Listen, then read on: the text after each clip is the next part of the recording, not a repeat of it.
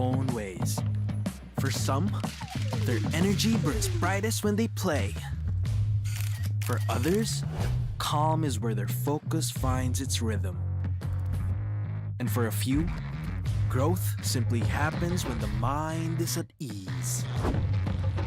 But even in our differences, we're all connected by the things that hold us steady or have our backs. No matter the hue, there's a color that feels like you. So let me ask you this. What's your color?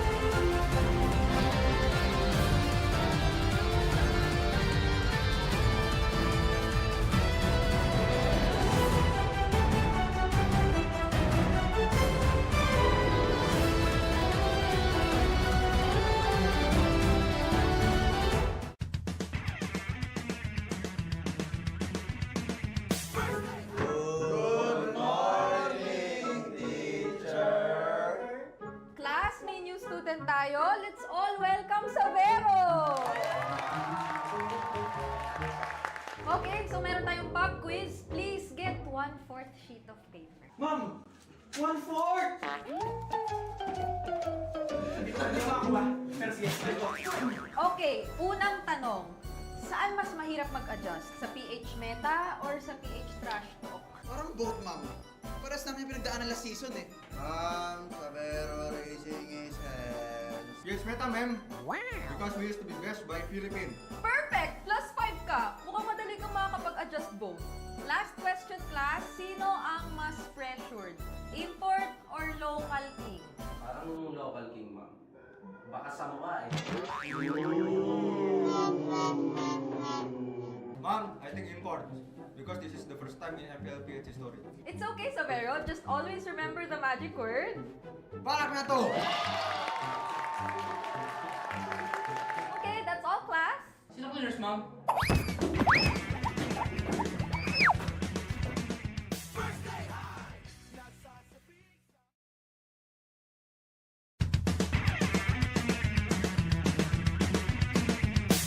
Usapang meta for today's class.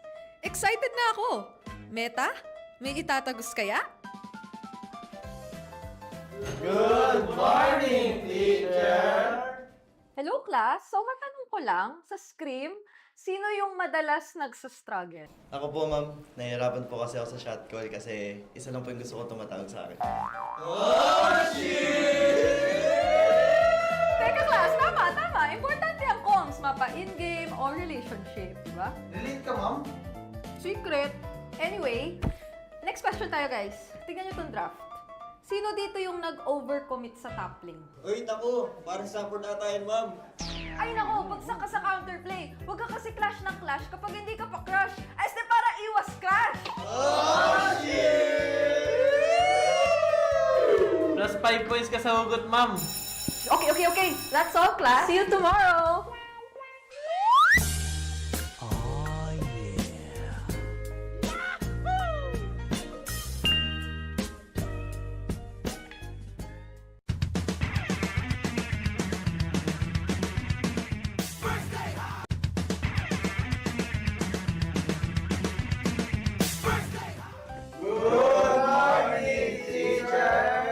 May bagong grading sa loob ng classroom. Sino kaya ang bagsak? At sino ang may palag? Okay. May grado na ang lahat base sa inyong naging pinakamainit na katapat sa lane. Now, class, ano sa tingin nyo ang palag ni Demon Kite kay Carl T? Ako! Si Carl TC Goat! Si Demon Kite, celebrity! Okay, makinig. So, pag-usapan naman na natin yung iba't ibang uri ng rivalry, class. So, unang rivalry, yung team na palaging next season na lang versus yung team na palaging nag-champion. Ma'am! Masakit naman yan! Ma'am, parang may pinapatamaan na. Grade 91%. May angas, may storyline, pero minsan pag finals, bigla na lang nawawala. Parang signal sa probinsya. Ma'am, di naman na kami yan, no? Okay,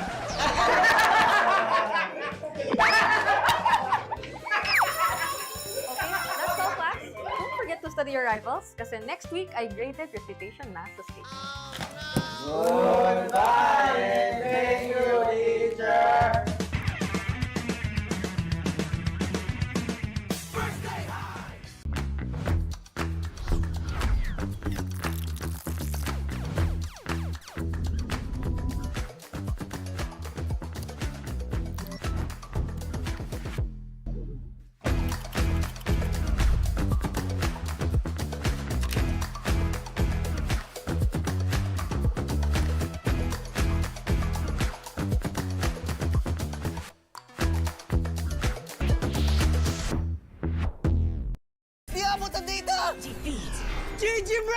Don't worry! The Only with Smart Power All 99. Hindi bitin with 10 gig data to power your games plus Only Facebook or Only TikTok.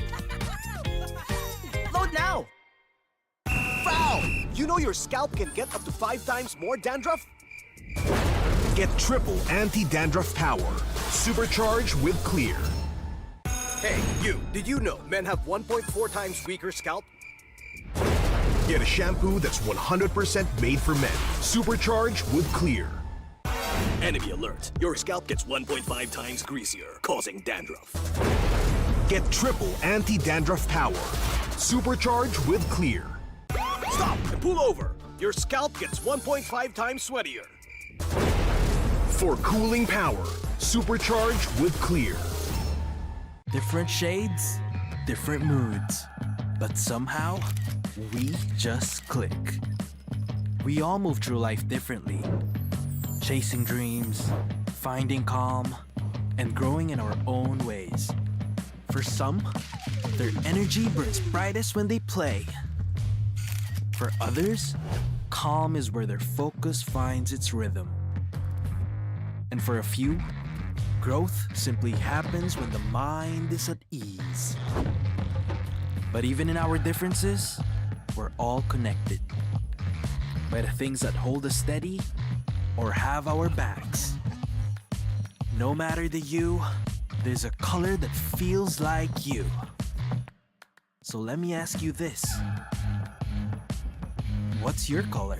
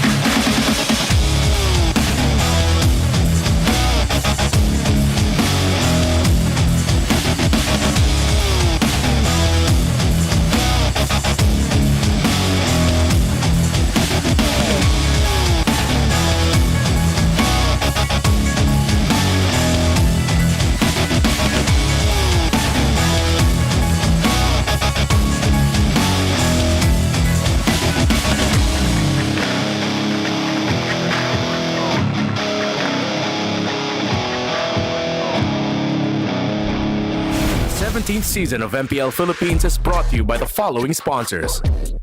Infinix, the official gaming phone partner, the power behind every Madlang gamer. Smart, the simply reliable connectivity partner of the MPL. Our partner in esports, Clear Men. And our strategic partners, TT Racing, Ferry, and SIP. Don't miss any MPL action by following our official Facebook and subscribing to our YouTube channel. Follow MPL PH on TikTok for more content. Experience the lakas ng Pinas of MPL PH Season 17 live at Victoria Sports Tower. Grab your tickets now via the official MPL PH website. MPL Philippines is monitored and supervised by the Games and Amusement Board.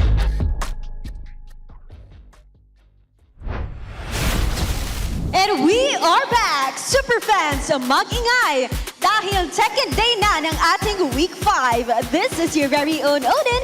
And right here with me is the lovely and fierce na si Denise. Thank you so much, Odin, for that welcome. And welcome back din Thank you. sa'yo. Naku, kung nandito ka yesterday, I'm pretty sure mararamdaman mo yung second round energy of this season. And of course, Odin, no, second round just really hits different.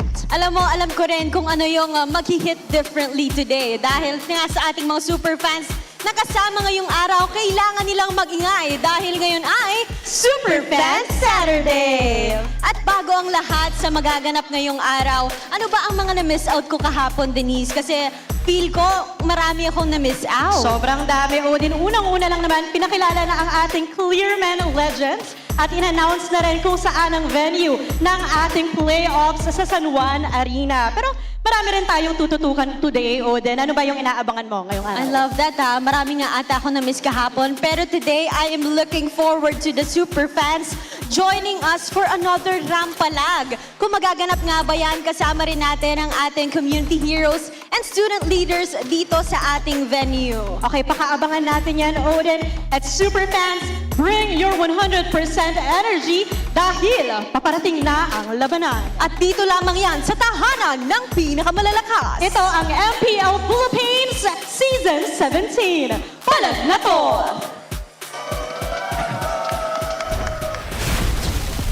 Magandang hapon sa lahat na sumusubaybay sa MPL Philippines Season 17. Narito na tayo sa ating Superfan Saturday ng week number 5 at kami ang inyong mga kasama. Umi pa rin, kasama ang nag-iisang si Prof B at pati na rin si Midnight. At para naman sa ating English panel, Hans G, kamusta tayo dyan? That is us, Hans Galeria, Leo, and Wolf will be together with you guys at the English broadcast. It's great to be here, Omi. And by the way, this tournament is monitored and supervised by the Games and Amusements Board. Narito na nga tayo sa ating Superfan Saturday of week number 5 at magsisimula ang ating araw with Omega versus APBR. Dalawang teams na sabihin na lang natin ay medyo struggling as of week 5.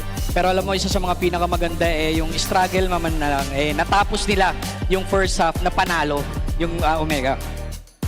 Ang masasabi ko rito, no, Prof, dahil nabanggit mo na nanalo dito yung Smart Omega. Starting the second round with enough energy, ito yung magandang momentum and energy para magamit mo to sort of bounce back from your footing. But that is also something na kailangan din abangan natin mula din sa ibang team, especially from TNC and APBR na ngayon ay sabihin na natin naghihingalo kasi round 2 na nga tayo eh. Yeah, I'm happy you mentioned that because looking at the standings right now, all throughout the day, we're gonna be looking at the bottom 4 of the teams that are in desperate need for some points, and they're gonna need to win these games today to advance even further. And I like how you're looking at it, Hans. Glass half full. They have a chance to change the tides of fate. Hindi pa uli ang lahat. There is a whole nother half of the season. I'm looking at it like that. I'm looking at it as like, this is Season 17 Part 2. Yeah. The second half. Because we already saw that in Season 16 there were plot twists in the second half of the season, and that might happen once again. Especially because the teams in the middle, they're not safe either. Oh yeah, with our standings as well, napapiso-piso ang ating mga puntos. Mahirap talaga maging safe, especially in week number 5. In fact, isa lang ata ang safe sa ngayon. And it's not even sure yet, pero Team Liquid Philippines ay malapit-lapit na patungo sa finish line ng ating regular season. At mamaya ay pag-uusapan natin yan. Pero again, ang ating simula ay Omega versus APBR. And these teams are currently on the 6th and 7th slot ng ating liga na ngayon ay nice setup, by the way. I had to do it. Inaabangan natin. Kasi at this point, kailangan na nga nilang umahon sa tulay. Okay. Nung natalo ng Omega yung Aurora last Saturday night, I'll never forget this. That's true. may binitawang salita ang kinikilalang greatest gold laner in the game na si Netsky. And at first, di ko gets it. Sabi ko, what the hell? What do you mean? What do you mean? Para kaming... Slam poetry, pare. Ano nga ba sinabi niya? Nandito kami sa ilog. Okay. Nasa ilog. Tapos may tulay. May tulay. Ang hirap bumangon. Sinabi niya talaga yun? Yes, sinabi niya talaga yun. Sinabi niya talaga yun. And, ewan ko imagery apart. Para bang feeling ko kasi nasa emotional high ka after beating Aurora in that 3-game series. Pero nag-gets ko. Nag-gets natin It doesn't matter kasi naiintindihan natin yung emosyon. I feel like that's one of the most important parts. And right now, by APBR and Omega standings ng Week 4 sa Season 15 to 17, ito ata yung nabanggit ni Wolf kanina, na yung mga struggling teams natin, hindi pa too late, pare. Yeah, we can see that it's statistically not impossible for these two teams to get in. However, I feel like realistically and historically, these two teams will be quote-unquote eliminating each other. Which I feel like if Omega does not win up against APBR, their chances getting into the playoffs might be even half. Like their low chances right now might even be half if they lose. Gusto ko yung sinabi ni Wolf kasi parang yung 6 and 7, yung nagtatanggalan kasi historically, well, I mean last year lang naman, yung number 8 pa by week 4, yung nakakapasok ng playoff. So if I'm APBR and Omega, ayan na. Medyo kakabahan ako kasi nandito yung tulay. Ang tanong, sinong makakabangon? Alam mo, minsan kailangan natin talaga himayan kung ano ba meron ba sa tulay. Nandun may magic sa tulay o nandun sa ilog Yeah. Okay, at this point, yung sinabi ni Nets, kailangan na nating makita din sa loob ng laro. At nakikita natin yan with Omega rising as we talk. For the last few seasons, nakita natin ang Omega na talagang kayang clumatch by come late game dito sa ating regular season. Si Nets lang ang nakagets ng ganitong klaseng mga poetry. But what he said was, because he grew up in this kind of situation, he grew up in actually in a place where it's not as good as, you know, normal people will yung upbringing nila. Nanggaling siya sa hirap. Sabi niya dun sa isang time na clarify niya. At yun yung na-experience siya. Nahirapan talaga siyang bumangon. Nasa tulay talaga siya. As in, yung imagery na yun ay nagre-reflect sa kinakapwesto nila ngayon as Omega. You know, that's from a reality perspective. Yeah. Now, if you look at the game perspective, this is them looking at it as a bridge that could continue making it happen for them towards the momentum. Kung lalalim man sila dun sa ilog, maybe they can reach flow state. They can go with the flow of the river, absorb it as much as they can, explore as much as possible. Kasi kung hindi nila gawin yun, baka maubusan sila ng window to actually do it. So, masasabi natin, ang nagbato nung lubid, ang una si Ryzen. Diba? Okay, with his Fanny, gamit yung mga cables. Amen. Rope man. Kasama niya dun sa dulo, si James? Yeah. Big Game James. Big Game James. Buzzer beater kani-kanina lang. Sorry, I had to break Actually, that yes. up, bro. Ayun ito, mabilisan lang naman to if I'm being honest. Number 2 pala, si Ryzen in terms of our Fanny rankings. Just above King Kong and under Kyle. Kaya ang kagandahan dito is nakita natin yung mastery ni Ryzen sa kanyang Fanny. And ilang beses na rin nabanggit at napag-usapan na parang ang hirap laruin ng Fanny na yun. Pero he made it work, you know? He found the bridge. At nahanap niya kung paano nga ba yung pagkapanalo. Saktong-sakto ay bibisnatahin na rin natin yung mga kailangan gawin ng dalawang kupunan na to sa ating Infinix Keys to Victory. Midnight and Wolf, please take it away. Okay, sisimulan natin yan sa barangay dahil ito yung kanilang tulay na hinahanap. First off, they have to close out the game better than the last time they met. First few weeks ng regular season natin, may mga struggle talaga yung mga teams, specifically yung bottom 4 sa pag-close out ng mga games. Whether it's systematic lord dances or yung mga turtle fights, even yung target selection sa mga team fights, yan yung kailangan ayusin ng Smart Omega. Nakita naman natin yung moments of brilliance ng barangay last week, so hopefully madala nila yun coming into the second round of regular season, and also mix up the approach, not the heroes. Again, kahit hindi parang pasok sa draft, parang pwede nila gamitin, so ito yung pwede nilang ihain laban naman dito sa APBR. And now we're talking about APBR. I think this is the time where we should take off our rose-colored glasses when looking at APBR. Of course, we were amazed by their first week performance. But in the last 3 weeks, it's noticeable that APBR has not been delivering, especially some of the other players. Everybody has to step up now if you're APBR in order for them to win. Of course, they have to leverage their signature heroes. I'm sure that there were so many times that we're saying the KLVJ and the Sora, and of course, when we see James Banks on the Suyo, that they're leveraging those heroes. But I think that Shizu and Nova, they're not getting the better end of the draft. So I think that everybody needs to step up from APBR as well as their drafting. And I'd like to believe that this set of Infinix keys to victory ay mas technical na kung ikukumpara sa mga maaga nating keys to victory. At tayo nakita na rin natin kung gaano nga ba ang kailangan gawin ng dalawang teams na to at yung pag-aaral na nilagay din natin sa mga laro nila for the past 2 weeks. In fact, for Smart Omega right now, coming off from a massive victory from Aurora Gaming, ay handang-handa sila na ipagpatuloy ang momentum na yon. Meanwhile, for the side of AP Bren, na natalo naman sa kamay ng Aurora day after that momentous win coming in from Smart Omega, ganun din ang kanilang hinahanap, a win to start this Saturday. Pero sa ngayon, syempre, ang ating labanan, isa lang ang mananalo at isa lang ang makakapunto sa kanila. At kayo naman guys, ready na ba kayo i-level up ang iyong game and your grades? The best students don't just study hard, they study smart. And syempre, that's right, meet the Infinix XPad 30E, the first true education tablet in the Philippines. It features an 11-inch FHD plus big screen and AI tutor on top and over 120,000 free courses. It's time to make learning easier and a whole lot more fun. Get your Infinix XPad 30E, your easy learning smart buddy. Dito mo talaga masasabi na pwede mo ipagsabay ang pag-aaral at ML. Tama. Double na ating features and for sure, doble din ang kayod ng dalawang teams na to because as of now, lagpas na po tayo ng halfway point at nasa baba pa rin ang dalawang teams na ito. Yeah, I mean, you would hope for nothing but the best for these two teams. Because again, history already said it, told itself, right? 15, 16, kahit nga yung mga 8 seeds na nasa baba nila, sila pa yung nauuna dun sa taas and you'd wanna change that. But earlier this week, in one of my videos called Hot Takes, meron ako comment. Sabi ng isang viewer natin, para sa kanya, Omega is the top of the bottom of the food chain. Agree ba kayo doon? Pwede. I can see it. I can see it. I would agree actually, yeah. Para mapapaisip talaga tayo doon, no? But there's only one way to find out at malalaman na natin yan sa mga iilang segundo lamang. I-welcome na natin ang Smart Omega at AP Bren players. Pasok! To ensure the integrity of the game, let us welcome our marshals, Chico, Patrick, Tojin, and Joshua G.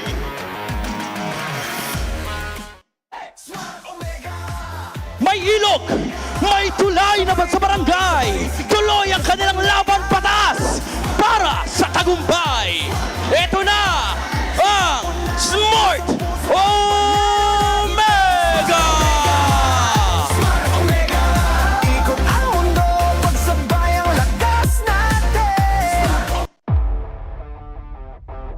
The Hive will try to stop the bleeding and possibly find their rhythm.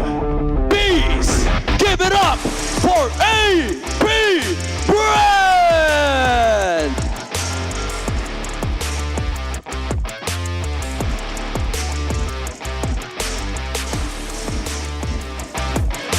And of course, our head referee, the Chop Master, Sent. And the head coaches for Smart Omega, Coach RORA.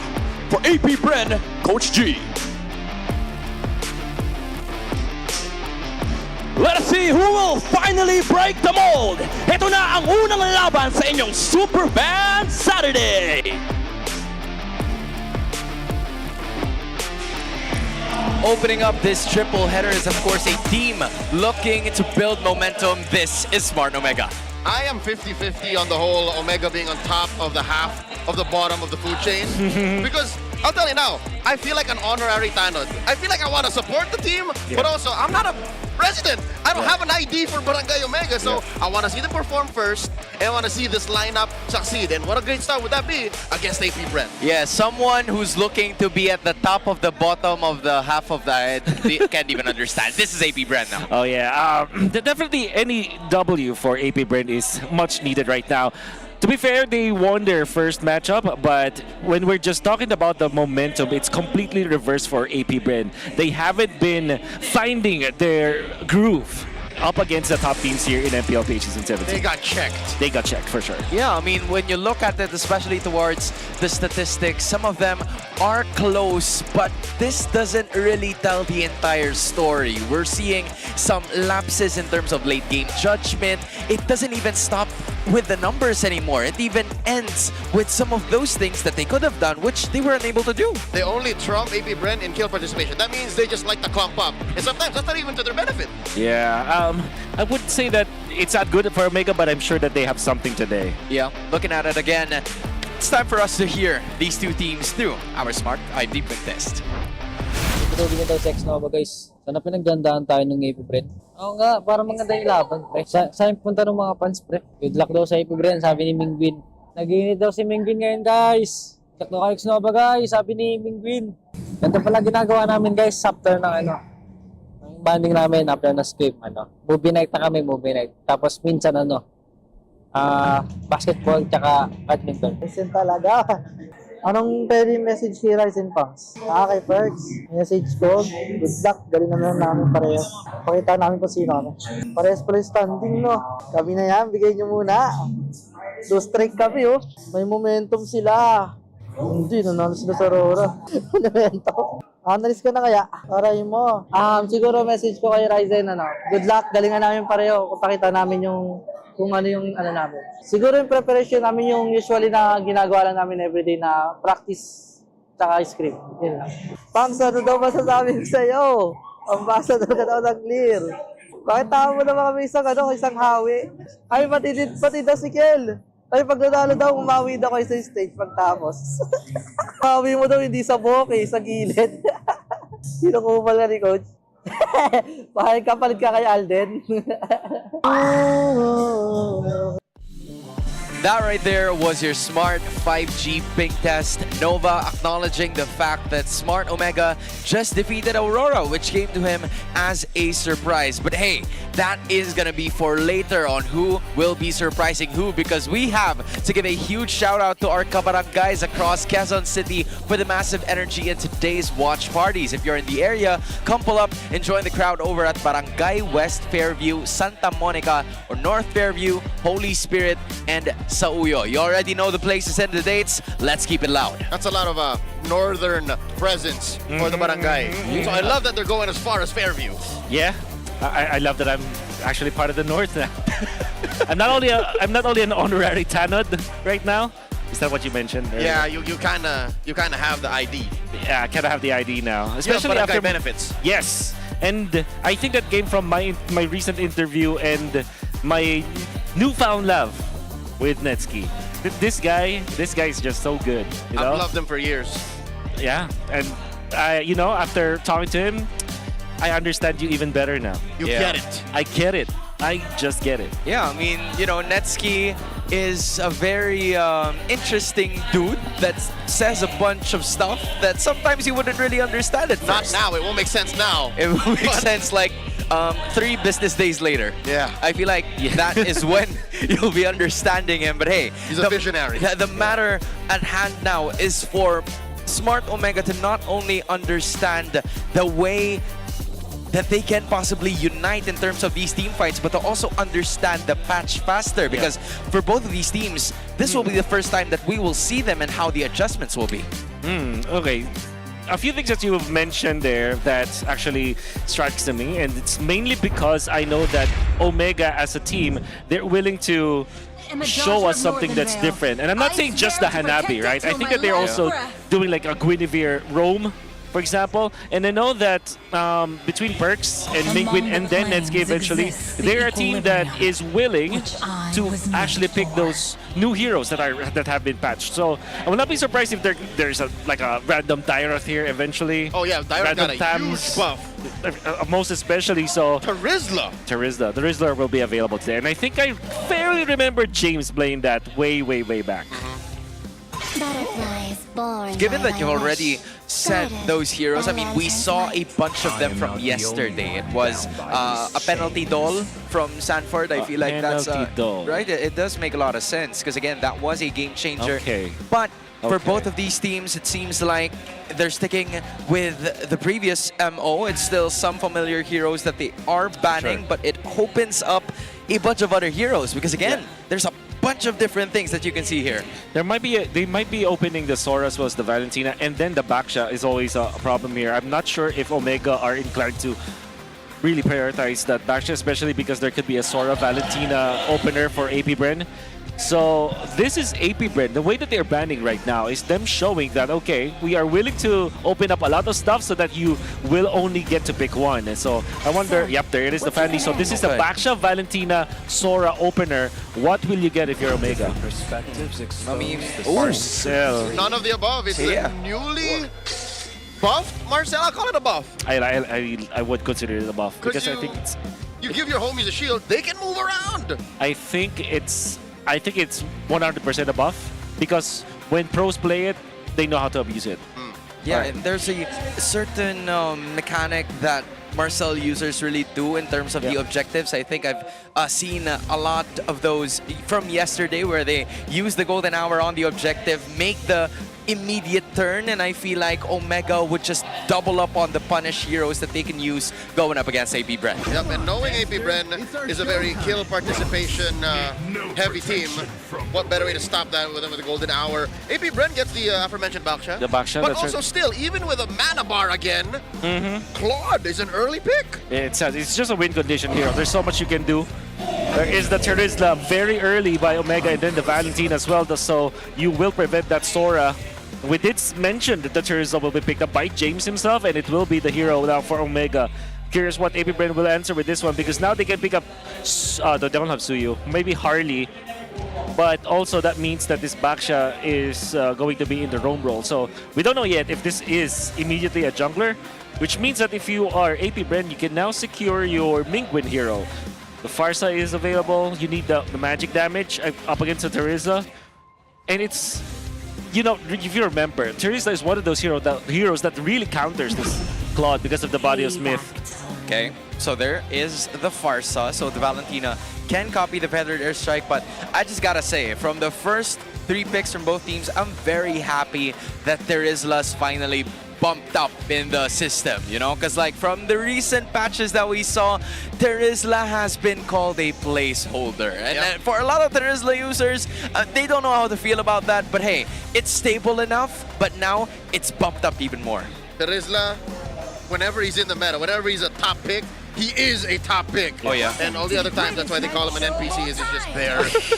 Why would AP Bren ban the Harley? I think this is a clear sign that this Baksha is indeed the jungler. For all that is James, I think it has to be the jungler. Yep. No, for sure, Harley's still a very strong hero with all of the with all of the strength of the hero that you can just, you know, roam around. There's a lot of ways for you to handle this Claude. Eventually, the latter portions of the match, then it's always problematic for a Farsa to deal with. And of course, as a Baksha, you would spend so much to chase down a Harley, so it's just an annoying hero to deal with if you are the Baksha. So this is the ban, maybe a Leomord ban here for AP Bren, or yeah, you don't have to focus on the assassins, on the other assassins anymore. Spend Leomord and you're okay if you're AP Bren. Or maybe just skip it. Just maybe ban the Claude matchups, like a Bruno, for example. Oh yeah, because that was, again, very present from yesterday, but instead, they're going to be picking the carry out of this fight. Kalea is going to be the finishing ban for the side of Smart Omega. This leaves the Fredrin, the Leomord to be used by Smart Omega, but for AP Bren, they still have some choices to make. Alice and Uranus comes to mind, although it's not a good kill VJ hero, but I think that really fits what AP Bren needs to have right now. Or they can just go home with a Lapu instead they get the Alice. Oh, that's immediately Quick the Harith. Wow. Who I think a lot of people are saying is like they're going to be the number Yes, one. I 100% agree with that. And there's the Lancelot. Okay, it was either Ryzen. that or the Hayabusa. Yep. So at least Ryzen gets a great hero that he's been playing since Season 8. Yep. His debut season. For sure.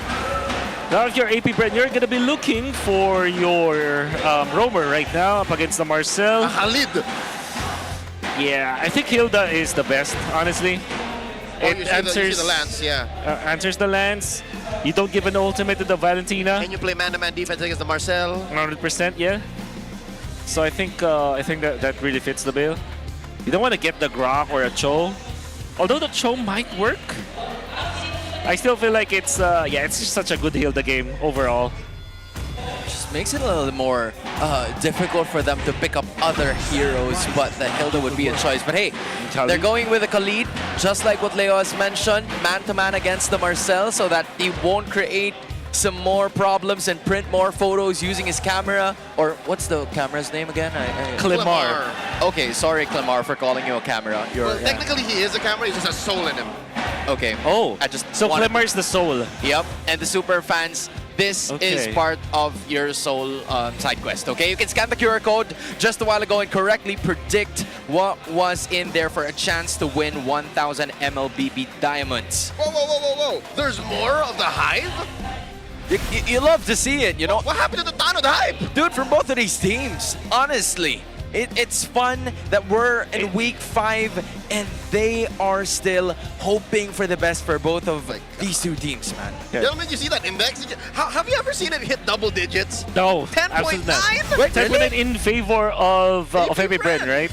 What? Understandably so, because if you're looking at the Lancelot and the Harith, maybe they're not patch updated yet.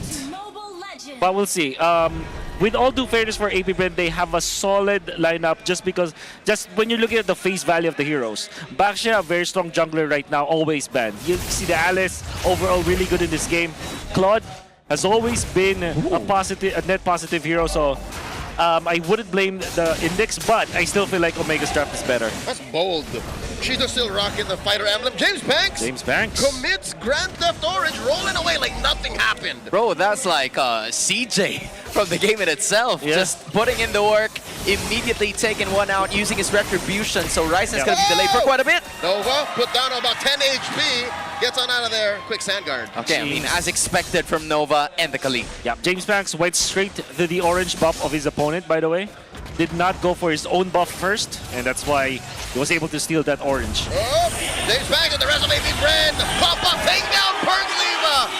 Omega suffers a loss. First blood to the Hive. Look at that jungling pattern coming out from APBR, and it's not just the creeps that he was able to get, but he was also able to participate in the middle where they're able to catch Omega off guard, and that's such a great pattern coming out and pathing coming out from James Banks. That reminded me of Onyx rotation from week 3 and 4, but turned up to 11.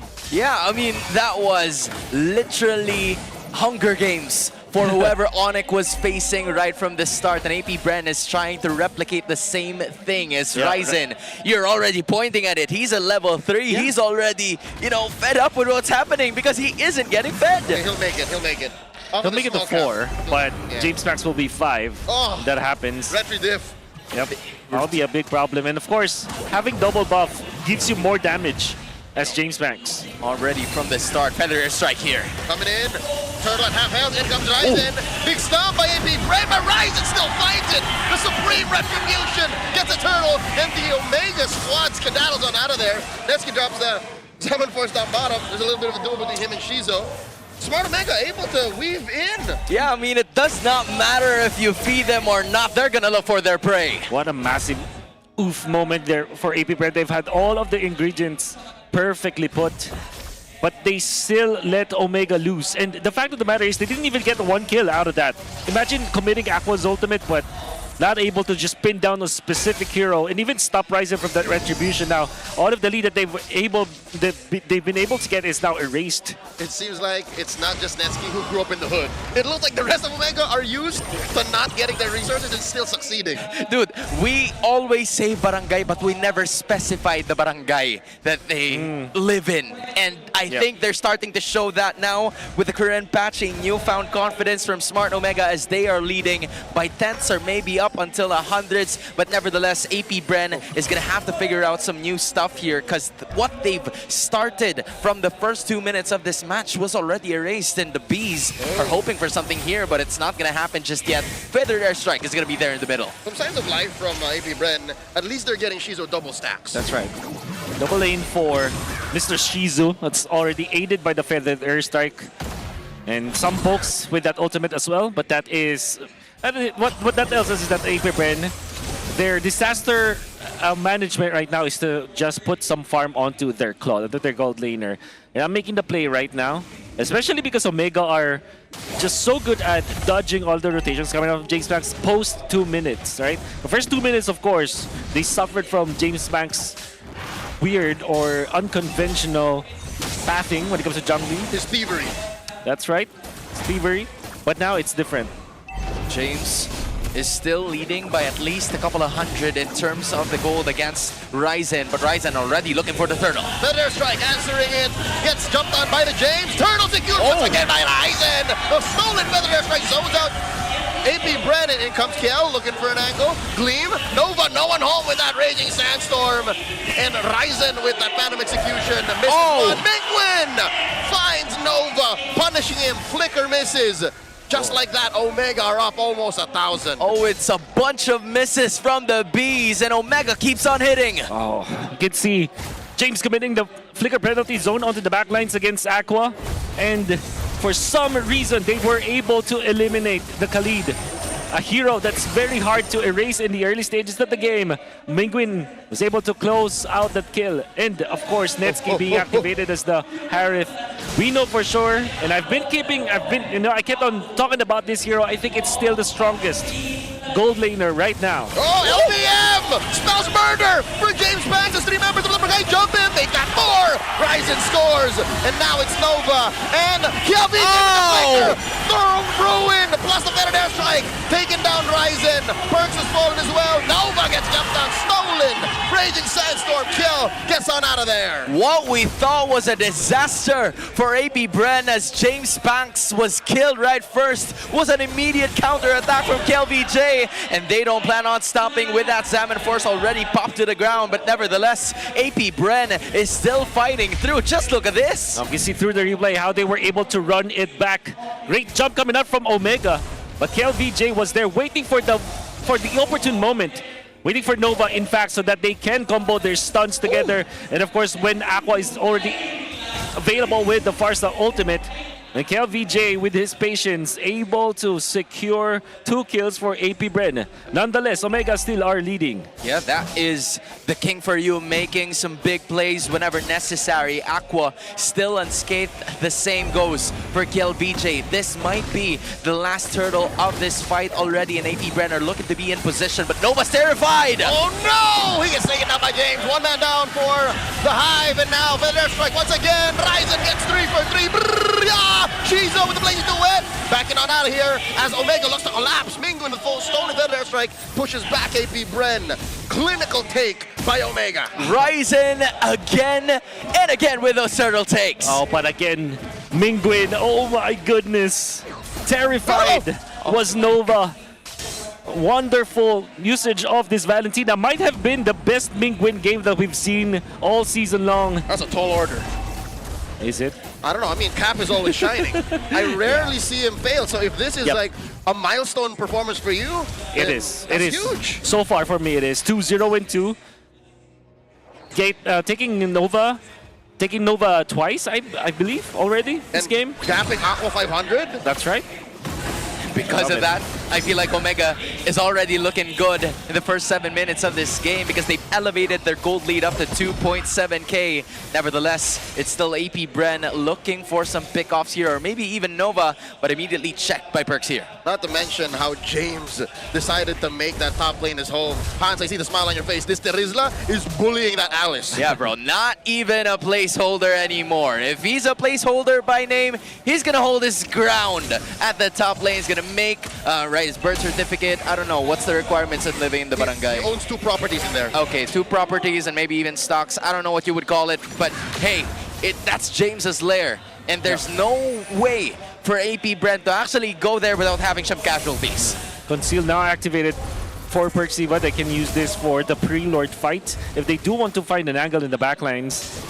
And that's on this Harith is going to be a problem. I think that it will wait for maybe a minute or 2. It will be able to get his 3rd item. What we call the 3-item power spike for the gold laners. Hashtag tips. Ooh. I thought James was gonna get that purple, but James Banks on the other hand is A-okay. They're making quick work of this Lord. The Hive is blitzing it, but Omega not letting him get away, not for free. Kill DJ gleaming away. James Banks rolling around, looking for targets. BMI set foot. Lord still held on to by Omega. James and Ryzen, the front line, the vanguards, concealed by Perxiva. Finds James Banks. Perfect knockout. Oh! Lord, Belvedere strike from Aqua. Salmon Force coming in. Comes in. Shizo just hold on to that blazing duet, and it looks like they're all tapped out. Chasing down Perxiva. He gets on out of the flicker. Down goes Netsky. What is going to be the choice here for Omega? Will they go for this Lord, or will AP Bren actually deal the counter attack? TLPH, Throne of Ruin! No one home! Oh! Ryzen still takes it! And Omega get out of there! By the skin of their teeth! They steal a Lord! That was almost surely AP Bren's! Ryzen, you madman! You just had to get killed by AP Bren because of the crime that you committed against the Hive. But AP Bren finding a lot of wins in that specific team fight. Of course, Omega will get the lead because they got the Lord. And that they are up by 2,000, but signs of life for AP Bren when everything is just falling apart for them. Surely James Max was the main casualty in there. That meant that the Lord will be taken by Omega easily. But KLVJ, and most importantly, Shizu, this game, now up with the Trinity, able to just output the damage onto the backlines of Omega, and whenever he is entering the team fights, it seems like AP Bren is winning, so they really have to make sure that Shizu has a great game in the next few minutes of the match. Putting myself in the barangay shoes, I am frustrated. AP Bren are living on the edge. They are putting us in a very weird spot because they're holding on to their ults. I can't believe that that fight elapsed and the Blazing Duet was held on for the final moment. And still AP Bren didn't secure it. Yeah, I mean, that's because the team fight was divided. There weren't a lot of targets for Shizu to actually utilize that. And when he saw those two Omega players completely isolated in that top side, that was the time to pop off the duet, killing them both and giving AP Bren some bit more room to actually compete here against Omega.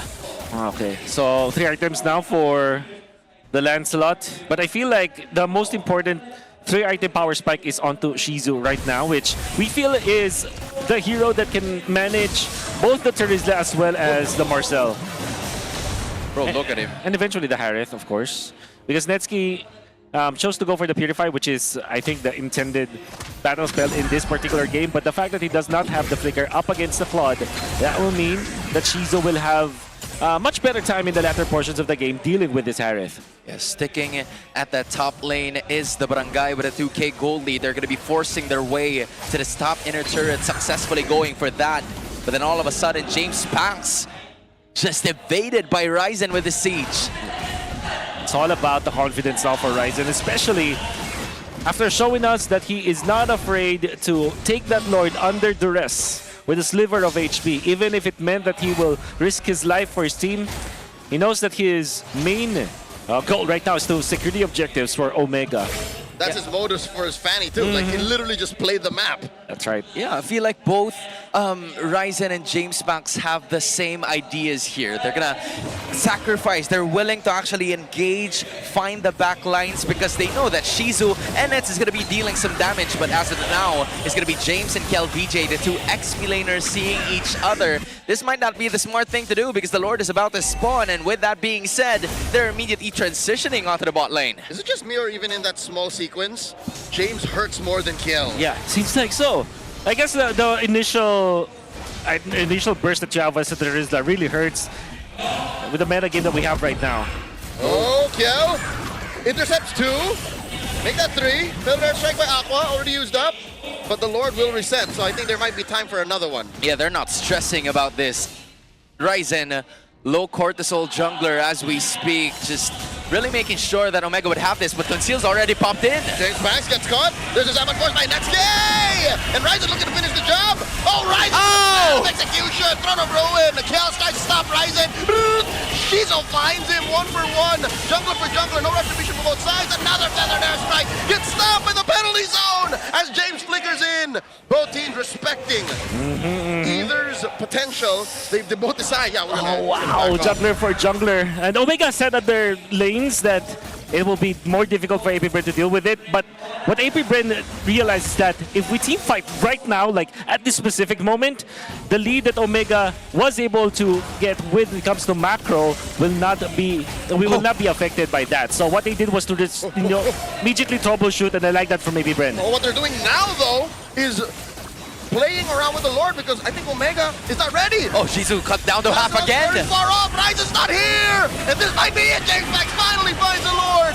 Big knockup right before they get on out of there. KLVJ survives, but not James. Free pick off for the Barangay. Nevertheless, he was able to get the most important objective so far in this game, catching it while Ryzen's still on his way back. What's important?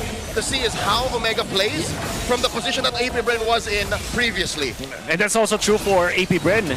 Oh, look at that! Massive win, but they find Aqua first. She's wailing away, blazing down. But Kiel gets taken down. 3 free kills for Omega in the past minute. The Lord taken care of just like that. That being said, makes it a 2v5. They're gonna try to push on the base once again. Shizu taking the brunt of the damage, but they're gonna instill discipline with them. They're building up on the gold lead again. What seemed to be 100 from the start of that Lord fight became 1,000 and maybe even more. AP Bren, I think that their decision making is great. The fact that they are so snappy when it comes to deciding whether to take the Lord or take the team fights, and they're still winning in this game when it comes to their decision making. It's just that when you're looking at Omega, the nature of their heroes, whenever AP Bren goes to their box, they get deleted. And this is the reason why you pick up the Harif right now, because of the overloading damage that you get from this gold laner. So no matter who it is from AP Bren that goes to Omega's box, be it a Baxia, be it a Dallas, they will not last more than 2 seconds. Dude, it's not even just the box. Did you see the triangle Ryzen put down on Shizo's feet? A third of his life bar went away. Exactly. Just through a thorned rose. That's right. Dude, even with a BMI, it makes it so difficult for Shizu to unleash his full damage output in this game, which is where I feel like Kiel VJ should step in. I mean, he's been doing it over the last few minutes or last few clashes, but there hasn't really been a game-changing Throne of Ruin that the King has thrown over the Barangay in this game. This takes me back to when we noticed that the counter index favors AP Bren's lineup so heavily, and we have a lot of questions about that for sure, because you can see that Omega, they're literally showing us what the patch is about. Yep. They have the Marcel, they have the Terizla, they have the Harith, and even the Lancelot. Some of the buffs onto that hero with the War Axe now not a priority item for this Lancelot, but with the Endless Battle and the Malefic Roar, they just burst down whoever gets into their zone. So I think that for AP Bren, they cannot go easily into Omega's box, despite them having a dive composition with this Alice, with this Baxia, and this Khalid, and then the Claude. So they have to be very careful about their team fights. So far, though, what I'm really impressed about AP Bren is that they understand the map and they understand their weaknesses, and they're not really just giving Omega free kills. Oh, Perciva with a conceal. I think Shizo know what's up. And just like that, they're just going to use it to sweep these bushes. They're fine. You know, I was about to say that Perciva was actually a bit low-key over the first few minutes of this game, but as soon as he clicked on that conceal, he knew that trouble was up for AP Bren, and now they're going to be resetting this, but Omega already surrounding that Lord Pit. Hold up. Omega are blitzing it. Golden Hour stopping too. And can Bren steal it? No! Whoa, wait! Still secure. Jeez, I'm in. Down goes Parks. James falls as well. 2 kills for the Lord. AP Bren played the long game. Yo, that's a turn if I've ever seen one. You ask for a Throne of Ruin that can change the game. And Kiel VJ, the King, gives you 5. I see you, King. 5-man Throne of Ruin. Oh my goodness. From Kiel VJ. Bro, it was so nice. I had to see it twice. Walk us through you this, got man. us. What is there? Oh my show. There's nothing to explain. 5 people under the threat of Kiel VJ. That has to go to TikTok. Someone has to clip that on 100%. 100%. Oh, now full confidence coming from the side of AP Bren.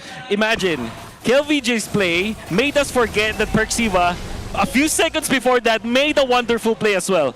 Locking down the jungler, James Banks couldn't do anything under the golden hour, and he is the retribution, and Omega made the right call, but oh my, Kiel VJ is bringing AP Bren back to this game.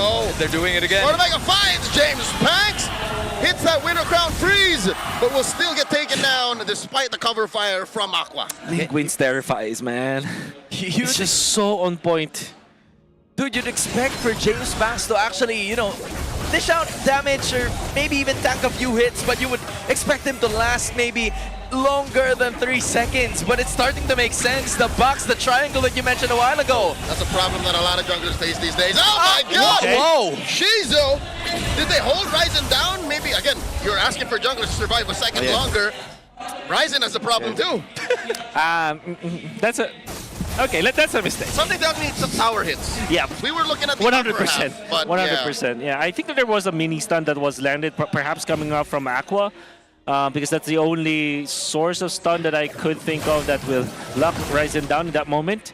Makes it a little bit awkward for Omega, but that means that APBR will be able to defend. Even at 19 minutes, we can say that this is still a pretty even game. Ryzen have to die there. Yep. You know what? I'll stop asking questions. How about that? Yeah. I think I can't seem to comprehend what actually is happening over those last few fights, as Smart Omega has been doing almost the same thing, but just with different targets. We saw them blitzing the Lord. Next up, they saw James Pax, they stunned him, and then they completely threw him back to the base. But APBR has managed to find continuous answers from those initiations and attacks that have been coming from Smart Omega. What's good, at least for the Barangay, despite the back and forth nature of this match, is they're controlling the map. You saw how Cap Penguin stole away the purple, and then they gave their purple over to Netsky. So this is what? Hunger Games again. Who's that, Collins? That's right. So who's Katniss? Oh no, there's no marksman for Omega. TLPH gets caught up, forced to use a throw to ruin, catches one. And at about 10 the Barangay drops. Oh wait, he's okay. And he gets the gleam away. Golden Hour trying to save the rest of the front line from the Barangay. Already used up, placing the win. Down goes Ryzen once more. And just like that, it's Omega who suffer a loss. LVJ. You would think that he was the one who made the mistake, as he was under a lot of fire from Omega, able to survive. Gets out, forces a flicker penalty zone onto one, and that was enough of a signal for APBR to get in there and take a kill. Ryzen was in the middle of the blazing duet, and even after the golden hour, he dies. That's exactly what he wanted you to think. And now the 5 members of APBR circling the Lord like vultures. They know that there's a retribution. Here he goes again. TLPJ looking for it. Shabloims! Big! Massive! Throne of Ruin, but answered back. Golden Hour will not stop Netsky from dying. The Zaman Force was wasted there. And now James will get his immortality pop. Federal strike for a good measure. James holding on. Body of Smith will keep him alive for just a little longer. Here comes Shizo. Okay. Man-to-man defense.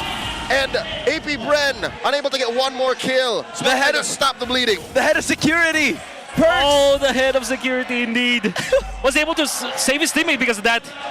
And if his timing with the ultimate of the golden hour was perfect, he could have stopped Shizu and might have saved Netsky, but that wasn't the case. Oracle now being picked up by Netsky. Dude, let me just remind y'all, no inhibitors are broken in this game, and we're already 22 minutes in, and even the Lord is cut off to half of itself, but it's still A-okay. Nova with the Sandwalker might be able to make it. Lord at less than half health here. They get that push up top, and now Nova with a conceal. I think Ryzen knows what's up. James Pack circling around. Lord at a third of its health. 4 members of the Barangay holding on. Where is Netsky? Keeping himself scared. Feather strike by Aqua. Lord here at a 10th of its health. James Pack very low. Another Lord of Ruin. They missed it. They missed the window. Defensive use of the blazing duet. Nova looking to take down Ryzen. Gets the immortality pop. And just like that, Omega get away with a close one. No casualties for both of the teams, but it's all up for Smart Omega with the Lord. Oh, Omega theft coming out from Omega. We know for sure that the Lancelot has a lot of more ways compared to a Baksha when it comes to getting the retribution, especially with the Thorn Rose, the Phantom Execution that can be available for that hero. But my oh my, Ryzen has played that so well. And they have seen KLVJ pop the Throne of Ruin. All they had to do was to get out of that zone. By the way, we're looking at 2 Oracles coming up from Omega, taking advantage of the new Marcel tech. Finally. Something had to break here. The inhibitor's finally broken in the middle. And all it took is 23 minutes. Terrify again. 4 Lords kill VJ. Not able to use that Throne of Ruin very well this time around, but he will survive. James Pack rolling around, blazing duet. Nova freeze. Nova very low, gets taken down by Netsky. 1 for none so far. Omega happy with the take on that inhibitor. Oh, they hang on once again. This Mingwin Valentina is just making so much work. He hasn't died! And makes it so that APBR has to commit so much. The Throne of Ruin being committed. Shizu going in for the Blazing Duet Winter Crown combo just to make sure that they stay alive in this game. And you can see how far back Aqua is when it comes to defending, but he still is dealing it out. James with the flicker penalty zone. TLPH gleams on out, gets even down, pop down goes Aqua. James back trying to stop the bleeding. Blazing to wet, taking down the minions. But just like that, Omega take game 1. Flashy, creative with the play, Smart Omega. All it took was 23 for one inhibitor and 25 to win this game. Big game, James, with the slam to end this game. Was it? And the fact that everybody from Omega was just on the same page with Big Game James in that last team fight, we're gonna see it for sure. There's so many good plays from both teams, making this game a highlight reel for sure. Even with just the first minute of the match, we already saw how APBR was prepared against Omega with this Bachia pick, the rotation that allowed them to steal the orange buff. But then Ryzen and the gang, they are finding a lot of ways to bring themselves back into this game. And of course, getting that kill, Kel VJ. Not too shabby at all with this Alice. A lot of good plays from both ends. Okay, amongst us on the desk, Hans is the most experienced, so I'm not a big football fan, but correct me if I'm wrong, what James did there was a pump fake penalty zone. Yep, pump fake. You know what? That makes sense. Yeah, see, look, he was faking the back. I understand it now. You're speaking like Nets, dude. You're talking like Nets. And I understand it. It usually takes 3 business days, but now it took me 3 seconds. It's abstract. Yeah, I mean, bro, that was amazing. That was a great way to use the penalty zone, and deservingly so. Props to the cameraman for that too. He just keeps on hitting, but those are one of the greatest hits coming out from James. Big game, James. 79% kill percent, 246,000 damage taken by the Turisla. Oh boy. Do you not miss that at all, Welcome gentlemen? back. Welcome back to the metagame Turisla. Finally, a hero I can use We are ranked so games. back. We are so back with the Turisla. You can ban the glue now. I have 2 heroes now. And I think that there's a lot of important highlights that we saw from James, particularly with the flicker penalty zone that he was able to get in the second turtle of the match, where he was able to take down the Farsa. That's foreshadowing. It is definitely foreshadowing. In fact, both EXP laners for the teams that we've seen in this first game, they have been really good. They have been showing us how to utilize their initiation heroes, 4-man penalty zone into the feathered airstrike. That is so beautiful. That it also includes a Lancelot, which is difficult to really take care of. You can see another pickup that they were able to get onto Nova. And then James just stopping Aqua to the backside, making sure that the penalty zone will always be there ready for the Farsa so that there is no extra damage from APBR. And this game will have so much highlights for sure because of how good both teams are. Even James Banks, after falling off when it comes to scalability, still is able to make sure that they are in the contention during the turtle fights, Lord fights. What I think I admire the most about James here is that aside from him always creating the play, he always knows when to actually do it. Because like compared to what Mingwin and the others have been doing, they were heavily reliant on James to cut on those penalty zones because of the team fights that they were winning. And in spite of them losing, it didn't feel like they were losing because of the space that he already created. You lost me for a second. I thought James Banks? No, James. James. Yeah, James. Yeah. Big game James. Big game James. Yep. Oh, you know what? You're right. His legal name. His legal name. First name James. BGJ. Okay. Big game James. Big game. Shout out again, Big Game James, for winning a while ago. 24:15 was the minute in there. It took 23 minutes for an inhibitor to be taken down. That's how close this game was. It's been a back and forth, but in the end, it really boiled down to who made the biggest play at the best time. Yeah.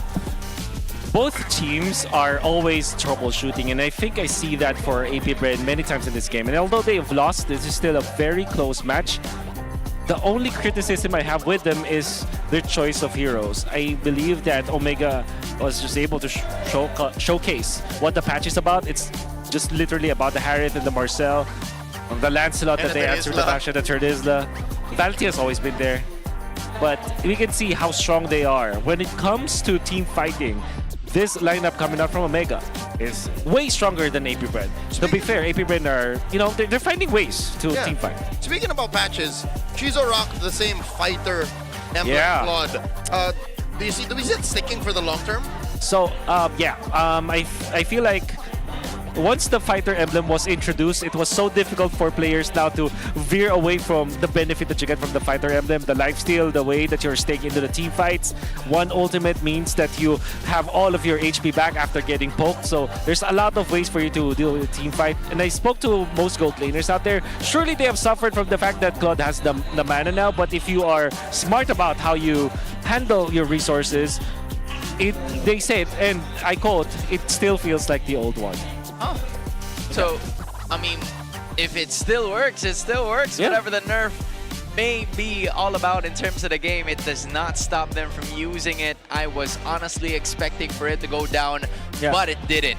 In fact, it leveled up even more because you can level up in gaming and in life. The Infinix Note 60 Pro is here. It's a Snapdragon-powered beast with a flagship feel that's shattering every benchmark in its price segment. And it's more than just about the specs. This is the ultimate outdoor cinema device with its 6.78-inch, 144Hz AMOLED display. Plus, you get to have fun with the active matrix display. How's that for a mobile device? Stronger performance, more premium feel, and more fun. This is the Note 60 Pro. You do note. In case you guys don't know, you do note, you should watch more Filipino teleseries. Get culture. Yeah, you gotta get the culture in. But to dominate the Land of Dawn, you need a connection that never lets you down. From scouting rotations to tracking the pros, stay online and in the zone. Power up with Smart Power All 99. Get 10 gigs of data for MLBB and your favorite app, plus unlimited Facebook, calls, and texts. Share every UG moment with Smart, the simply reliable partner of the MPL. Again, much love to Smart. Been a long-time partner, long-time fan. You gotta love what they've been doing all throughout. They've been here over time, and the clock of that time has always been ticking. And the seats are filling up. Don't miss your chance to witness Team Liquid Philippines and Twisted Minds later here at the Victoria Sports Tower. Head on to ph-mpl.com and get your tickets now, just in case you haven't. Yeah. Because, again, it's fun here, It's in case you're not aware. 4 hours from now? Yeah, so you do have a lot of time. You have time to actually buy a ticket. You have time to go here via commute or via car. You have time to wait at the elevator just like the rest of us. You have time to, you have a lot of time for that. Get your steps in. I believe that Victoria Sports Tower rewards people who actually have 10,000 steps a day. That's true. By the way, that's very true. Oh, that's true. I mean, you'd know that if you're here. Yeah. But now, let's toss it over to the interview, shall we? Go on, hosts.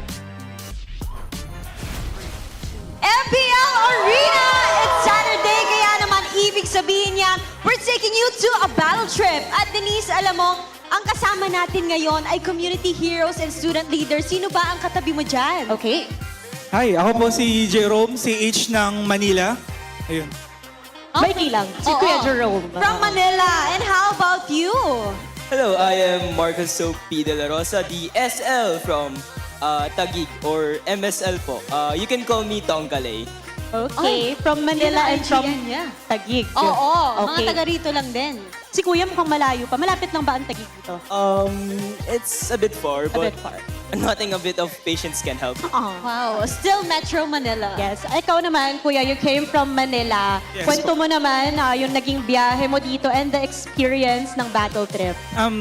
Mabilis na naman ang biyahe kasi may pick-up location kami sa battle trip. So isang train lang ako towards Cubao, tapos doon kami pinick up lahat. Ayun. And so far, kamusta naman? Ayun, masaya. Ang ganda nung yung setup nila, yung orientation, yung nag-assist po sa amin. Thank you so much po. And then yun, yung masaya po yung buong event. Thank you. First time mo ba dito? Dito, yes, opo. Pero sa battle trip, parang twice na po ako. Okay, matagal na siyang kasama ng ating mga ka-battle trips. And how about you? First time mo ba sa MPL Arena? Actually, yes. It's one of my first MPL arenas po dito sa MSL as well as MPL, no? I am usually online, no? Online tournaments lang ang mga hinaus ko. But fortunately, I was given the chance to come here to MPL. Wow, I'm so happy for you. And how's the experience so far? What's your core memory this Saturday? Definitely, helping the SLs and CH winners para makapunta po dito with my fellow SL po na si ano po. Ayan. Malalayo ba kayo? Mga taga-malayo or taga-Metro Manila lang din? Pero Malayo, may outside. naririnig ako taga-malayo. Taga saan ka ba? Cavite po. Saan sa Cavite? Anong school? Indang Cavite po, Cabso State University! Okay, na-shoutout ko yung aking alma mater. Hello. Ayan, malayo kasi talaga. At nakakatuwa na dinadayo tayo dito ng ating mga MPL Superfans. At bihira lang kasi yung mga ganitong experiences. Kuya Jerome, paano ba? Kung halimbawa ako gusto kong sumali, paano ba kami makakasali? Ayun, may mga event po at may mga community po na pwede kayong salihan. So, una yung Community Hero, tapos MSL. May mga specific events po sila doon, mga tasks na pwede nyong gawin para manalo ng ticket and then makasali sa battle trip din po. So it's actually a privilege na makapunta dito kasi napakarami talaga na interested to be here in the MPL arena and they're given the experience para makapunta dito sa mismong venue. And you know, Odin, meron nga akong nakitang vlog sa TikTok mismo. Wow. They share the experience of a battle trip.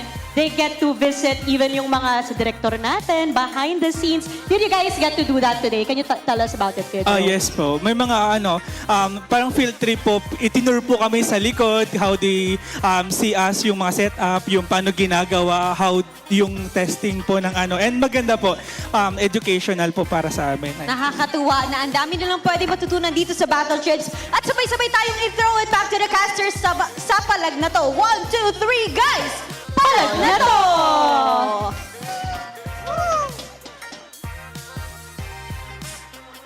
Again, much love to our hosts, Odin and Denise, together with our student leaders that are part of the battle trips. It's a mini field trip that they would do. So again, in case you run out of tickets, unfortunately, you see a big fat sold out in the MPL PH website. You can go over there, follow them, and join them. But going back into this game, we go back to the Flying Clouds. AP Brand picks up that. Oh. I hope that AP Brand will get a great composition, I would say. KelVJ on the Alice, I think this is the only sustained hero that I would accept if I were KelVJ, right? Because it is a mixture of setup and sustain. Yeah, it's as far as you can go on the Uranus spectrum. Yeah. Yeah. I agree. You know, that's what you told me. That's right. That Alice is a Uranus with a stun. It's a sexier Uranus. Yeah, something that I still have to figure out how to use better. Anyway, for the drafting phase in game number 2, picking that up now. Question: does AP Bren respect the Terizla? Did they ban it or steal it away? Because Big Game James ran away with it. Good question. I think you just ban it. I think it's better to ban it because first picking it means that what your opponent can do is just to focus on magic damage. For example, Harith. Which means that if the Terizla initiates, you're not gonna have a great time. Also, you can go Valentina against the Terizla, copy that ultimate, deal the damage onto the backlines, and then you have your magic damage as your source when you come back to your Valentina form. So yeah, that's also very scary. So to answer your question, in order for them to deny that, the only option is to ban. That is, again, something that we don't usually see over the last few months, but it might be a consideration now just because of how well James has played it over in game number 1. Instead, it's going to be a Marcel that will be taken out by Smart Omega themselves. They don't want to create no problems with that being used by AP Brent. Same idea, actually, here is going to get picked up, which leaves a bunch of other heroes open. We saw an Eve banned in game number 1. We saw, I'm trying to remember other things. Maybe even the Freya has been taken out, which could be in consideration here. I think Omega should just take it out. Keep it a fair fight. Make AP Bren work for their wins because you give Shizo a Freya, that's still... A farm Freya is more dangerous than a farm Claude. Am I wrong? Yeah. Freya is more dangerous than the Claude overall, yes. And a farm Freya is, way better than a farm Claude. In many ways, because if you just get 2 items on the Freya, it's already very unstoppable, I guess. It's already a big threat. It's still the tips, but it's just 2 items. Yeah, 2 items. That's right. Okay, so no Freya ban. Whoa, whoa, They left it open, though. Whoa, whoa, whoa. I think because what they're going to do is to pick Terizla and Harith together. That's Omega's gambit. I think so. Oh, it's a huge question that Coach G has to answer. There you go. Yeah, there was no doubt in my mind. Let's see if you can chess out with these two. Zushin. Oh, okay. Zushin Harith, I guess. Or for Zushin Omega. Terizla. James is speaking, so I think it's Terizla. He's trying to plead his case. Coach, give me the Terizla right now or else I'm going to pick it up. And if there's anything we know about Smart Omega, they're a team that just listens. Because remember, the Fanny from that Game 3 with RORA, what were the words Ryzen said? Please, please, please. You just had to say it, just like how Sabrina Carpenter would say it, you know? I mean, it became a platinum hit, so you just have to depend it on how Ryzen is going to do it. Oh, no. But with the Terizla now, though, I wonder if you'd want to pick it up this early. Instead, they're going to go for the back shot. Okay. Okay. Okay, so what it does is, of course, anti-sustain. AP Bren, I think that Harley. it's worth it to get the Harley and the Valentina together. I think they might just go for Valentina with the Harley or Valentina with probably a Lancelot, actually, because the Lancelot gives you access to where the Zushin will be. You have massive bursts. It's great versus the backshot. Traditionally, the jungler that you pick up when about against the backshot. Or you can also saw, right? Safe now. You see the Zushin on the other side. That's also true. I don't think Omega would, risk James's momentum and put a Valentina in his hands there just to answer. Yeah, you can make your side lanes more prolific or actually boost up your ways of engaging even more. This is going to be the same routine, but they're going to change it up even more. It is a Lilia that we don't usually see very often that's get picked up blue 3. Wasn't this Omega? No, this was TNC's Gambit against Liquid. That's right. They were like, we know your heroes, we're going to pick the counters, but I don't know if the interaction is there anymore. Omega closes off the first phase with an Arlot. You know what? I think this is a decent show of all time. substitution to the Terizla. Because now you're facing big damage from both the Freya as well as the Lilia. Good mixture of physical and magic. And when you're staying in front of these two heroes, you're not gonna last even with the body of Smith. So at least with this Arlot, you have so much displacement. You cannot get that anymore from your jungler because you went in for the backshot. So this is more of an initiation and more of an anti-heal kind of tool. But we've already seen Omega be successful with this Arlot coming up from James, up against Aurora, in fact. So I do understand why they pick up the Terizla. Oh, sorry, the Arlot. But now they will not have their gold laner yet. I believe that Omega are eyeing for the Bruno pick here. That was already 2 heroes taken out for Netski's usage. On the other hand, I feel like for AP Bren, they can fortify their mid trio even more because looking at it, the Khalid and the Lilia, that main strength, are going to be the rotations coming in from the early game. So the farm Freya could be a problem moving forward if that efficiency from the mid lane 3 would be very much present in game number 2. Wow. By the way, the Omega vest, it just slaps. Yep, the Barangay Tanod. Man, imagine you can wear your style, whatever shirt that you have. But when you want to show your support for Omega, you just put on the vest. Yep, you just put it on, and everybody who sees it knows. Is it already available, or are you just saying know. I wish limited release? Man, Smart Omega is giving it out exclusively. The fans that they see here in the arena. Yeah. Yo, that's fire. I wish I would have at least one of that. Yeah. What we gotta do, Omega? What we gotta do? Come on. What should it take? Okay, so no Bruno ban. Name your number. They're gonna be naming their price here. This looks like such a Bruno lineup. It is a Bruno lineup. There is no way. And there's no way AP Bren will flex that Freya and give it to Kiel. Yep. That would be a little too risky. Plus, Kiel plays it a lot in China, though. Yeah, even before she was big. Even you know what? That's That's true. But like, I'm kind of used to Kiel VJ making a bunch of plays now, and not the one dishing the damage. Okay. Because you need carry as well against this Hylos. But it's banned also. Exactly. I think Omega have just double jeopardied AP Bren. They catch 22 of them into, we're gonna Bruno, you can't do anything about it. They gotta get Lance and maybe Yuzong. Lance Yuzong. So they go Leomord instead. And Yuzong? Freya and Leomord still is a strong hero. So that is... It is gonna be Kiel! Whoa. The Granger does have a good matchup against the Bruno eventually, so they switched it up. They went in for the Obsidia instead. Because I feel like the Bruno, yeah, that was such a good pick in the gold lane for AP Bren. Freya up against the Arlot. I can see it. But overall, Freya up against Baksha and Hylos. Yeah, that's gonna be... With a Zushin. Yeah, that's gonna be a... Not a good sign. Yeah, that's at least 3 punching bags that the wielder of the sword would have to go through just so he can get to the brains of them all that was dealing the damage. And we're looking at an Obsidia here. So again, it's Netsky, Ryzen, and of course Perks, who has been stellar with the use of Marcel from game number 1. And it will definitely depend on the positioning here. I'm now visualizing what the team fight could be for AP Bren.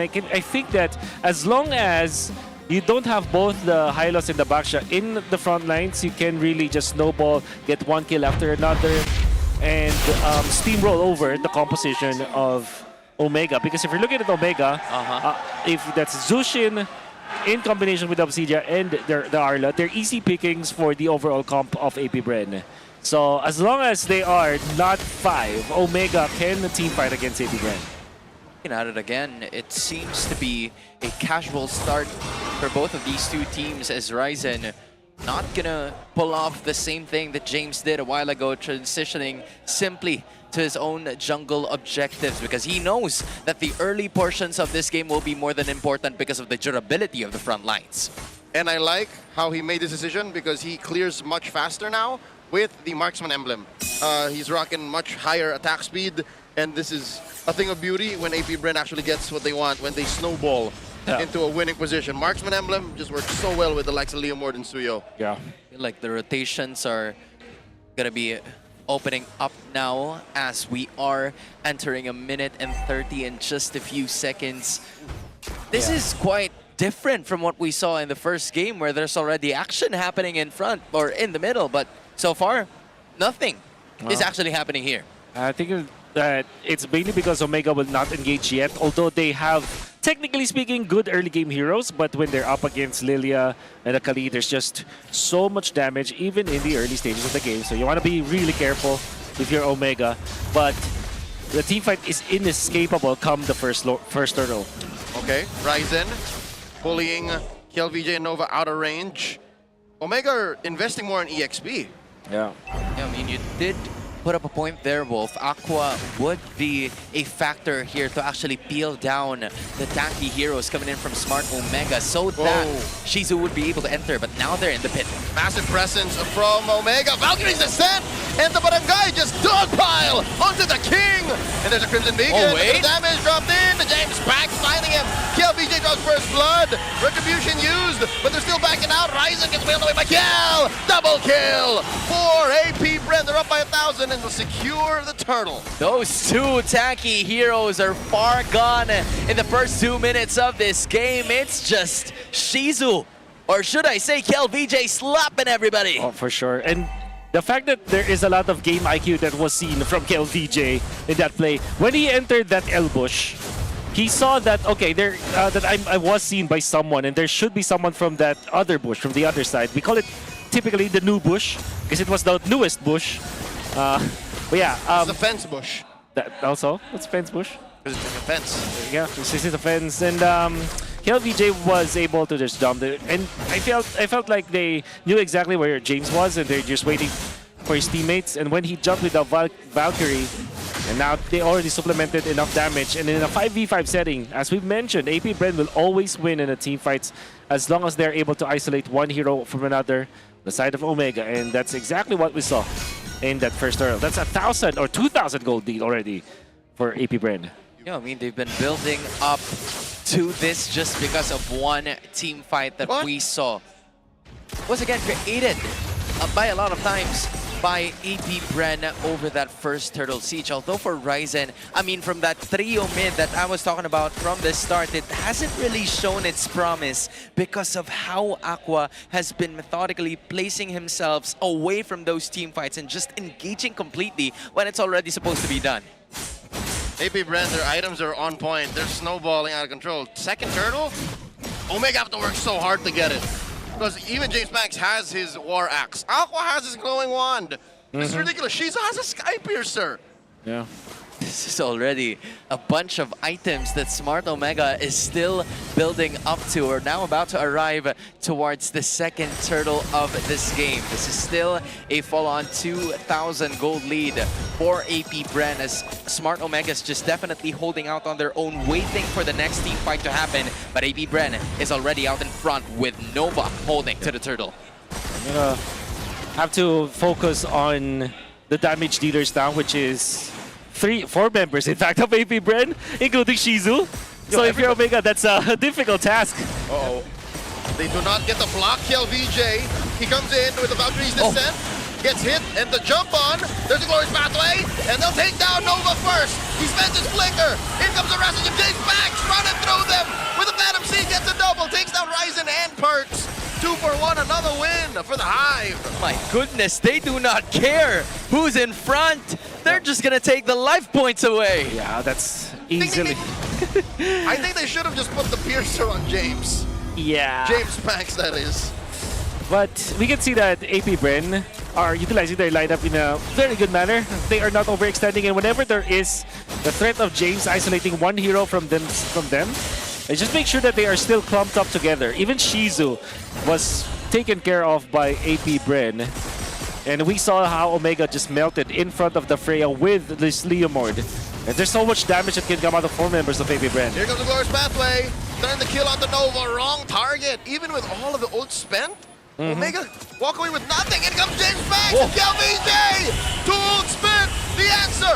Lethal response. Crimson Beacon knocking up and choking 2. James Banks wailing away. AP Bren happy with a counter punch. They take tier 1 in mid. 100% happier than Omega, for sure, because they have not only taken it a very important place in the map, but they also are activating Shizu very early into this game.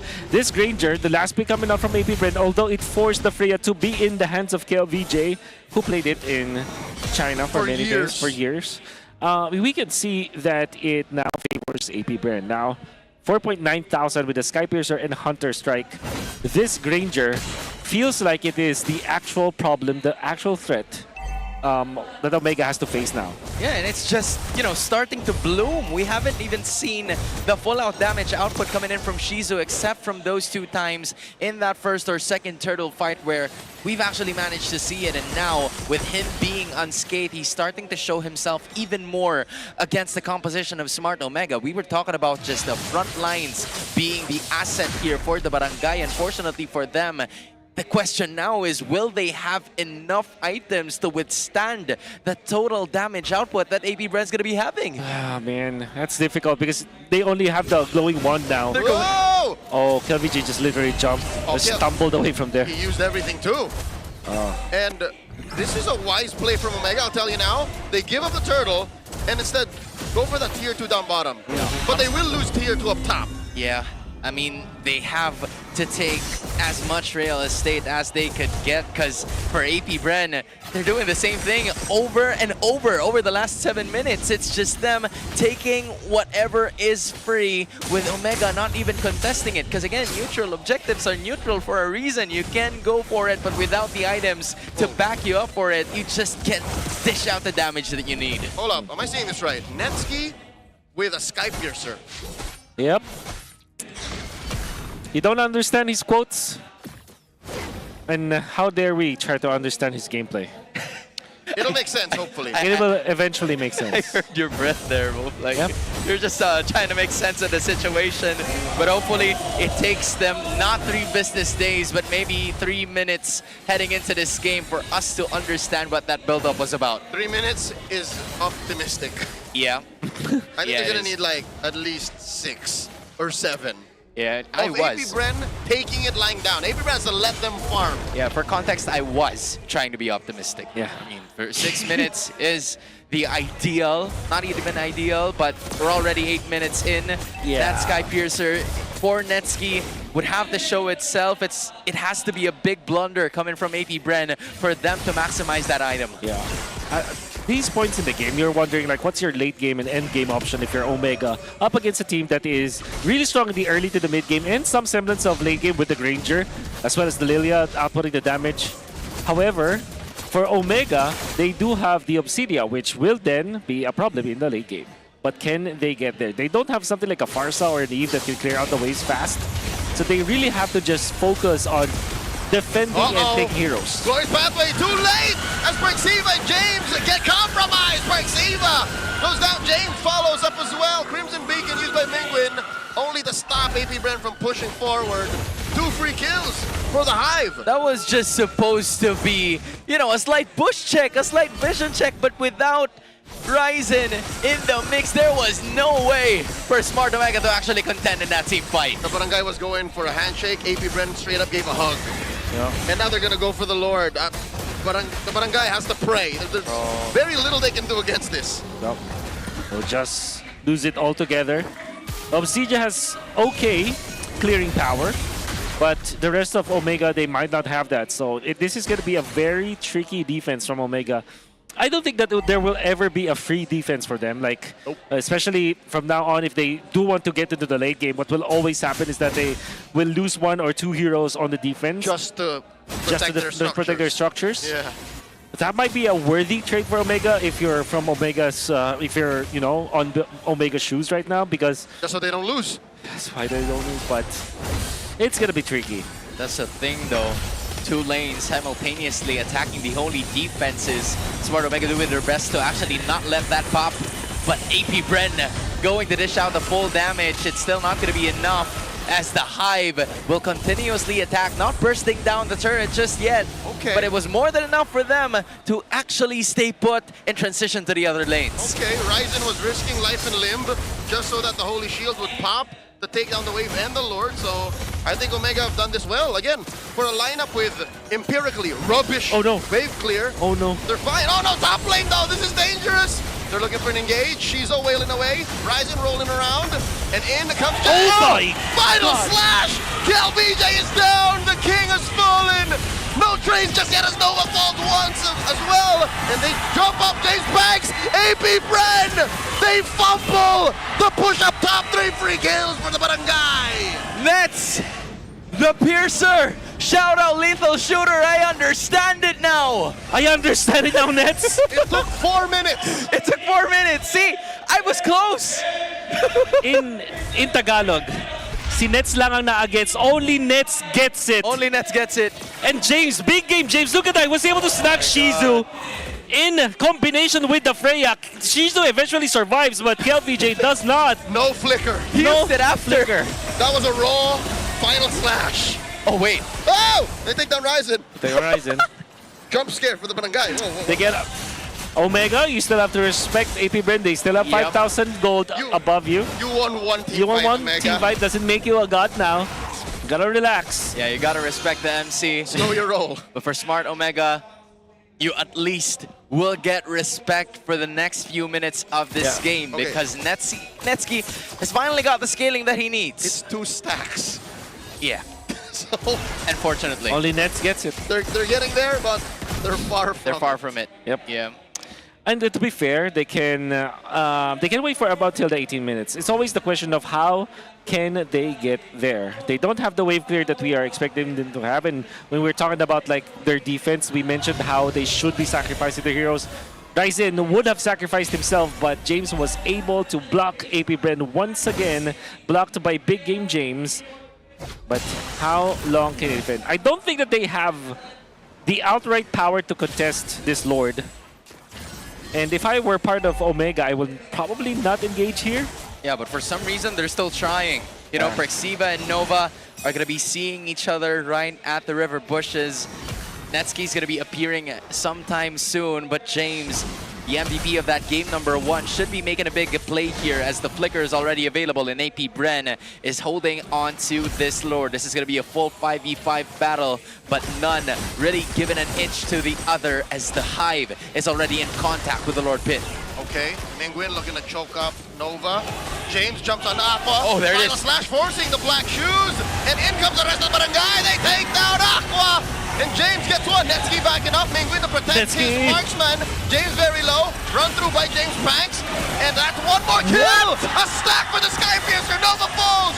2 for none. What's going on? All throughout the season, we've been asking who is the best gold laner here in the Philippines. Netsky wants to prove that he is part of it with this unconventional build. But then again, James, the bridge, or whoever holds the rope for Netsky to get out of that river. We're forgetting. We're on flying clouds. We're on flying clouds also. All right, this is his world. This is his domain. Oh my goodness, big game James. Shoots for 3. Nothing but nets. Nothing but nets. That was just Omega now turning the tide slowly but surely, and surely you understand it now. We can't make this up. You can't make this up. I think James is really just pulling a rabbit out of his hat with that kind of play, especially because it's the third pick Arlot, and no matter what happens, if you're good with the Arlot, you can really change the tide of the game. When we are talking about APBR, they have a lot of damage sources if they are able to fight as 5. And the idea for Omega is, let's isolate the game.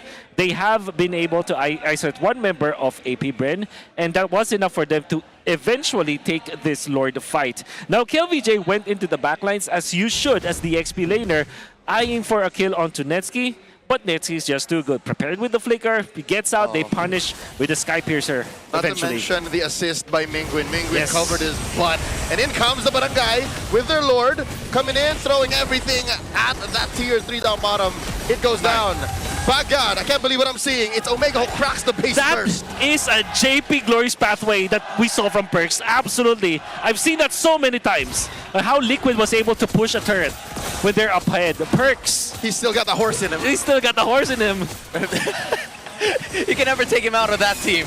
It still made a lot of sense learning from his daddy, JP. Unfortunately, I think he was supposed to press on the flicker, but I guess it's go time now for APBR. Okay, bait for another. Perxiva drops that Glorious Pathway, stopping APBR from pushing forward. Here comes the Valkyrie's stand from Kel. Perxiva with that Revitalize. No dice.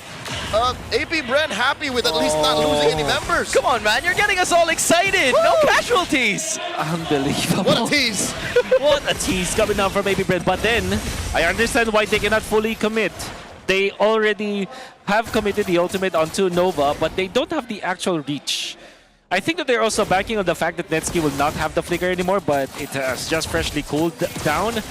So, in the upcoming team fight, you can see that APBR will not have enough tools to deal with Omega unless, again, they can come up as 5. Unless they stop James from making sure that they are getting isolated. Shizu has to have prime positioning in the next team fight. Wait, is it just me or Shizu did not build Wind of Nature? Yeah, so far he does not. No, that's POD. He doesn't have it, so Glass Cannon. Netsky even more became an inevitable death knell for APBR because Netsky has a flicker. So as long as he's safe from crowd control, he's fine. He also has the Wind of Nature. In comes the Barangay. They find one. Aqua wailing away. Nova answered to the Raging Sandstorm of his own. Plus the Valkyrie's Ascent. Netsky throwing out those bones and bones. And they drop the Glorious Pathway, stopping James Banks. And there's the return to Bone. James Banks down Nova. Free pickoff. Grant the purple drive-through. Thank you very much. He was targeting Nova. Oh, sorry, he was targeting James Banks. When Nova came in with low HP, it's as if Netsky was just collecting a Sky Piercer stack. It was like, handed it to him. It was like, you know what? Yoink. Yoink. Thank you very much. He actually yoinked Nova. That is stonks. Oh my God. All right, here's another Glorious Pathway, plus the Crimson Beacon, and another return. Netsky gets shut down. James with the final slash, but there's no damage. Down goes James, and just like that, Omega have lost their win condition. They're backing off, they're collapsing as the Barangay has only one member left. Perks goes down. It's just Mingwin and the Cap looking at his fallen teammates' corpses. Might have to suffer the loss. They might not be able to defend. That's it. We're going to Game 3 as APBR takes us all the way. Excitement is great, but too much excitement? That's Game 3 potential right there. Oh, that is a well-deserved hug from the King onto Aqua because Aqua really salvaged the game for APBR. Identified that Netsky will be there bursting him down with the full stack of the glooms. And then, of course, Shizu was there for the follow-up. In fact, you can see that AP Bren were fully coordinated on how they were able to punish Netsuki. Oh, again, from the start, it felt like, you know, AP Bren was smoothly going to be taking this, and yet there were still blunders up until the middle portions of the game that gave Smart Omega a chance to eventually sweep the series. But they returned the favor. They made a mistake right back. Look at this. One of the great plays coming out from James. Of course, Netsuki dealing the damage. Nova too far away from his teammates. This will not be the story that you tell when it comes to this game. Of course, those are great moments for Smart Omega. Oh yeah. And there will be more good moments, but AP Bren off the back of Aqua and Shizu and then eventually James Banks, they were able to secure this game back to their favor. Dude, and honestly, I felt like nobody was prepared for that last team fight. Aqua just full-on engaged with no regard for Smart Omega's lives. He was just ready to dish out damage as soon as he saw a specific hero. This is what Renmar would call Unk knowledge. Oh yeah. He knew that he was the only one who could really take down Nets. Yeah. And Nets, I think Aqua has like a few seasons on him. Yeah. As a veteran. 100%. 100%. Thought that, okay, I'm unstoppable. Oh wait, I forgot this is a magic damage dealing hero. And he had nothing on Aqua. I think this is the moment. No, it's not. It's not. But it was in this area. Yeah. I wish that we can have a slow-mo, because I think that it was at least 2 glooms, or what you call that? Yeah, 2 glooms, maybe. Shadow energy. 2 shadow energies, 2 orbs. Yeah. Yeah. That Netsuki stepped on, and of course the gloom just, you know, traveled and just bursted him down. Not this one. Not this one. But for it's the sure. same spot. Yep. We're gonna see it. There's just a lot of action in this spot for both Omega and AP Bren. And if I recall, Netsuki embraced the abyss. Yes. He embraced that because exactly. I'm taking you down with me, but yeah, he still had the flicker when he died. But he returned the bone onto Aqua. I That's think right. was the death knell. That is actually that might have been the play. Yeah, Aqua was prepared with the orbs. And I feel like that was one of the main reasons why Smart Omega was doing everything there's a step. It's this one. Boom.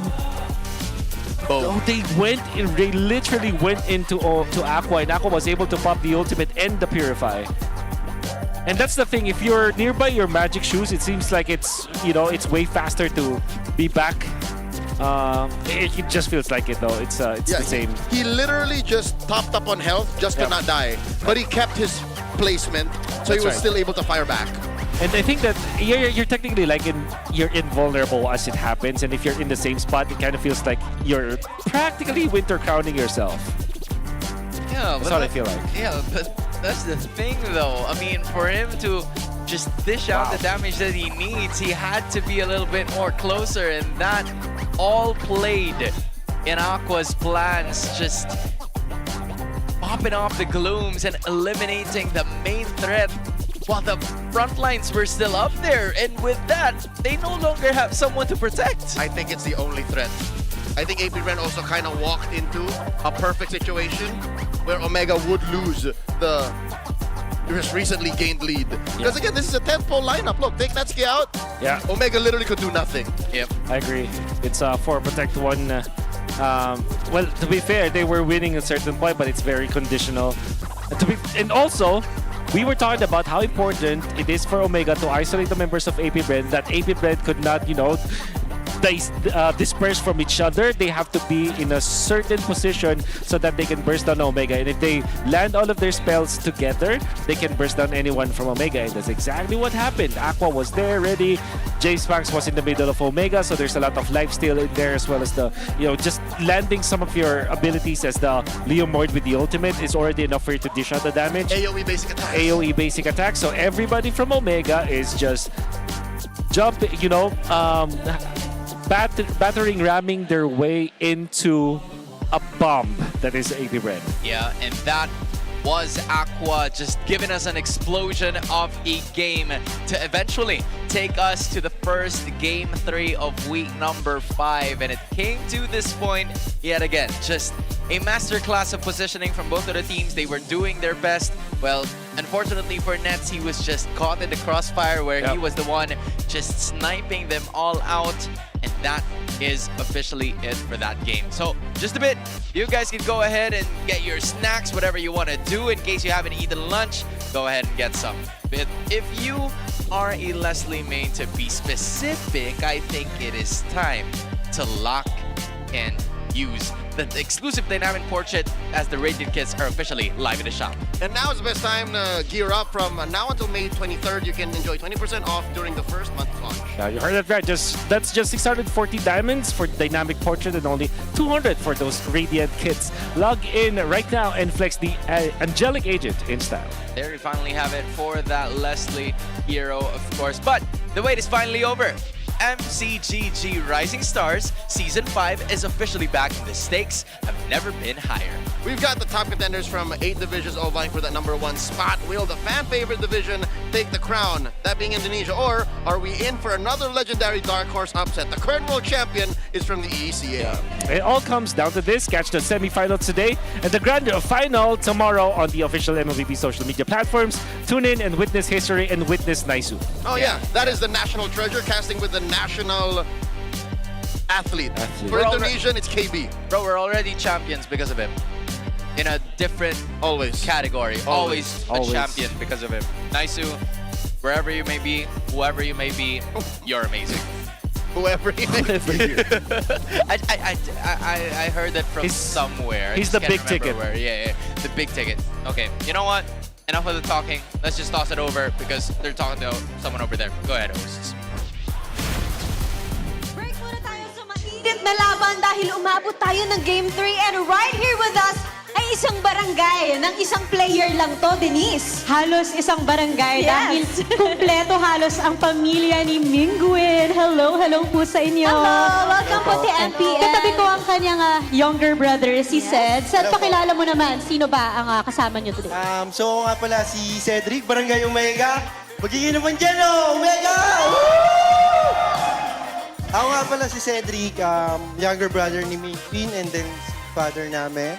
Si mother and si sister namin and si girlfriend po ng kapatid ko. Wow, kompleto talaga, Yes, no? po. So may buff talaga. And first time nyo ba manood as a family sa MPL Arena? Well, actually, lagi naman, pero way back pa, MDL pa lang nanonood na talaga kami. Diba? Way Tagal back na- pa talaga. Oo, at iba talaga yung feeling kapag Iba. live audience. Pero alam mo, Sed, gusto kong tanungin, si Mami, hello po! Hello po. Kinakabahan po ba kayo pag nandito? Sobra po. Kasi bilang nanay, no, iba talaga yung feeling. Ay, totoo po yun. Ano po yung nararamdaman nyo habang nangyayari yung laro? Ay, kinakabahan po ako sobra. Napapadasal kayo habang naglalaro. Napapadasal si Oo. Mami. Pero sobrang laki kasi nung dala niya kaninang mukha nila Mingwin eh. So I think, ayan o. Ayan. Diba? Very, very supportive. So hindi halata yung kaba ni Oo. Mami. But I wanna ask Sed, kamusta ba yung journey, no? Yung support system ni Mingwin mula MDL and then to the pro scene na? Well, actually, nung una medyo naging difficult talaga eh. Parang kasi esports, so parang hindi siya sure kung mag-e-excel ka. Pero pinatunayan talaga ng kapatid ko yun. Like, pinakita niya na dito siya para sa liga na to. Hindi nagsisinungaling ang talent. Oo, alam mo, nararamdaman ko kay Sed kung gaano siya ka-proud kay Mingwin. At ano yung naging reaction nyo nung nakuha siya sa pro scene? At lalong-lalo na team captain agad ngayon dito sa MPL. Well, actually, MDL pa lang ine-expect na talaga namin. Kumbaga, hindi na tinatanong dito yung pag-aalinlangan eh. Parang, nandun na rin sa amin na dapat makapasok siya ng MPL talaga. So, talaga alam namin na gigil siyang pumasok ng MPL at mangyayari yun. At makikita natin ang gigil na yan hanggang Game 3, Odin. Maraming salamat sa pamilya ni Mingwin at sa buong kabarangay. But for the meantime, balik muna sa inyo, casters. Again, much love to Mingwin's family, brother, the parents, and of course, his girlfriend just out here supporting this team, whether it's a win or a loss. I mean, you gotta love to see the family here come together. It makes sense why Cap is, again, as Wolf mentioned in Game 1, approaching a milestone performance. He has his buffs. Yeah, even in their loss, actually, I think Mingwin played phenomenally. Zushin, yeah. There's just some limits to what Zushin can actually do in team fights like these, especially when you're facing up against a burst type composition. She cannot protect Netsky all the time. Exactly. And I was able to watch the replay, and they did just do what we described that they did. Like, imagine a battering ram, and you're going to a gate, and that wall or gate happens to be a bomb, and you just detonate it because you were, hammering it. Yeah, like literally all of the other pieces of your arsenal, like your ammo, like ammunition, was all part of that tank, and it all went away just because of that bomb. It's like a trap. And it was Aqua. I mean, if you're looking at the Lilia and you see that it's a 4v5 scenario, if you were Omega, you would have done the same. You would have dove deep into where the Lilia is. For sure. Yeah, for the extra pickoff. Yeah, but and that's what they did 2 team fights before. That's the reason why they were able to get an inhibitor down bot. And it worked. They got away with it until they didn't. Until Aqua was just dodging everything, activating the ultimate, just way smarter than the members of Smart Omega. So that was the deadliest coin flip they ever played. Yep. I guess, They got punished for it. That was Aqua reaching flow state over the last 3 minutes of that game number 2 to bring us to this game number 3. And there are the bans available to you once again. And Coach G and APBR taking out the Freya. They don't want KLVJ or another gold laner from Omega to be using that anymore. What the heck? Why would you ban a Uranus here in blue 3? Maybe because you want to get the Phobius on James. That is my only answer to that. Yeah. So I believe that there should be like Marcel or Zushin as the ban. Or also, these are like throwaway bans to open more dangerous trades. Yeah. I feel like that should be the case as well, because you have a bunch of other heroes open. It's just that it will be a little too pricey to give 2 heroes to APBR, given that they're on the red side. Baxia and Zushin, both open. Jushin is the first pick. APBR, will they go for Baxia this time again? They just decided to divide it, knowing that was already the same. At least they were able to get one, but... Could be a Claude for APBR again. Claude Baxia? For the love of all that is holy, I hope Omega does not go tentpole. I hope they don't put it all on Netsky. Okay. Just like what happened in Game 2. Yeah, it's just too dangerous. So if this is the Baxia, you go Lancelot and Harith again? Yeah, not that I don't trust Netsky. I do. But... You're putting too much pressure on the guy. Exactly! It's too all in! Yeah, and Ryzen has proven that he can be a carry. He can play the carry type assassin junglers. Speaking of carry, still at large. Yeah. You know what? Yeah. Okay, so is this Claude? Yeah. Oh, the Phobius. Like they stole it because they know Uranus has been banned. So let's just pick up the Phobius. Okay. So that's again an answer that was pretty much accurate, but the show is going to be the pickup. The sudden change here. Why is the show so early? That I cannot answer. Maybe because they. I mean, there's no Kalea. Oh, there is Kalea. Right? Wow. What is going on? What is going on in here? Yeah, what is So yeah, you go Hylos to answer the show for sure. It's like showing up to your first date in your tux. Yeah, that's too much pressure already. Some people might have done that, but okay. And they weren't successful. Yeah. Is what you're saying, right? Yeah. Most likely. Most likely. Yeah, pro tip, don't wear a tux. Just because you can wear a tux doesn't mean you should wear a tux. That's a weird use of free will. All right. Hey, speaking of free will, it's been used again. The Lilia getting picked up at 3rd red. Yeah. So it is 2 heroes that we don't really see at this point of the picking phase that are here. It's the Cho and the Lilia for some reason. Omega, going into the banning phase, will now step on James Pank's proverbial neck. Oh, yeah. They're going to take away all of the good jungle picks. Yeah. I think when it comes to like your jungler picks that will be good up against the Harley, you still ban back. Oh, okay, you know. You ban Baxia if you're Omega. Yep, you ban Baxia, you ban Leomord. Yeah, I think you still ban. I think you still have to respect the Lancelot because I'm 100% sure James Franks wants to get that, but of course the Baxia is gonna be the ban. Oh, is it Baxia Lance or Baxia? Leomord? Right? Maybe. Pick your poison.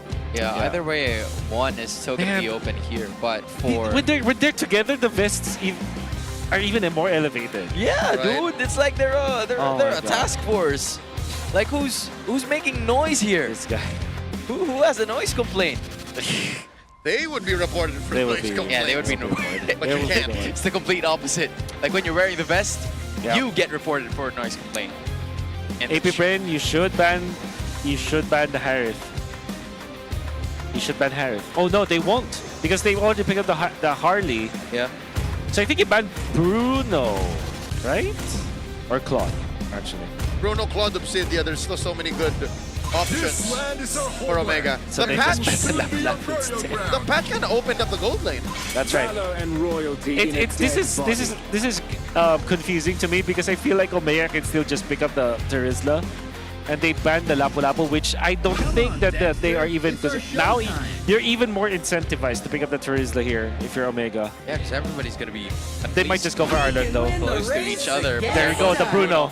Finally, after two games. No, I think that should have been the ban for AP Bren, honestly. This is Instead of the laps. The Lapu-Lapu is a nothing ban because James is not even considering that. It's just Terizla or Arlet, I feel like. And both are open. Yeah. And yes, the Arlet is the natural prey to the Phobius, but we've proven that sometimes it doesn't matter. Yeah, it doesn't matter. Heavily depends on who's using it, and now it is part of the consideration to finish the lineup. Come on, James. I know it's the Rizzler. Big game, James. Body of Smith up against the Claude with the knock-up. Oh, that's just, you know, it's just too much. They go oh no. How about none of the above? I really don't like the Yuzong, but I feel like What's he looking to dive? it's a great laner against this. Yeah. Against this Phobius. It's a very good answer against the Lilia in many ways. Can hunt down the Claude. But you have to play perfectly. So they're investing in the short term. Yep. And then if push comes to shove, he can be like a problem solver. But that also pushes AP Bread to not go for assassins. At least, so that when you pick up the Hayabusa or the Lancelot in this case, you still have an answer to that. I think AP Bread will just go Fred? for a Fred? A Fred, maybe? Yep. Sure. Still go for Lancelot. Okay. We did say that it will be good, except against the Yuzhong. Alright, so I like that. I kind of like that idea. You can Thorn Rose between the Deadly Magics proc, right? Yeah, I think so. You can. I think it's better to go for Phantom Execution because I think you're in. I don't know actually what animation is longer. That's 2 iframes still. You can use both. You can weave it in. Yeah. As long as it's available. Yeah. I'm good. Yeah, I'm good. I'm good. So yeah. Okay. Just a lot of very I'm really unsure about the usual, but I can see it in a if I played in my head with perfect positioning, perfect usage of the ultimate, yeah, it can work. But we'll give you a few seconds to actually play it in your head. Okay. I'm playing in my head. Yeah, it's still the same answer. You gotta play perfectly if you're James. Omega demands a lot of vision. They're very abstract sometimes. Very abstract sometimes. Yeah. You have nets. Yep. Of course. How can I doubt Omega? You can or cannot. Nevertheless, they're still going to keep on playing. Heading into game number 3 now. Quite uncanny picks here from both of the teams. But nevertheless, it's still a continuation. There might be a plan that we are not understanding at first, just like how we would usually think of things. But hey, it will unfold later on in this game. To be fair, the Yuzong is really good into the Phobius when it comes to laning stage. Like on a 1v1 setting. Yep. He's bullying Kiel there. What is Shizu's emblem? We gotta see this. Oh, it's fighter. Still fighter. Still fighter. That's why he's winning the duel, actually. Netsky as well is on a fighter. Okay, that I understand perfectly well. But come level 2, I think Netsky will have a much better time up against Shizu. And looking at it again, those are 3 flickers, now 2 as Aqua has managed to pop it off. Not even the ultimate, having the ultimate just yet, so he will be banking on that entering the turtle fight. A lot of footsies happening in mid, but there is a turtle coming up in about 30 seconds. Ryzen forced to use the retribution, actually. It'll be back in time. We'll be back in time for sure, but it means that this Lancelot James Banks can transfer into the Lizard. And invade. Yeah, I feel like that is something that he's going to be doing later on in this game, as he will try to enter his route towards the turtle. But there are 3 players, make it 4 already if Zushin's going to be joining that party. But for some reason, AP Brand's not going to go for it. Omega's not going to go for it, as AP Brand was too close to their own turret for that siege. Yeah, the Barangay are investing more in an early positioning for the turtle. Netsky dueling against Shizo. In comes James Banks. Netsky smells it. Damage reduction underneath tier 1 up top. Might be enough. He survives. Using that Purify as well.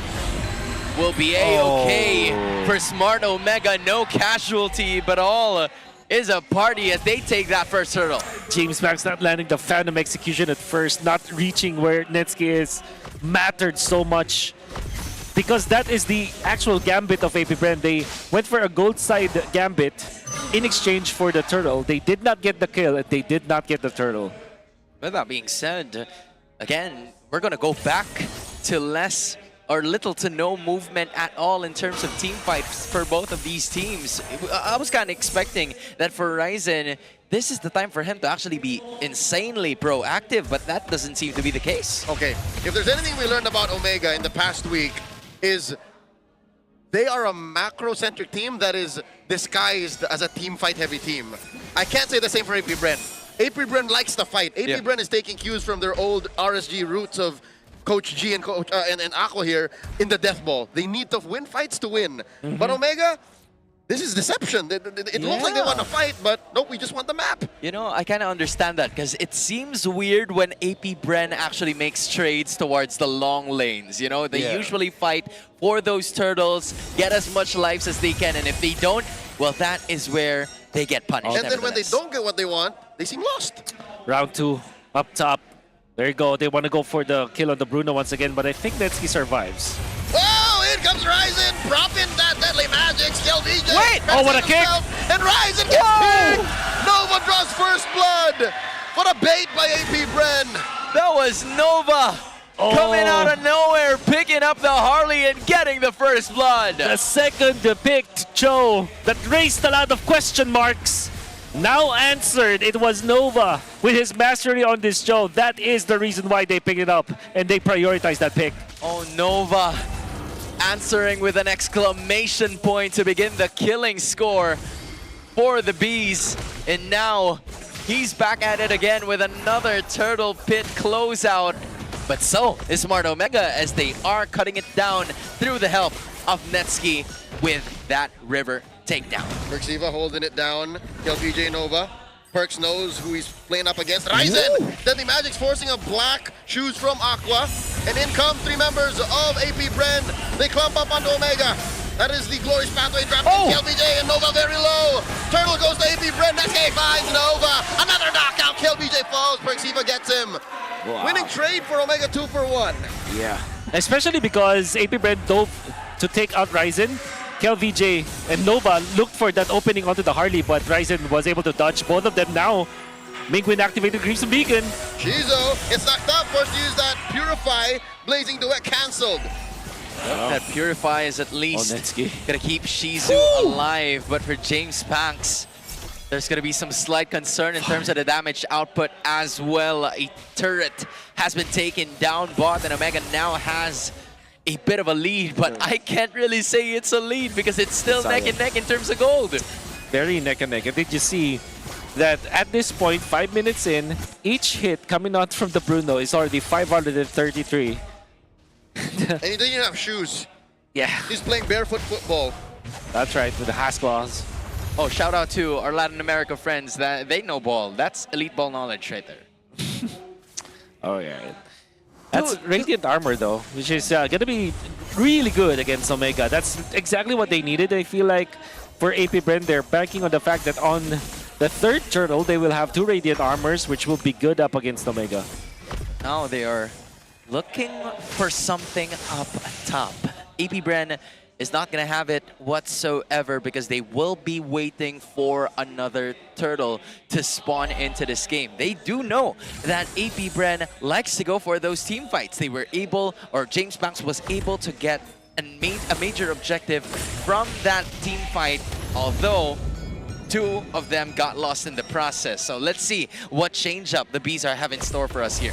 I'm still of the belief that AP Bren have the death ball in him. And you can't play ball without the deaths. So they have to find kills and then convert. Yeah. It's Smart Omega who's a little more, crafty when it comes to objective takes. For example, man-to-man defense against Nova.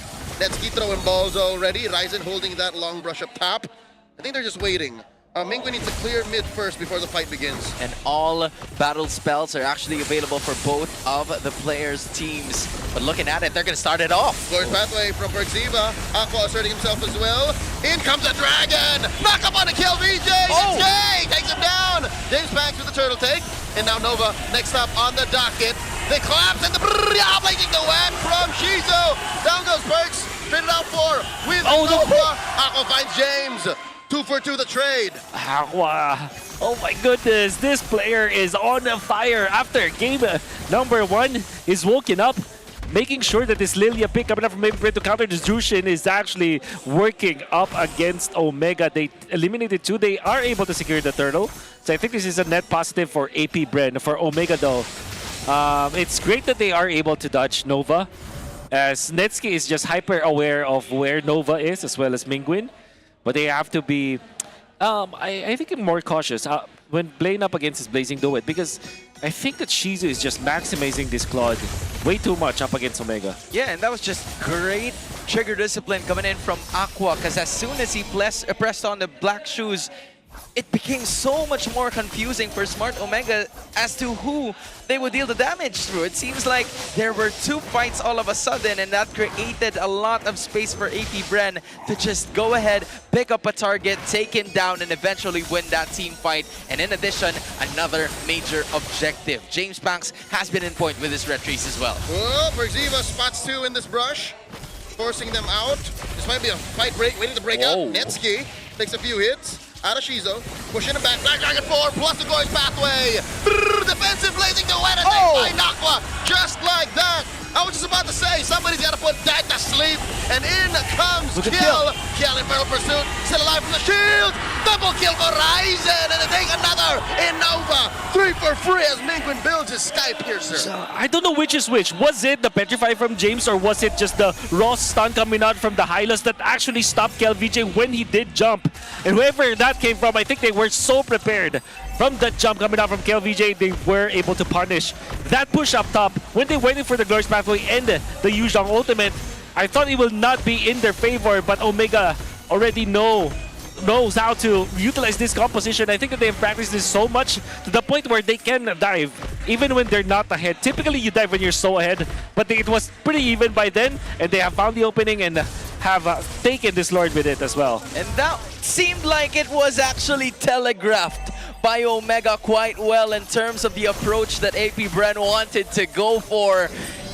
That was a slight window for KLVJ to actually dish out the skills, but unfortunately it did not happen. Omega was very well calculated as to what they would want to do, and now there's a Lord marching up top, and Omega is about to engage even more. AP Bren have to respect Omega's superior box. AP Bren play better in small, specific situations. I agree. But when Omega finds the perfect placement, oh, those balls be flying, fam.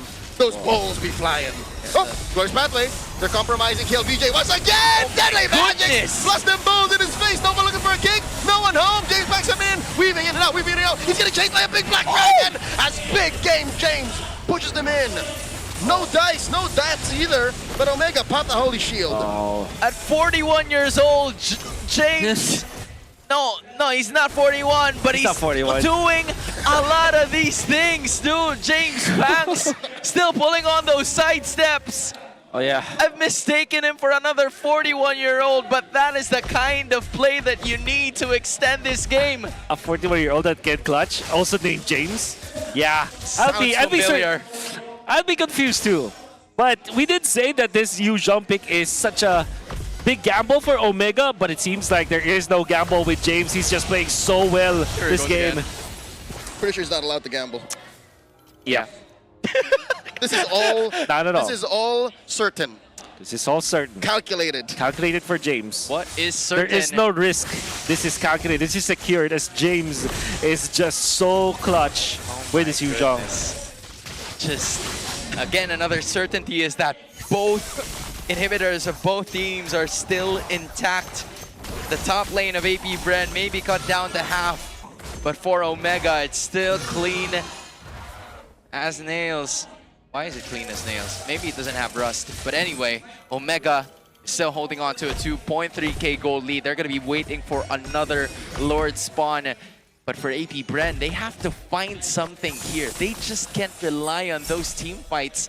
Although that's a bit out of character, but it's something that they might need to do. They have to turn on a dime and surprise Smart Omega. Nova has to find the kick of a century, a kick of a lifetime, and it starts there. Shizu, looking at it again, it seems like he's aware that there's a bunch of barangay residents looking at it There's again. bystanders. Wait, is this 12 minute 30 and he still does not have the Trinity as the Claude? Yeah, he's down at almost 2,000. A majority of this lead on Omega is in the gold lane. That is very important, because again, the Lord has already spawned. Omega has waited long enough. They're going to be dealing some damage to this major objective. 1,000 per hit. Onto the Lord. Ow. Ouch. Oh! Oh my Ouch! God! What just happened? Sneaky Dean just took down Shizu! Oh, the mean Dean! You sneaky, sneaky man. Now Omega can just go ahead and take this one, and Aqua's feeling it too. Ryzen! AP Bren's gonna be going back away. That's a non-starter. AP Brent cannot do this, not without Shizu. Lord at about half health. Here comes James. Black Dragon form. Glorious Pathway dropped in. Forcing AP Brent to retreat. Holding the ground Phantom. Execution through the wall. James Banks and the rest of them scatter as Omega score another Lord. Oh, the sneaky Dean. Ryzen finding an opening for Omega.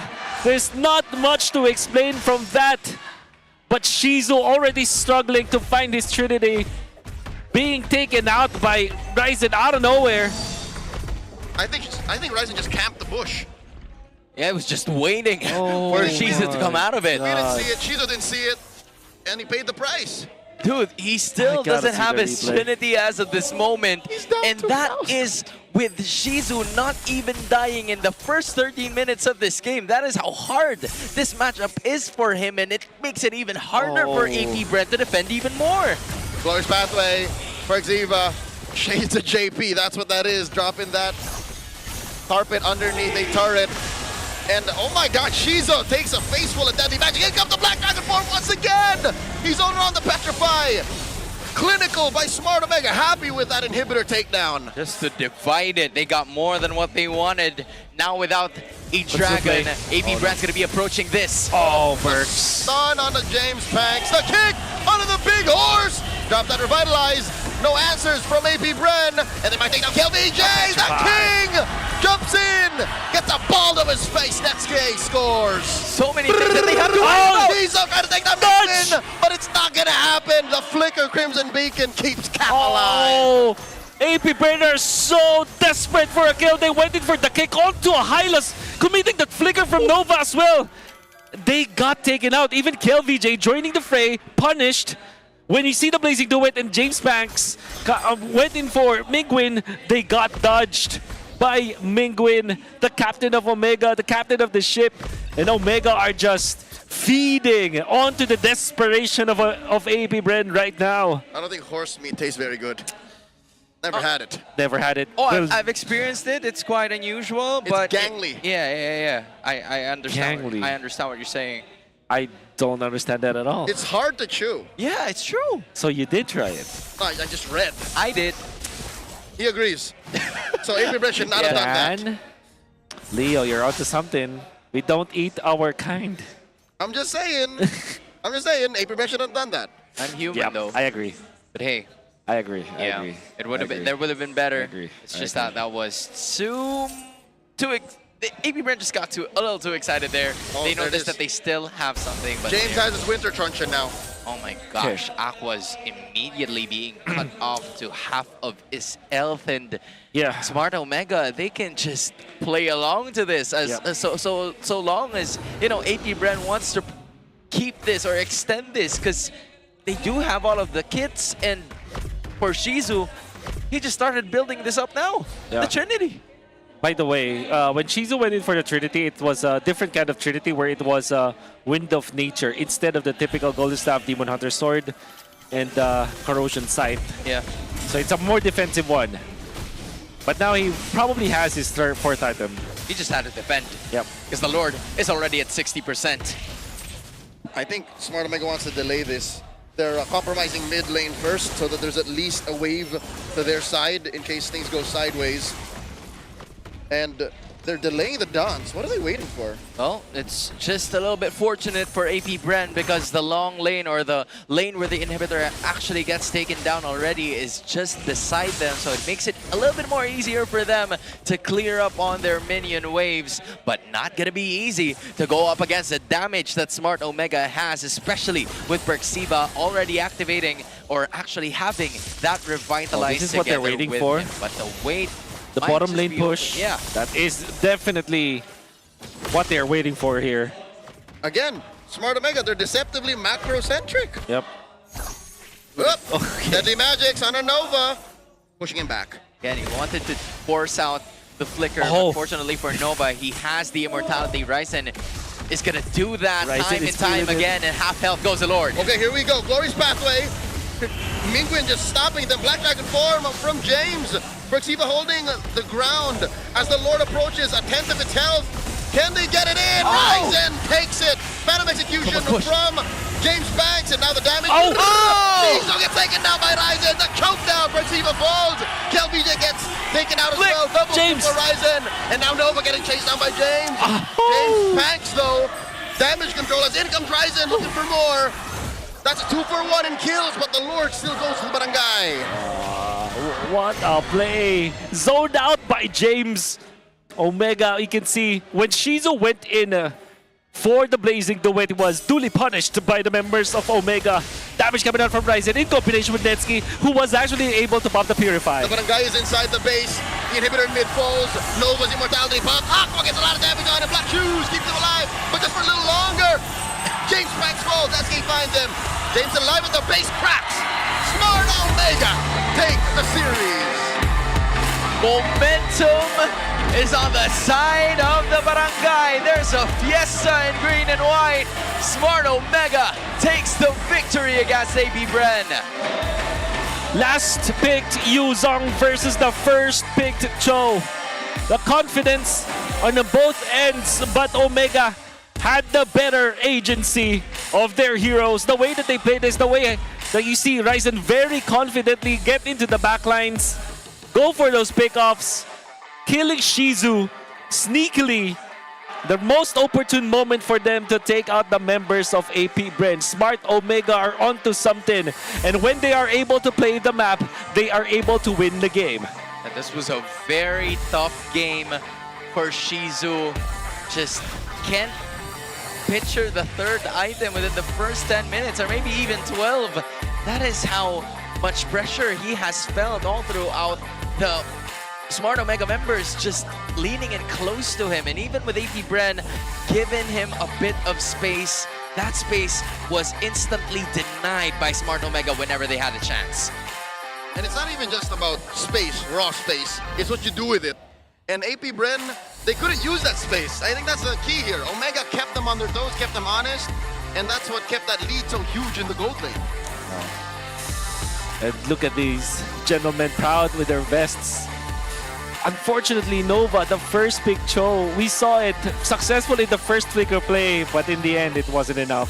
Fortunately, we hope to see more wearing vests, but here is the winner's interview.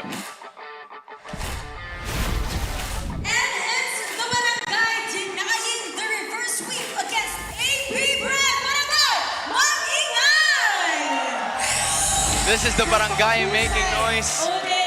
Just an incredible performance. Reaching this point bridging it together. Netsky, why are you laughing? Give us a moment to explain what is going on here, because you said a statement that where there's a river, there's something. Netsky's basically saying that he was, again, there was a river at the bridge, and then he was immediately saying that he can bridge the gap, go up, and cross that bridge together. He was dizzy while saying that statement. Using that bridge, you were able to get it, but what was the bridge to get this win?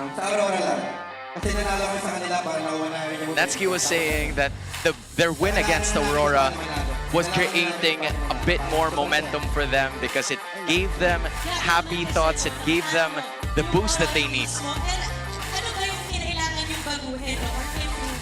What were the things that they had to improve from the start to get this win? There seems to be some defeats that they've always experienced with APBR. And there always seems to be someone that lacks the mindset and the mechanics for them to create this win. Just like what happened in Game 2, I cost the laps for my team. But in Game number 3, I was able to create the space and get the victory in.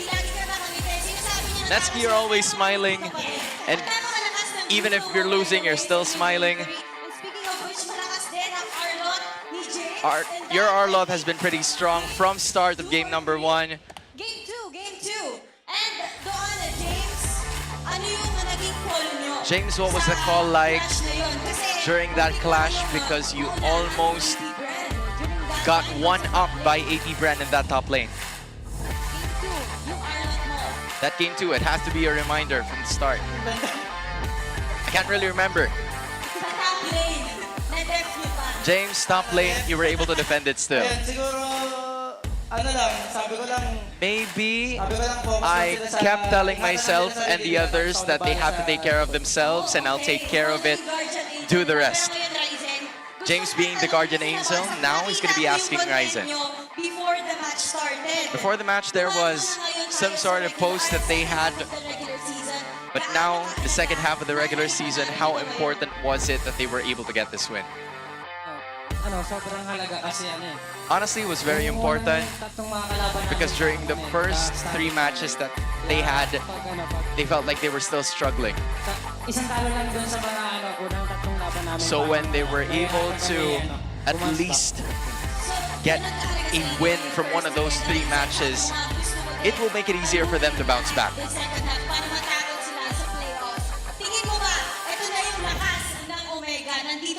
Do you feel like this is already the smart Omega that everybody should be expecting? Ryzen feels like it's already strong, but it's still scaling. There's still something more to expect coming out from Smart Omega. Now who's going to be the match MVP after this 3-game series? And the answer is none other than...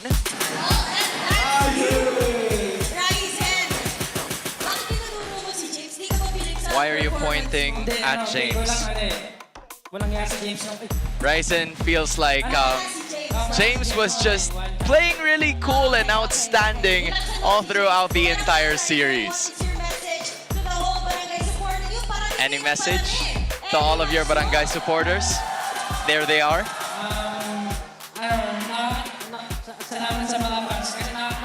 Ryzen appreciates the fans because he finds so much joy whenever there are cheers coming out from the barangay, whether it's a win or a loss.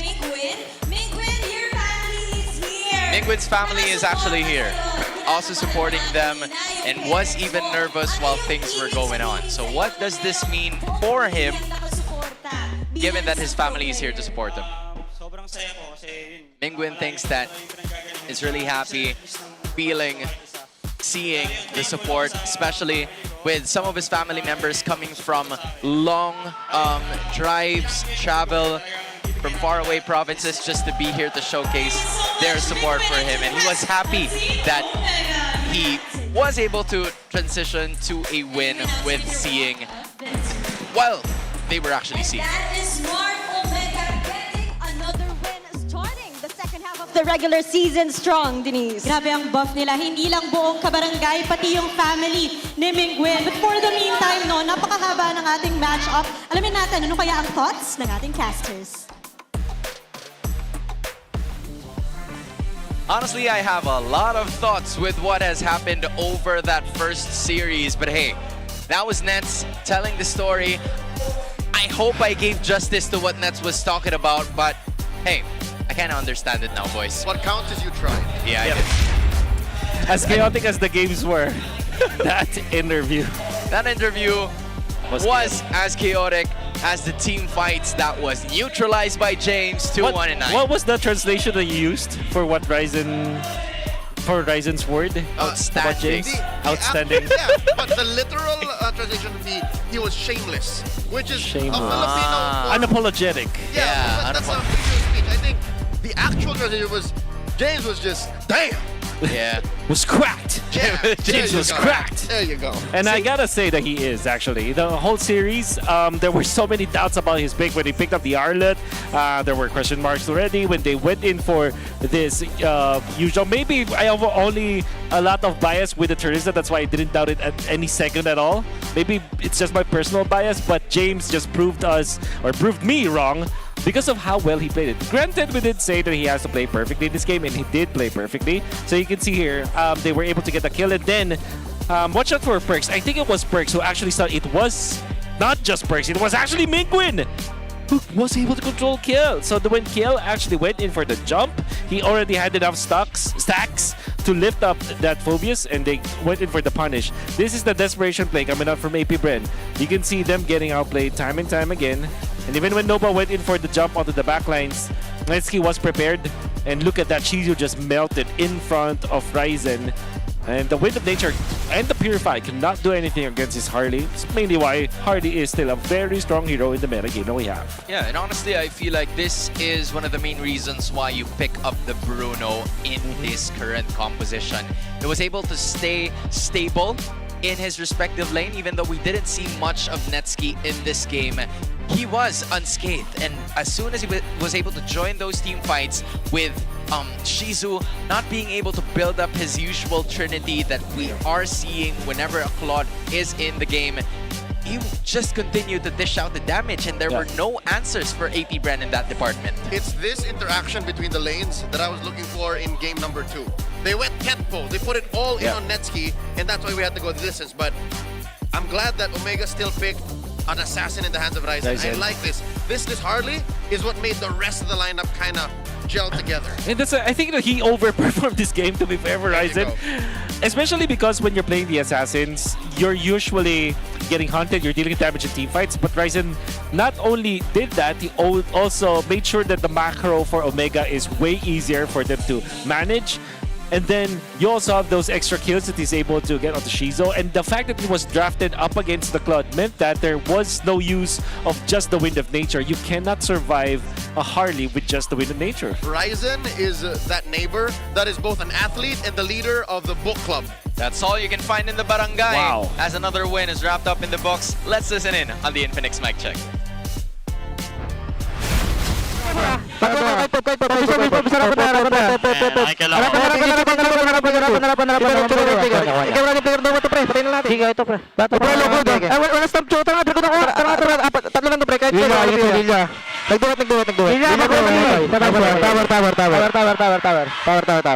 umuwi na ako. Pre, lang sa yung napaw natin po, yung extra power ng plikas. Commit na. Tayo, pre. Tara. Ingat sa pitas, ingat sa comeback tayo guys ha. Pre, sagad niya natin to, pre. Sagad natin, pre. Promise. Magka-side lang yung lance. Hey, hindi ikaw nang biwalay sa amin. Sige. Sorry nga, tayo yung tumore. Sorry ko. Kalma, mid tayo. Wala nang gagawin dito. Wala akong dragon ha. Lalaban to. Basta ko, walang silot. Hit your Perks, makikabigyan. Kinig ba ka, pre? Boya ko, pre. Pop na patuan ko. Pakakain niyo pa. Yung chew ng flicker. Harapan lang. Chu. Alam mo kapasa ko ba? Kap. Kikap nga nag-spirit. Marami ka, pre. Ay, abang na. Bis. Tayo. Wala ako sila. Good sa ako din. Hero tayo, pre. Box. Oy, box boy. Boys. Yung po, best friend.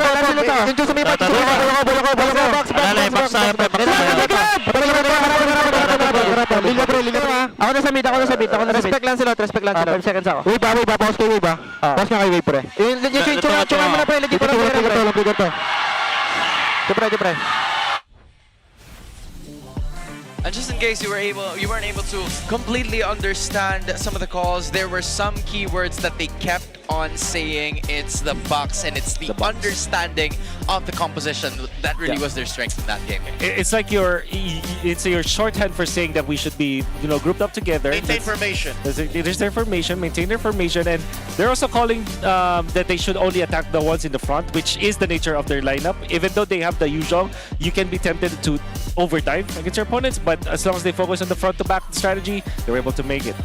Yeah. You gotta appreciate the manner of understanding that Smart Omega has, and it seems like this second leg of the tournament has been looking very well for them. Next up is TNC RORA. That's Wolf, Leo. My name's Hans. We'll be right back.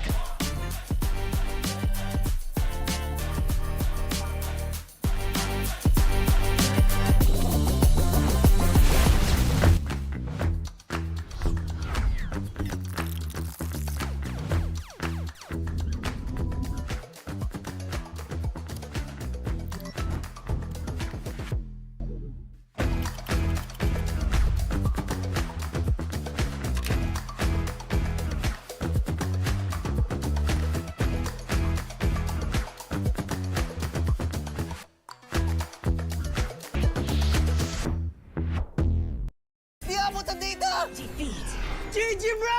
Don't worry! The Unli with Smart Power All 99. Hindi bitin with 10 gig data to power your games plus Unli Facebook or Unli TikTok. Load now! Foul! You know your scalp can get up to 5 times more dandruff? Get triple anti-dandruff power. Supercharged with Clear. Hey, you! Did you know men have 1.4 times weaker scalp? Get a shampoo that's 100% made for men. Supercharged with Clear. Enemy alert. Your scalp gets 1.5 times greasier, causing dandruff. Get triple anti-dandruff power. Supercharged with Clear. Stop and pull over. Your scalp gets 1.5 times sweatier. For cooling power, supercharged with Clear. Different shades, different moods. But somehow, we just click. We all move through life differently. Chasing dreams, finding calm, and growing in our own ways. For some, their energy burns brightest when they play. For others, calm is where their focus finds its rhythm. And for a few, growth simply happens when the mind is at ease. But even in our differences, we're all connected by the things that hold us steady or have our backs. No matter the hue, there's a color that feels like you. So let me ask you this. What's your color?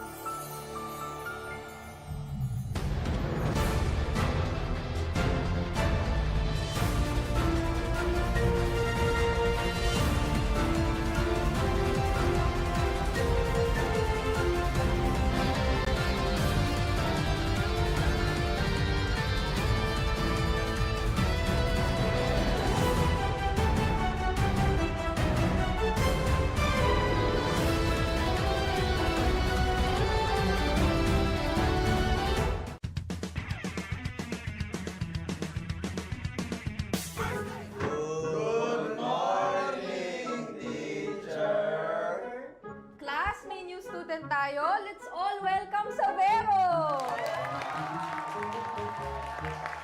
Okay, so meron tayong pop quiz. Please get 1/4 sheet of paper. Ma'am! 1/4!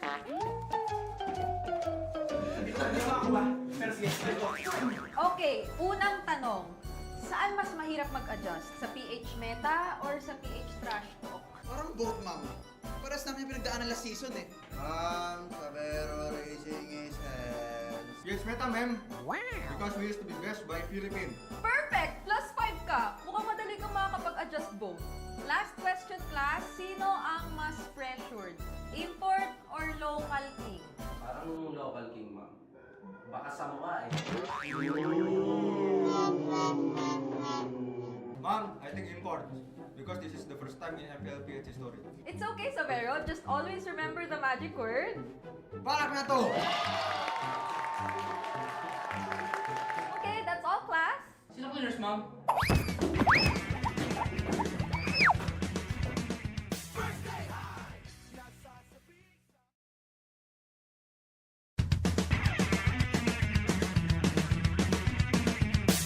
Usapang meta for today's class. Excited na ako! Meta? May itatagos kaya? Good morning, teacher! Hello, class. So, matanong ko lang, sa scrim, sino yung madalas nagsastruggle? Ako po, ma'am. Nahihirapan po kasi ako sa shot call kasi isa lang po yung gusto ko tumatawag sa akin. Oh, shit! Teka, class. Tama. Importante ang comms, mapa in-game or relationship, di ba? Relate ka, ma'am? Secret. Anyway, next question tayo, guys. Tingnan nyo tong draft. Sino dito yung nag-overcommit sa top lane? Uy, naku! Parang support ata yun, ma'am. Ay nako, bagsak ka sa counterplay. Huwag ka kasi clash ng clash kapag hindi ka pa crush. Este para iwas crash! Oh, shit! +5 points ka sa hugot, ma'am. Okay. That's all, class. See you tomorrow!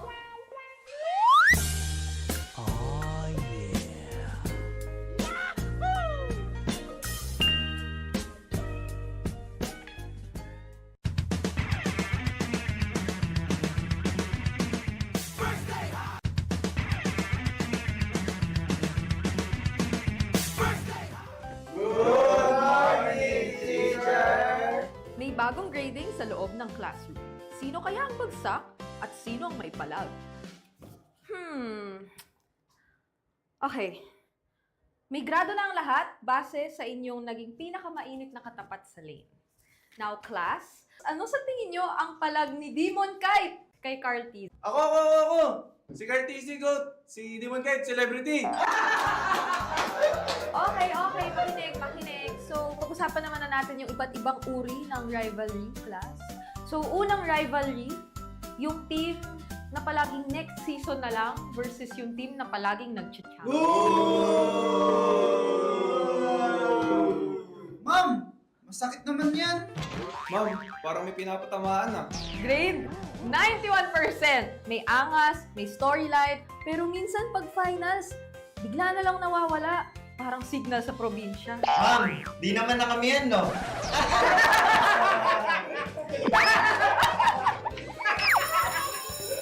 That's all, class. Don't forget to study your rivals kasi next week I graded recitation na sa stage.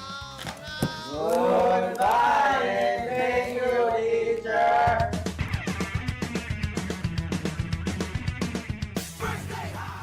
Dudurugin niya daw sex na ba, guys? Sana pinaggandahan tayo ng APBR. Oo nga, para maganda yung laban, pre. Saan punta ng mga fans, pre? Good luck daw sa APBR, sabi ni Mingwin. Nag-iinit daw si Mingwin ngayon, guys. Check daw kayo Nova, guys, sabi ni Mingwin. Ganito pala ginagawa namin, guys, after ng ng banding namin, after na script, movie night na kami, movie night. Tapos minsan, basketball, tsaka badminton. Listen talaga.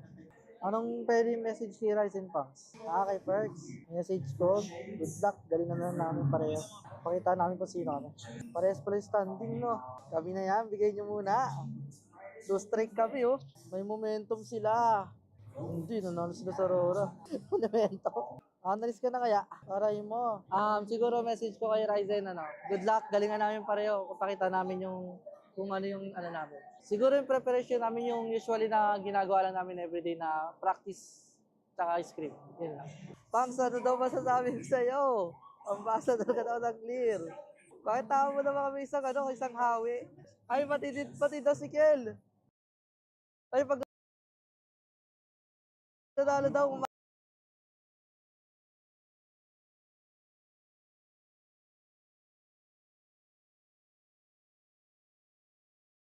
hawi daw kayo sa stage pagtapos. Hawi mo daw hindi sa boke, sa gilid. Kinukumal ka ni Coach. Bakit kapalit ka kay Alden?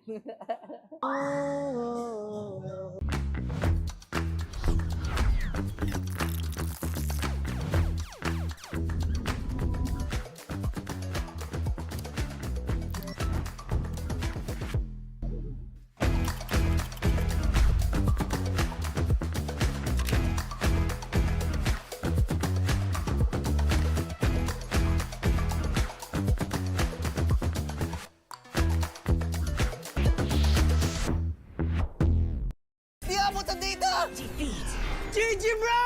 Don't worry! The Only with Smart Power All 99. Hindi bitin with 10 gig data to power your games plus only Facebook or only TikTok. Load now! Foul! You know your scalp can get up to 5 times more dandruff?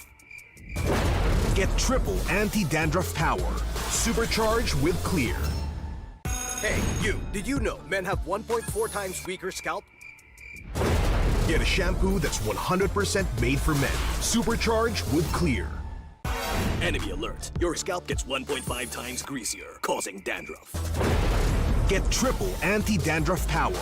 Supercharged with Clear. Stop and pull over! Your scalp gets 1.5 times sweatier.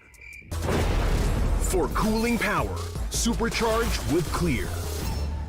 Different shades, different moods, but somehow we just click. We all move through life differently, chasing dreams, finding calm, and growing in our own ways. For some, their energy burns brightest when they play. For others, calm is where their focus finds its rhythm. And for a few, growth simply happens when the mind is at ease. But even in our differences, we're all connected by the things that hold us steady or have our backs. No matter the you, there's a color that feels like you. So let me ask you this. What's your color?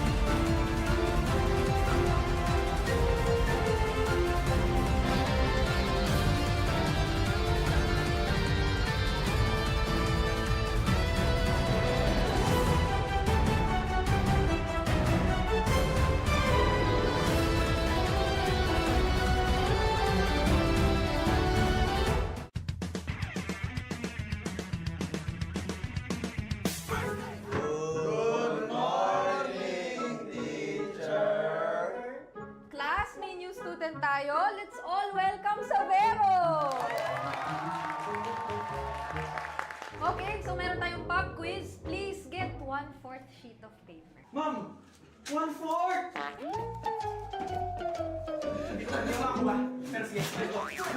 Okay, unang tanong. Saan mas mahirap mag-adjust? Sa PH meta or sa PH trash talk? Parang boat, ma'am. Paras namin yung pinagdaanan last season eh. Sabero racing is hands. Yes, meta, ma'am. Wow! Because we used to be best by Philippines. Perfect! Plus 5 ka. Mukhang madali kang makakapag-adjust both. Last question, class. Sino ang mas pressured? Import or local king? Parang local king, ma'am. Baka sa mukha eh. Ma'am, I think import. Because this is the first time in MPL PH history. It's okay, Savero. Just always remember the magic word. Balak na to! Okay, that's all, class. Sino cleaners, ma'am?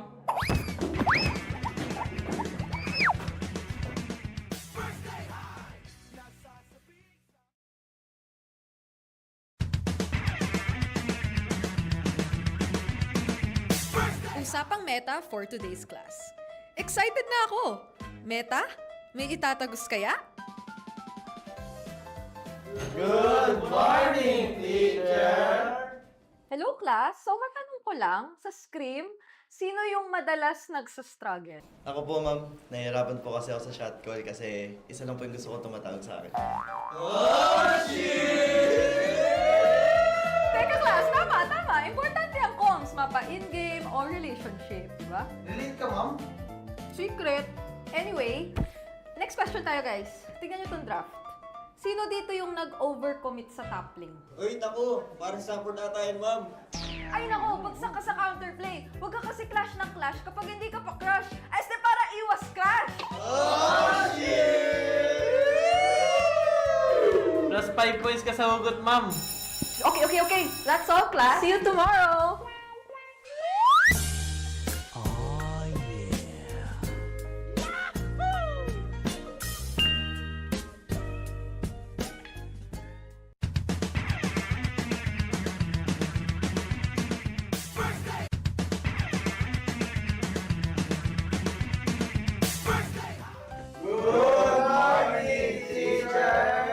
May bagong grading sa loob ng classroom.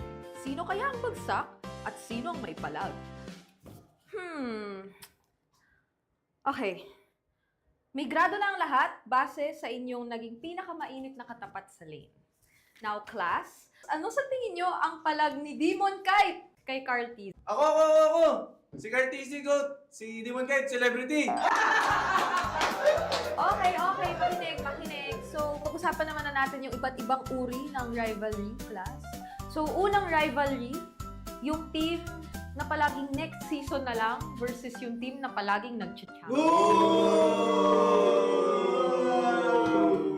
Ma'am! Masakit naman yan! Ma'am, parang may pinapatamaan ah. Grade 91%. May angas, may storyline, pero minsan pag finals, bigla na lang nawawala. Parang signal sa probinsya. Ma'am, di naman na kami yan, no? Okay,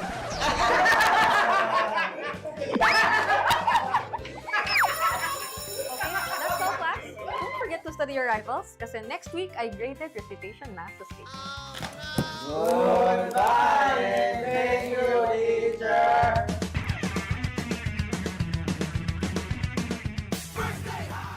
Dudurugin niya daw sex na ba guys? Sana pinaggandahan tayo ng APBR. Oo nga, para maganda yung laban, pre. Saan punta ng mga fans, pre? Good luck daw sa APBR, sabi ni Mingwin. Nag-iinit daw si Mingwin ngayon, guys. Good luck kayo Nova, guys, sabi ni Mingwin.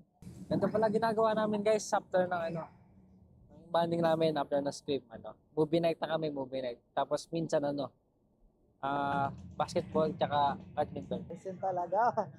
Anong pwede message kay Rise and Punks? Kay Perks, message ko, good luck, galing naman namin pareho. Pakita namin kung sino kami. Parehas pala yung standing, no? Kami na yan, bigay nyo muna. 2 strike kami, oh. May momentum sila. Hindi, nanalo sila sa RORA. Momentum. Analyst ka na kaya? Aray mo. Siguro message ko kay Ryzen, good luck, galingan namin pareho. Pakita namin yung kung ano yung namin. Siguro yung preparation namin yung usually na ginagawa lang namin everyday na practice tsaka script. Yun lang. Pangs, ano daw masasabi ko sa'yo? Ambassador ka daw ng clear. Bakit tama mo naman kami isang hawi? Ay, pati daw si Kel. Ay, pag nanalo daw, umawi daw kayo sa stage pagtapos. Umawi mo daw hindi sa boke, sa gilid. Kinukupal na ni Coach. Bakit kapalit ka kay Alden?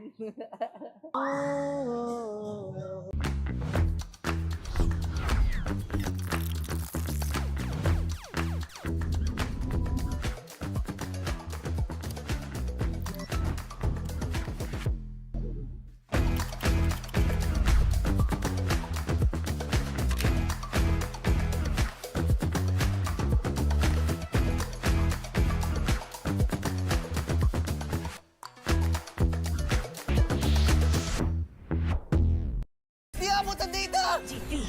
GG bro! Don't worry! The Only with Smart Power All 99.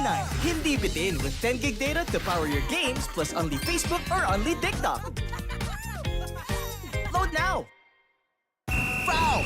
You know your scalp can get up to 5 times more dandruff? Get triple anti-dandruff power. Supercharged with Clear. Hey, you, did you know men have 1.4 times weaker scalp? Get a shampoo that's 100% made for men. Supercharged with Clear. Enemy alert. Your scalp gets 1.5 times greasier, causing dandruff. Get triple anti...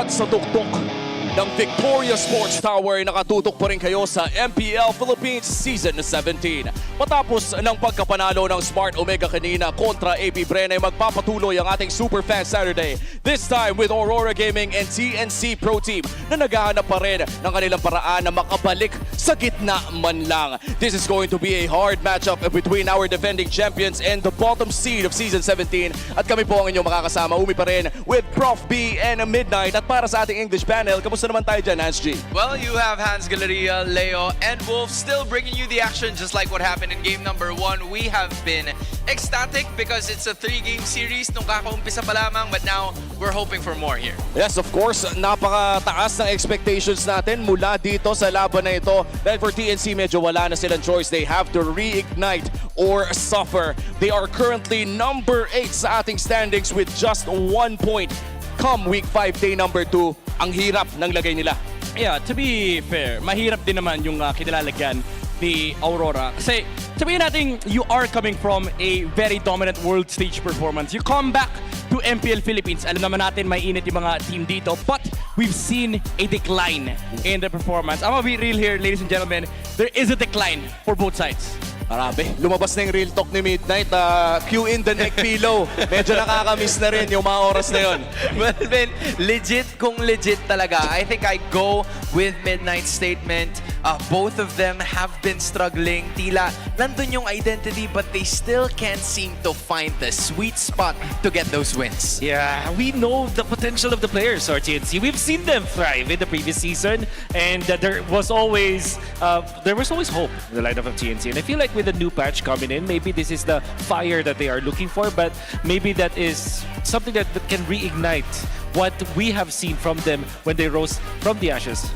Alam mo, pagka nasa pinakababa kasi wala ka ng ibang daan kundi paakyat eh. Tingin ko, ito na to, second half, dito mo na kailangang ibuhos yung may natitira pang fire para dito sa TNC. Yeah, and for one of the Philippine-owned orgs dito sa ating liga, sobrang, I think, nakatindig bilibo sumuporta ngayon para sa Phoenix Army. Dahil for the past few seasons ay nakita natin ang kanilang pag-angat, pero ngayon ay para bang napapanood muli natin ang kanilang pagbaba. Honestly, this is their origin story. I feel like ganito din yung mga sinuportahan ng Phoenix Army before. Dito sila nagsisimula. Can they still make it there? Sanay na sila, pero yung kabilang dako parang hindi. Because Auroras have always been successful. Whether it be through their DNA in Blackness International, the fans that followed Light and Demon Kite when they were succeeding in RSG, sanay silang nananalo yung koponan nila. But now that the target is on their back, they literally just won the M7 World Championship earlier this year. May kasabihan eh, it's easy to conquer, ruling is harder. So ngayon, kailangan nilang bumalik sa Pilipinas and say, teka lang, ang liga natin to, bakit ganito? Yeah. It's always more difficult here in the local league. And I feel like for Aurora, they are feeling the effects of being on top for a very long time. And they are, getting countered by their opponents. I think that if Peanut said that there is a lot of real talk that should be given to Aurora, I kind of agree because there's a lot of expectations for Aurora. At hindi lang expectations galing sa mga fans nila, kundi expectations across the world.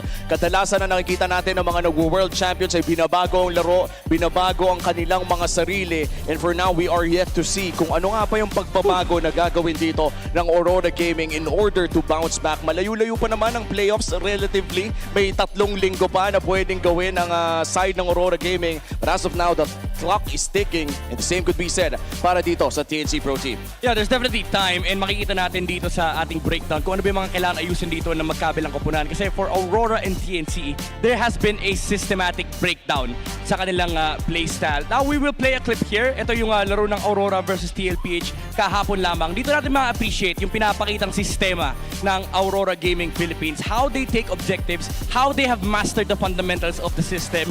This is where we start seeing yung kanilang brilliance sa team fighting and of course yung objective takes. As we're gonna see in this clip, no, you focus on the side of the map na kung saan nasaan yung turtle. Makikita natin yung laban ng Aurora sa mga ganitong klaseng situation is very demanding sa mga checklist. Makikita natin si Demon Kite nakafocus sa turtle and yung ibang heroes ng Aurora ay nang zone sa may bandang likuran. This is the nuances ng objective fights dito ng Aurora Gaming. As you can see, Edward and the other members are here zoning the other members of TLPH. But this is the first time that they've pulled it out against TLPH. The second time that they tried doing this in the second turtle, nagkaroon ng konting breakdown sa kanilang laruan. We will be playing this clip right here. TLPH gets na nila. Ito yung mga times na nababasa ka ng kalaban mo. Team Kite again will start the turtle. Aurora will try to look for opportunities to go on the backside. Makikita natin dito si Edward, tumalon na siya kagad dito sa may bandang likuran.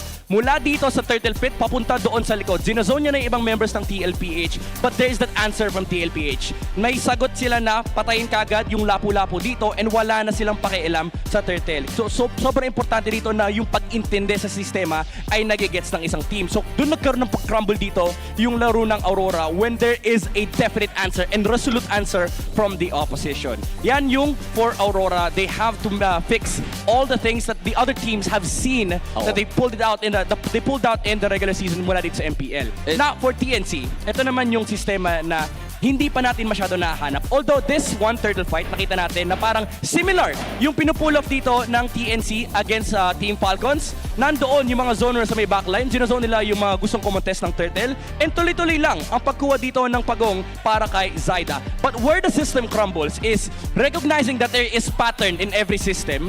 Pagdating ng late game, pag-uusapan natin yung Lord Dance na nangyari laban sa Team Falcons. Late game, hawak na nila yung control. You have the slow lane already in favor of TNC. As you can see on the map, nakabantay na dyan yung Khalid. But TNC will force a blunder here in the mid lane. Makikita natin si Trimar, gagawa siya ng play dito sa may Lord Pit. And ito yung tinatawag kong unnecessary force. Kapag nagkaroon ka ng unnecessary force, now you don't have the necessary tools to fight the Lord. Kaya naman nagkaroon ng breakdown dito for TNC. Kasi nung nakita ng Team Falcons yun, nandoon kagad yung pag-punish. Alam nilang walang ultimate si Trimar and dun na umarangkada yung laro ng Team Falcons. They are able to go for the punish. So ito yung mga klaseng sistema na binabantayan natin sa laro ng MLBB, especially sa MPL Philippines, kasi sobrang importante talaga ng macro mechanics sa MPL Philippines. And grabe no, Midnight, that was an amazing breakdown between those two teams. In fact, hindi ko nga alam paano mo kinayo yon, pero looking at those two teams right now, na-expose na natin yung mga working na sistema para sa kanila. Pakiramdam ko magandang pag-uusapan na rin kung paano nga ba natin lalagyan ng patch notes ang mga sistema na yun. Saktong-sakto, narito na po ang ating Infinix Keys to Victory. Wolf, can you take this away bago natin pasa kay Midnight ulit? Yeah, we have to focus on TNC first. Because we know that they have to play aggressive, but make sure that each team fight conditions are met. And this is great because Midnight already mentioned that some of the conditions are not being met by TNC, especially when they are trying to force too much from their opponents, that they end up forcing a lot of resources themselves, like flickers, like battle spells, that eventually puts them in a position where they cannot team fight anymore. And then you can also force silent pressure against Aurora. This is the winning formula, actually, of the recent team that defeated Aurora. That was Omega. And I feel like there are teams that are successful against Aurora if they keep on pressuring the side lanes. And I'm sure the TNC can do something like that as well. Yeah. And dito naman sa side ng Aurora, sa akin pa talaga natapat. Mix up their team fight setups. Ito yung binabanggit ko kanina na nakita natin doon sa team fight.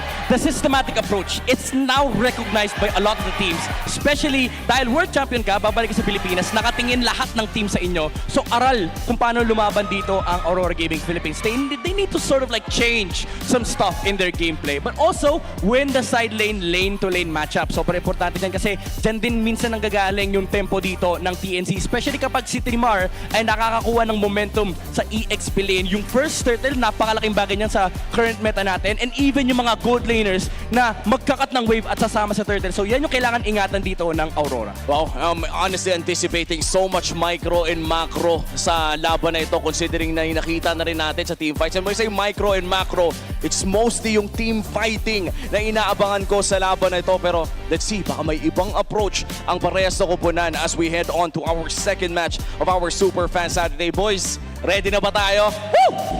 Let's go! Na yun, pili ko yung Game 3 na ulit natin. Maraming salamat sa ating English desk at sa breakdown na malupit ni Midnight. I-welcome na natin ang TNC Pro Team Aurora Gaming. To ensure the integrity of the game, let us welcome our marshals, Chico, Patrick, Dojin, and JD!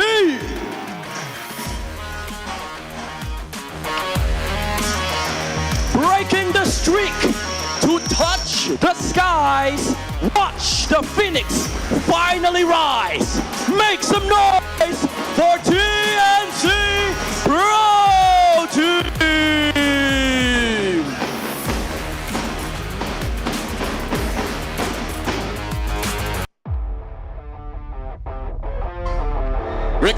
their might with blinding light. The glow returns to the MPL arena. Give it up for the M7 World Champions, Aurora Gaming Philippines!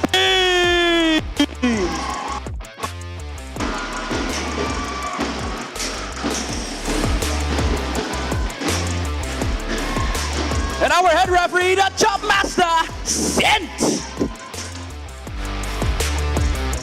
And the head coaches for TNT, Coach Etumax. For Aurora Gaming Philippines, Master the Basics.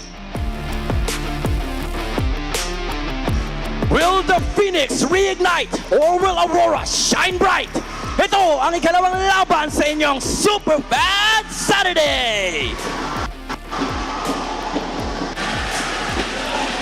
For this squad right here, there is nowhere to go but up. But do they have the time to do just that? This is TNC Pro Team. I hate to be the guy to point out the obvious, but where is Prime Benny?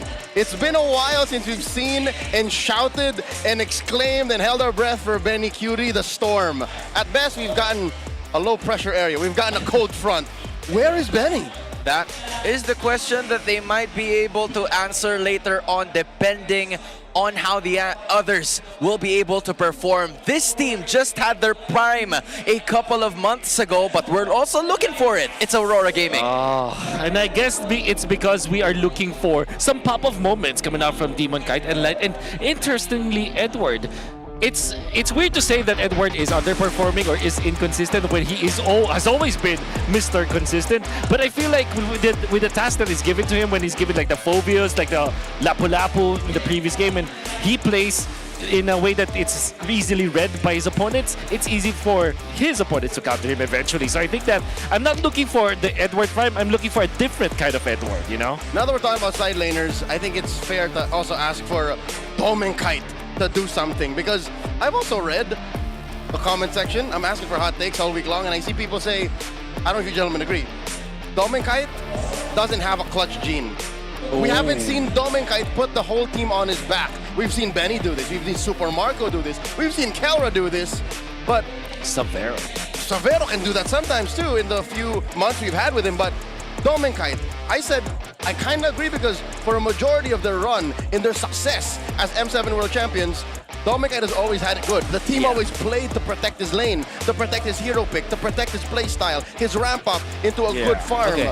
How does he do when he's struggling?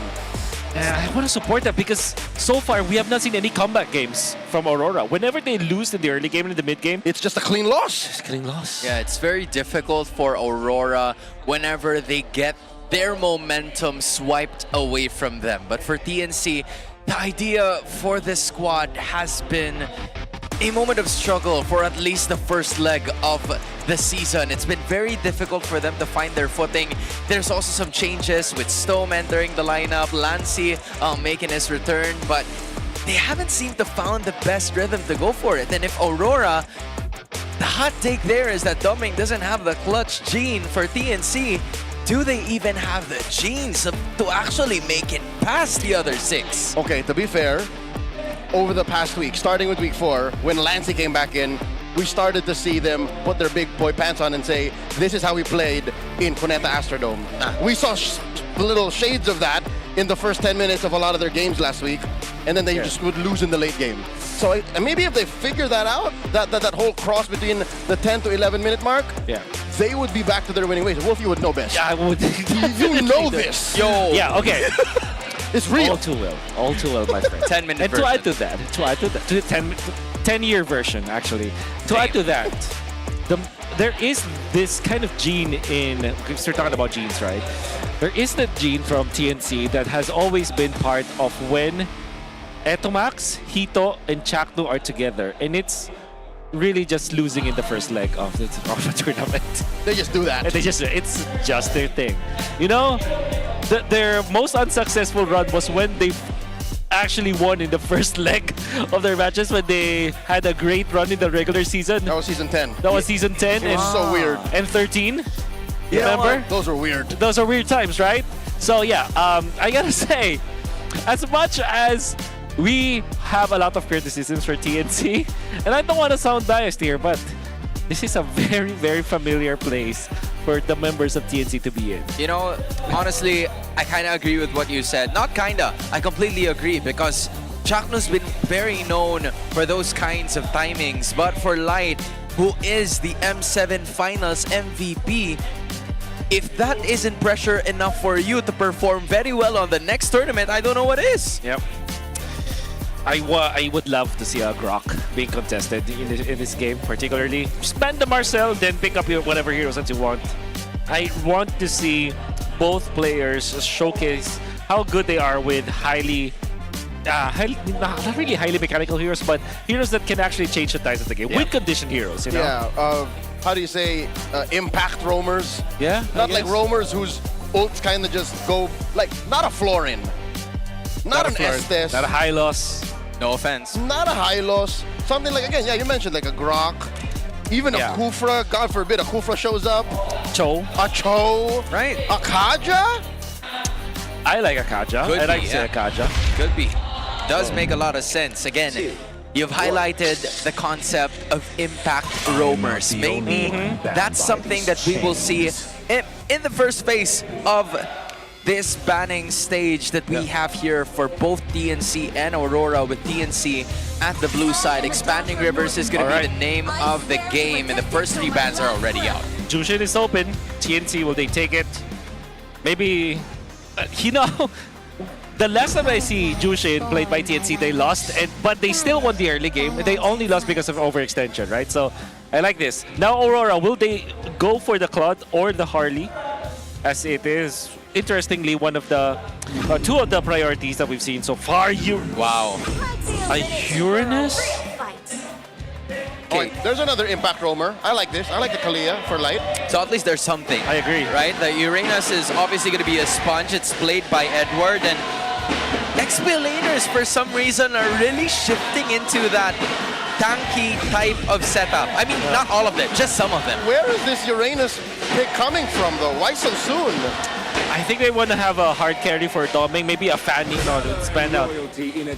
That's Leo Mord. I believe that they want to go Harley this time, because that can count as a, you know, a real legitimate assassin, but at the same time, they want to flex this Uranus as well. Yeah, so if you go Harley, you're giving up the bit. That's right. So maybe you go for Lilia or Valentina for you, or Kimi actually. The Farsa is the best option, I would say. You want a combo. If you want the combo, but I think if you want to give the signature heroes, give you with a Kimi.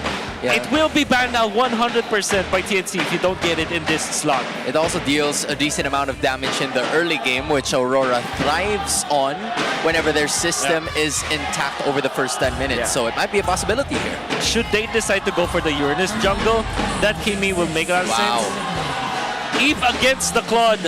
I don't like this at all, gents. I mean, now that I'm thinking about it, it's unusual for Aurora to not only pick up the Eve in this situation, but also the Uranus at that very first red side, you know? Aurora's presenting more questions than answers. I agree. I think that they have to buy the Sora. Even when they have the red 4, I don't think that it's a good red 4 pick for them, and Sora would be really bad for their composition. So with that being said, the Alice, those impact XP laners, if I should say, would be the ones taken out here by the side of Aurora. They don't want to create some sort of problems for Edward in case he's going to be the one using this. But what are the chances that we see a Uranus jungle in this current meta? Is that still possible? Would that be in consideration? For me, for sure. Especially when you're facing up against like assassins who wants to eliminate their targets as easy as fast as possible. I guess it is decent eventually against the Leomord. We've seen this work before. It was M7. Literally. The draft that dropped Liquid. That's right. So, yeah. We saw it as soon as week 3. That's right. In Falcons, when they played the Kaja. So, if you were to ask me how likely is it, I think it's 50-50. There's the ban on the Sora. Great job for Aurora, but there still is probably Arlet. Nice ban on the Bruno, by the way, from TNC. Now, what do you answer? You have Granger and Carry for Aurora or Obsidia. And Aurora would wish that they picked up the Kimi, honestly, because now they will have to rely on Doming's carrying capability. So you want to go for the carry, but at the same time, you kind of want something like an Obsidia that has a lot of damage in the latter portions of the game. If they go Granger, that will be a tell for TNC that Aurora will go for an assassin for Demon Kite. Those are some tough decisions and options that Aurora has to bear here for their fourth pick, which they are still thinking as at the moment. The Suyu finally opened. It was unavailable in that first match, courtesy of James. Oh! Whoa, whoa, whoa, whoa, whoa! Holy. Okay. That is a debut pick, Atlas. Okay. The first, I'd say the first in years in MPL. The first in years, at least like 2 seasons. At least 2 seasons. That's and the Dairoth. The newly buffed Dairoth. Wow, TNC is packing some punches today. I just don't know if it's gonna work. You know, it's still unknown, but hey, it's nice to see them back, right? Dairoth against your Uranus, your Alice, your Thams, you know your what? Terizla. That is the counter. That was the counter before, and I'm sure that it will be. Has great synergy with an assassin jungler as well, or in this case, a damage dealing jungler. Still, Aurora has a lot of outs here. Maybe a Purify hero. Get a Purify hero. A carry, for example. Carry's still good. Carry's still good. Any Purify gold laner. That is what Aurora needs right now. That is quite a surprise. Obviously, carry is going to be the choice here for Aurora, but TNC giving us a headline here. Atlas and a Dairoth. It's like, I don't know if you know the meme where you say Atlas and Dairoth and the guy just picks up a dusty old book and just blows it right away, and it hasn't been talked for a minute, but TNC, it seems like something has shifted with the new patch that we've encountered. You know, Chaknu, he's got this, you know that shoebox where you keep all of your memories. Yep, your old pictures, reliable. Old reliables. That is going to be the Atlas. However, I'm sure that we're all excited about this Atlas, but I'm more excited about the trio and the combo that you can get with the Dairoth. I would categorize, although, Dairoth is a 1v1 hero, right? Yep. But I think I would rather categorize it as a disenchanter or a debuffer. You minimize the physical shred. Because what you do is, not only do you deal the damage, but you also amplify your teammates. That's why it makes a lot of sense to pair it with an assassin jungler before, and this time, a fighter jungler in the form of Leomord, and then the Claude. So, this means that Lighting Edward will not be safe. However, Aurora, I kind of like how they closed out this draft, honestly, with the Suyu that they eventually picked up and then the carry. This means that they have a very standard book kind of draft against TNC. Again, that's pretty much usual when we're talking about fundamentals coming in from Aurora. So for TNC, again, this is a brand new change that we are talking about. Edward might have his hands full once the team fights actually happen, because that is some bits of damage coming in from Three-Mar, Zaida, and even Benny Cutie in the later portions. Gentlemen, effortless forcing out of the flicker from you. All Chakno did was perfect match. What you gonna do? What you gonna do? What you gonna do? That's why I don't like this Eve. I think it's more of a liability than it is an asset for Aurora. You mean like in Saudi in 2024? Oh!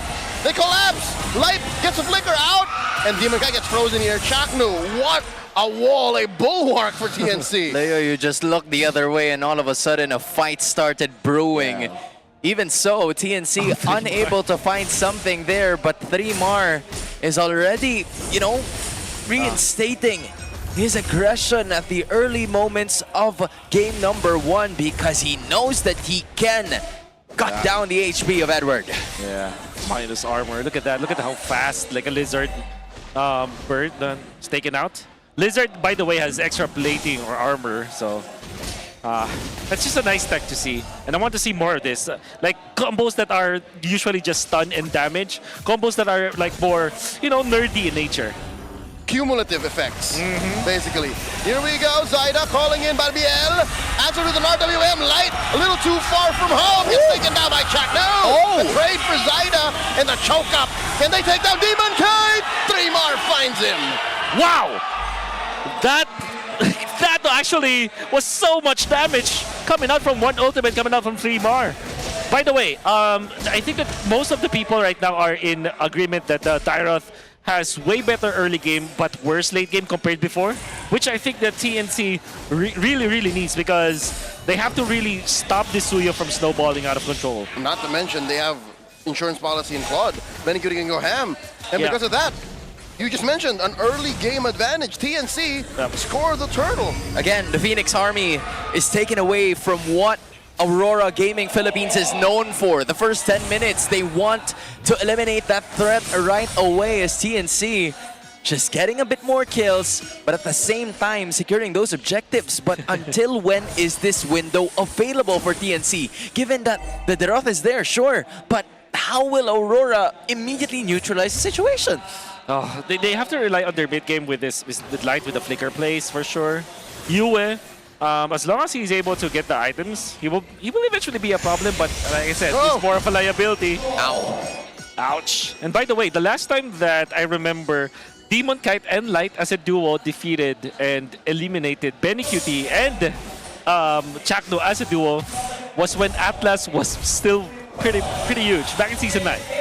When you still say Fatal Links in the MPL. When was the last time you ever say? I'm about to. Man, I mean, TNC and Aurora, after that team fight, there weren't a lot of things happening anymore, just them rotating around the map. You would kind of understand because of how tanky Edward and Light is. Still, their battle spells are actually going to be available right now, but in 40 seconds, there's a bit more time for them to either get a pick-off, steal some of the jungle objectives before that major objective appears. Look at what 3mar is doing, and I think this is what you do if you're a Dyroth. You just clear the waves, get out of there. Don't really engage actually with your XP lane matchup. And if your matchup actually engages against you, you will have almost always have the advantage. It's rare that you see a full-on losing lane like this, especially from such an early pick. Oh no! Perfect match! What is Chakno looking for? Getting that freeze on at the Dominkite. They're forcing a reaction out of the carry. Reaction for sure. It's not even... Sky Piercer priority for Demon Kite, despite all of the problems that they will have to face in the early game. Well, they're still, you know, neck and neck in terms of gold, but Light's gonna be right over here. Okay, a perfect match. And they answer the Purify, no one home. They collapse onto the turtle. Real manipulation, down goes 3mar, Dominkite finds him. Zyda still gets the turtle. Benny Cutie with the blazing duet. The choke and the slam by Lansing, down goes Light. Zyda taken down by Demon Kite, and they still continue. Lansing's up next, Yue hits him with that Void Crystal, and in comes Demon Kite, surging forward, backing on out of there. Chaknu couldn't find the big time ult.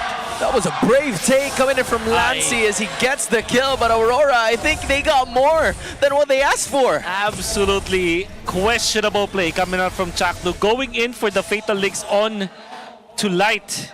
Light, all he has to do is pop his own ultimate, and then all of a sudden you don't have a fighting power anymore for TNC. I don't know what Chakno was thinking, committing the Fatal Links on Akalea. Benny, have to be out here. This is a 4-man coalition from Aurora. They will have their turret. 3mar looking for it. Spectre step into them. 3 looking for the Fatal Links. No one home. RWM. After by Tsunami Slam. Another blazing duet. 3mar finds Yue. And now it's Light up next on the docket. Zyda gets a kill. And they're looking to choke up more.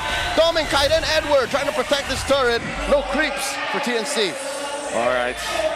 That's the problem with the Eve. We saw that even when he's able to dodge the Fatal Links with the ultimate, and even Light also dodged the ultimate, the fact of the matter is there's just so much damage from TNC that they get taken out afterwards. Still, I would not be comfortable if I'm TNC because they had to take 5 heroes. Yeah. Just to take out the 2 heroes of Aurora, and they might not even be able to push the tower up top. And mind you, this is the early game as well. Chaknu, no ults, but it's enough to freeze. We're gonna take down Dominkite. Zyda finds him. Wow! Zyda making a triple as he takes Edward too. Demon Kite can't find retaliation as Zyda finds him. No Surge, no Queller, no Sever! As Demon Kite gets away by the skin of his teeth. Oh, there was still enough room for Demon Kite to escape, but the damage has already been done. Their target was Dominkite. They added one more, and they take the turtle for themselves. Oh, TNC with the commitment up top. They have taken out the lead from Aurora. taking it for themselves. That's a 2,500 mountain that they were able to climb and take it back for themselves. Now Chakno is looking for another prey. Oh, Chakno, perfect match. Where's Demon Kite going? He's getting knocked up one way or another. Blazing the way by Bele, and a choke down. Lancey scores. You may have escaped the first time, but not anymore, says TNC. They're slowly building up on their lead here, although this is only hundreds that we're talking about, but the Phoenix Army is starting to use their kits that they should have over the first 5 minutes. And another kit that they also abuse is the fact that the Expanding Rivers, the map pick of Aurora, their comfort map, in fact, was utilized by TNC against them, and Demon Kite did not respect the fact that there will be 4 people eventually that can be in his face just because of that Expanding Rivers river flow. That's such an amazing usage coming out from TNC. Suyo is slippery, but not against 4 or 5. That's right. It's a little too much to ask. Yep. That is too much damage to take as well.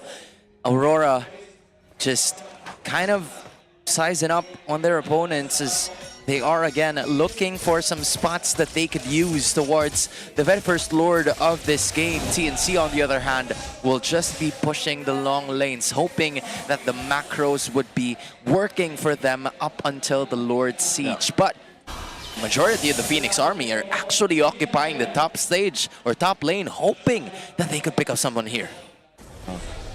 Chakno now with the conceal and the rapid boots, obviously. I like that. Yep. He's been using his kit to its full advantage, yep. And now he conceals, looking for a big ticket. Fatal Link. Oh, it's just a diversion? It's all enough just to push that mid lane, and TNC go where they want. Oh, they did have to commit the Phantom Steed, but that was such a big...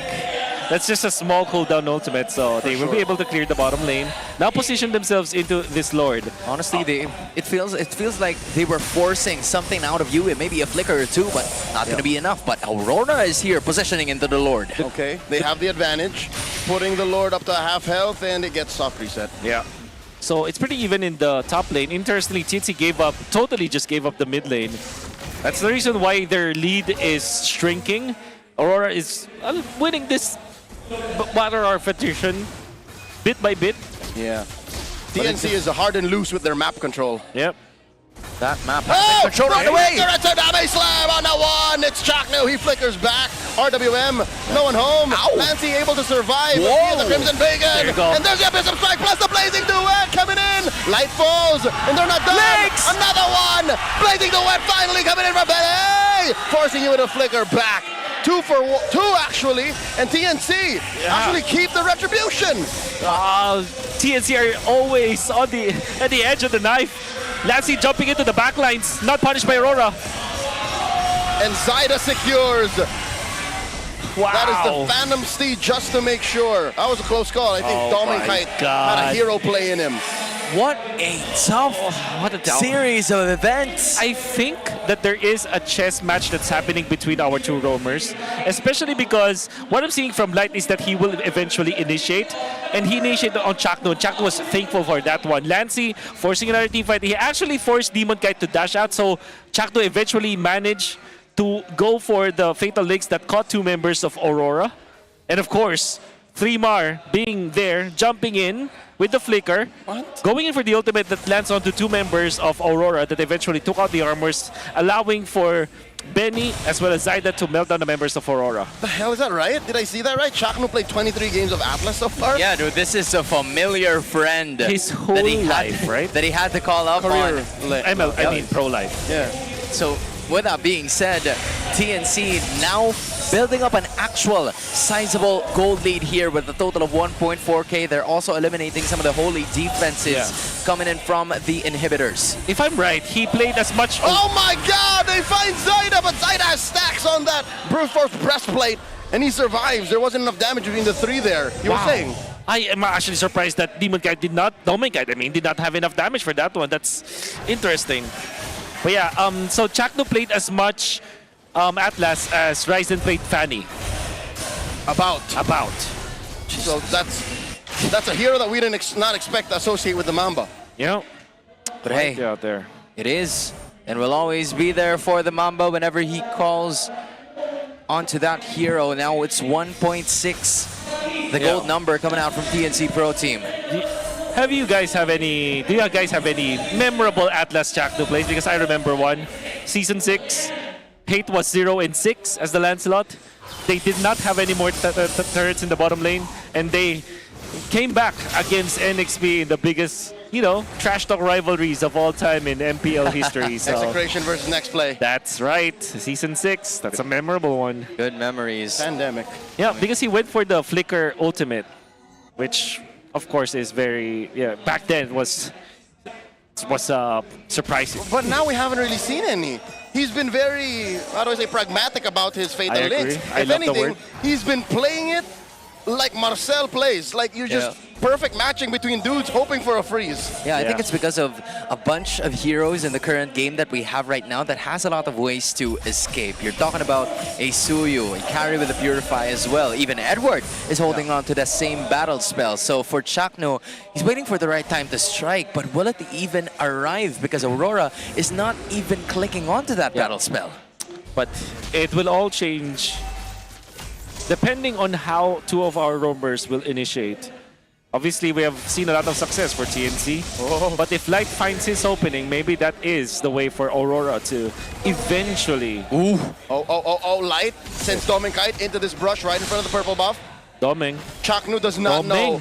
That's Nor a does carry. Streamar. That's Dominkite. This is going to be a massive amount of shred. You're not dreaming. Dominkite just still waiting, looking for a big ticket ult. There's the Phantom Steed. In he comes Dominkite from the back line. Down goes Yue. Lassie gets him and Edward falls. Streamar, very cutie, placing to the side. Light falls and now Dominkite follows through, but Dominkite finally finds Zyda. But it's already too late. They've lost 4. Aurora have Demonkite left.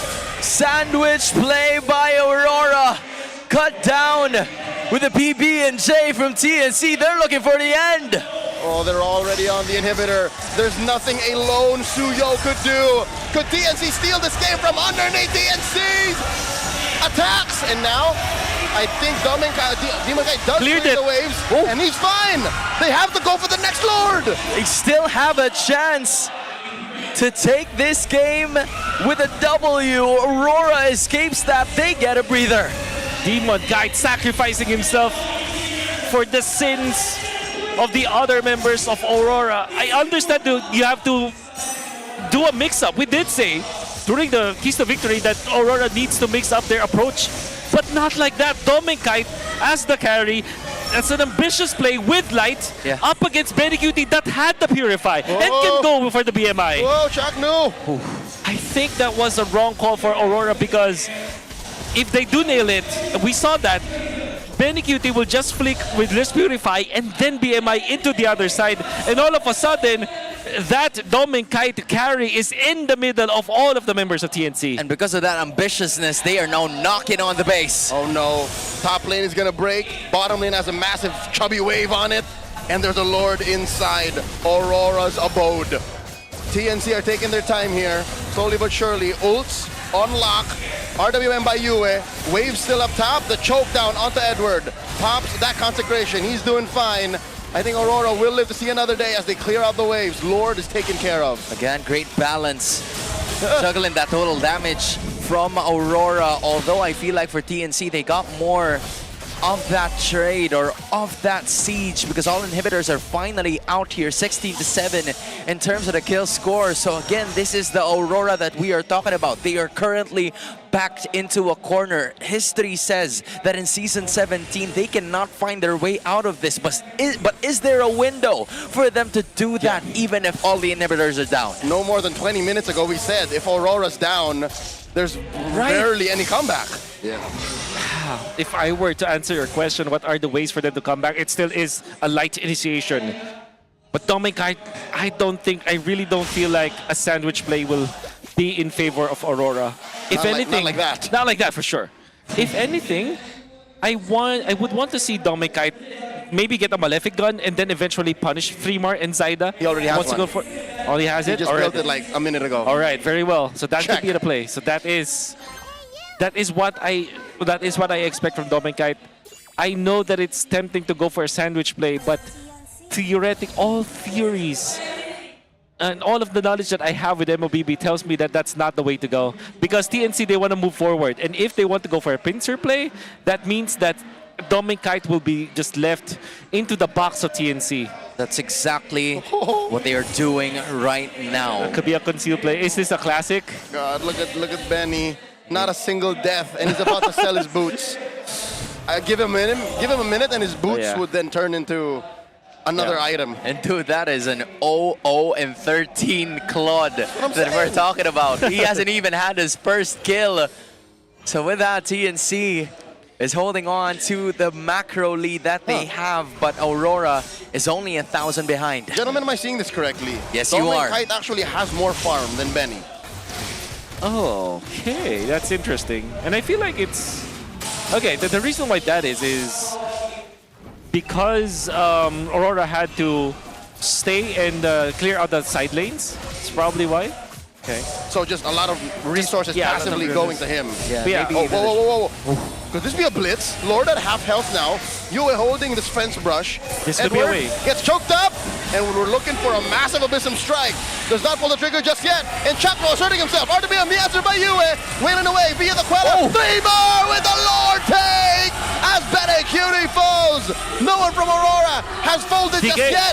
Dominic Kite is firing off as he serves up a kill to Demon Kite. And 3 have fallen for 1. Triple kill for the Demon. 4 for 1 make it as 3-mar is the only one left. Pyrrhic victory for Aurora as they lose the Lord but take 4. Aurora's turned it around. 4 for the price of 1. It's only 3 more remaining. Can this be it? There's a way. There's one minion. There's one cannon minion. And then eventually TNC's minion wave will spawn. Yeah, 3 more can defend this. But that is exactly what Aurora needs to do. We talked about how they should go front to back up against TNC. Oh, God. And that's exactly what they did in that Lord fight. An absolutely good way for Aurora to solve the problems that they're having right now. That is the best answer. As we've mentioned, even when there is that Lord that was taken by TNC, everybody from the front lines, Yue is just dealing the damage, especially with this lantern. And nobody can last in front of the members of Aurora as long as they keep their box together. Well, that was a devastating way to lose that team fight if you are TNC. Surely. You were holding on to it for a bit, and then all of a sudden, it's just Yue on your face, dishing the damage, and same could be said for Dominic. The extra range has helped so much for them to create this 2.5k gold lead in spite of them losing all of their inhibitors in the current match. This is the time where TNC has to respect the front to back of Aurora with this Eve, with this carry. And it feels like they kind of felt that there will be some sort of pincer maneuver coming out from Aurora, especially that is literally what happened in the fight prior to that. So they just have to be careful now. We'll see. And I mean, in addition, you're also going to have to worry about what 3-mar is going to be doing here. Because, again, the early game scaling is finally over for the Deroth.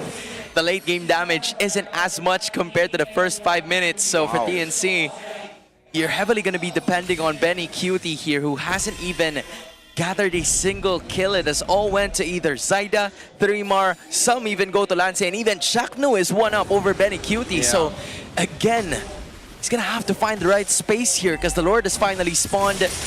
They've been seen by the Holy defenses as well. Okay. Chakno from Longbush.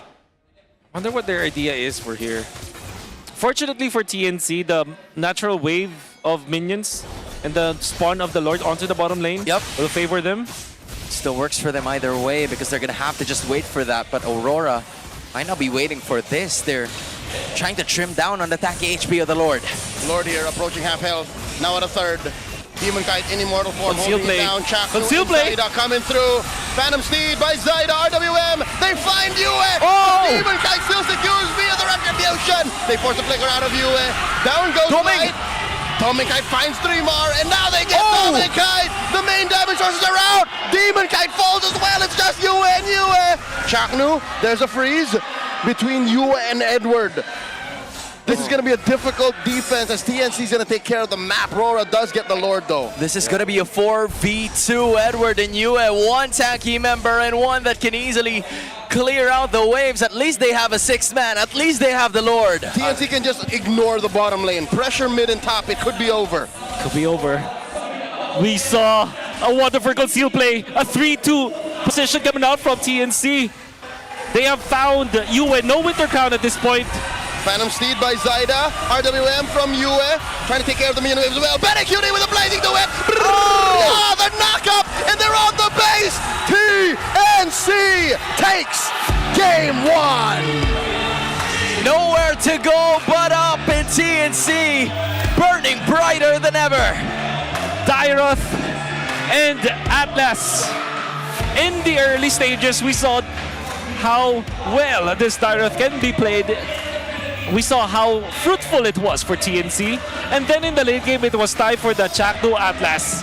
Long push, held by that Atlas. Conceal play with the Leomord. They went into the backlines. Yue had to pop the ultimate because he was caught off guard. And even after the Winter Crown, they still managed to take down the members of TNC. And most importantly, Benecutie survived. After he jumped, he was able to get out of the clutches of Demon Kite eventually, and that allowed TNC to have an endgame play with a blazing duet in front of the Eve, who's trying to defend their base. What a great play coming out from TNC in the end. Again, it's just about those late game decisions that have worked for the Phoenix Army way past 20 minutes. They immediately wanted to go for the attack towards the Lord. Aurora didn't want to let that objective go, but because of the threats coming out from Chakno, in spite of his missed decisions over the early minutes of this game, he was able to find the right target, deal the damage towards Dominkite, and finish the game for good for TNC. What an amazing play. Look at this.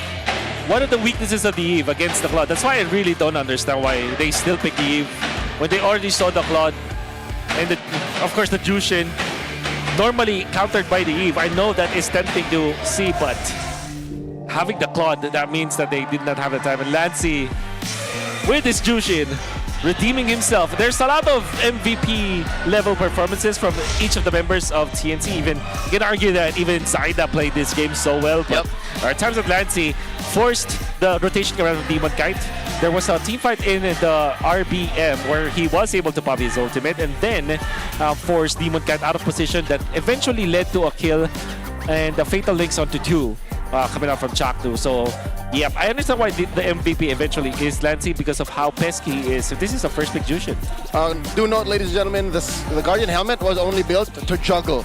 As you can see, the Winter Crown gun, Immortality gun, this is his next best thing. Yep. He survived the fight, he walks away for like 5 seconds, he comes back in, he's topped up. Yep. That's why you build Sky Guardian helmet in a GIF. Yeah. No, he just makes it so much easier for him to engage. Looking at it again, it was a back and forth from the start. They were only divided by at least hundreds. The maximum amount of gold that either team has gotten towards their lead was probably around 2,000 to 2,300. But for TNC, they were able to at least maximize on that scalability that they have through the Deroth and of course the Atlas that we've seen, where it really scales up into the early game but kind of botches down afterwards, which is something that we saw in the later portions. Yep, look at them. They caught Benny, but just one Purify and one BMI was enough. I really don't understand that play. Okay. I mean, it's ambitious for sure. Here's my theory. At this point in the game, 14 minutes in, it's clear that Aurora, despite the 1,000, 2,000 gold lead, it's small. It's almost negligible in most situations, but I think what really broke the camel's back was their lack of utility. Look, the Uranus does nothing. Yeah. The Eve is so stationary. The Suyo is cleanup, and then all Dominkite really is a glass cannon. So they're just very selective, or there's a very narrow selection of attacks they can do. So the next best thing was, let's try this pincer maneuver. Yeah. But compared to TNC, you can do so many things. That's right. Yeah. But the following team fight was when we saw the box from Aurora, it looked good. It's just that TNC eventually solved the puzzle. I think, honestly, like I said, this is a chess match between two roamers, and then eventually became a chess match between two teams where, okay, this is my play. Let's see how you counter it. I don't think that is how chess works, but I think you get what I mean. I kind of understand what you mean. We're going with analogies. TNC is a queen. Okay. And then RORA, you can call him a bishop or a knight. Okay. A lot of maneuvers, but it's limited compared to the sheer amount of utility TNC has. Yeah. That does make a lot of sense. It makes it so much clearer in my head. It's just that when you kind of look at it based on what you were saying a while ago, Leo, it's the Eve, the Uranus, and the carry could pop off, but there needs to be someone that pops off so they can pop off. You have to set it up like it's 2 steps. I have an analogy now. Okay. It's a boxer that tries to win against an MMA specialist. There you go. I have another one, but it's not an analogy. It's a 2-factor authentication. Yeah, they have the password, but they just can't get the other device that says... You need to look for the email. There you go. All too well. I know it all too well. So many times. we've described it to you folks in many different ways. Yep. Oh my goodness. That's what happened here. Yeah. What a start for game number 1 that we saw from both teams. TNC eventually taking game number 1 away from Aurora. We cannot deny that Aurora is still clever as ever whenever they go for those Lord team fights, but TNC, due to the damage that they already did from the 3 inhibitors that were lost, there was just a lot of things that Aurora needed to worry about. Yeah. And unfortunately, they didn't have time to solve it, and also didn't have the tools. But I feel like in this battle, it's clear that TNC is the team that had their own rotation and own composition that they brought to the table after the patch. I really love this Dairoth. I want to see more of it. And with that being said, Dairoth, Atlas, we already saw it, but now it's time to see the Smart 5G ping test. Guys, anong masasabi nyo kay Chakno ngayon? Bakit? Ano meron sa buhok niya? Bagong gupit ka? Hindi, tagal na yan. Anong tawag dyan sa gupit mo? Gupit ano? Tipid. Hindi, pag pinagupit mo kasi ito, next gupit mo next year na eh. Hindi, ito yung gupit ko pag malungkot ako. Malungkot ka? Depende sa gupit. Okay, anong favorite sound trip mo ngayon, Chakno? Ano na lang, sample na lang from your favorite song. Favorite song ko? Ano, depende. Pag nanalo kayo, meron bang sample? Pag nanalo kami, kakanta ko sa stage. May baon ba kayo na bago? Wala eh. Yung pa din, para reverse psychology lang. Wala na. Sinabi ko rin eh. Wala na. Ang dami ko nakikitang edit sa'yo sa TikTok Anong reaction mo pag ina-edit nila yung mga montage mo? Di na ako masyadong, wala na ganun yung FYP ko. Alam mo kung bakit marami nakatutok? Marami pa rin nag-aabang sa ngiti mo. Abonjing o Edward Balboa? Ikaw may iniwasan ka ata. Ano nga hindi ko naman tinatanong kung sino eh. Ano ang nagpapasay sa'yo ngayon? Paglalaro. Pinapawisan siya sa mga tanong. That was actually pretty funny. I felt like that was a mic check for Odin more than it was a mic check for Edward. That is how cool, calm, and collected Edward was heading into this match. Yeah. Did he make a choice? I didn't hear it. Yeah, he didn't. We immediately went to the next clip. So neither. Neither. So for anyone who's calling him Abunjing or Edward Balboa, you need to cut it. Just like Mr. Dapadap now. Yeah, Mr. Dapadap. Just like how we cut that clip. Yeah. And also that's also how we should cut the Uranus second pick for Edward. Great way to bring it to that. Yeah. I would love to know why. Yeah. I still don't know go back why. and ask him? We'll ask They him. might not be able. They may not answer it like Abunjing did. You know what? That does make a lot of sense. I Mr. know you Dapadap. guys Mr. Dapadap. probably have. See, you're the one that I was talking about. You should stop using that. Okay.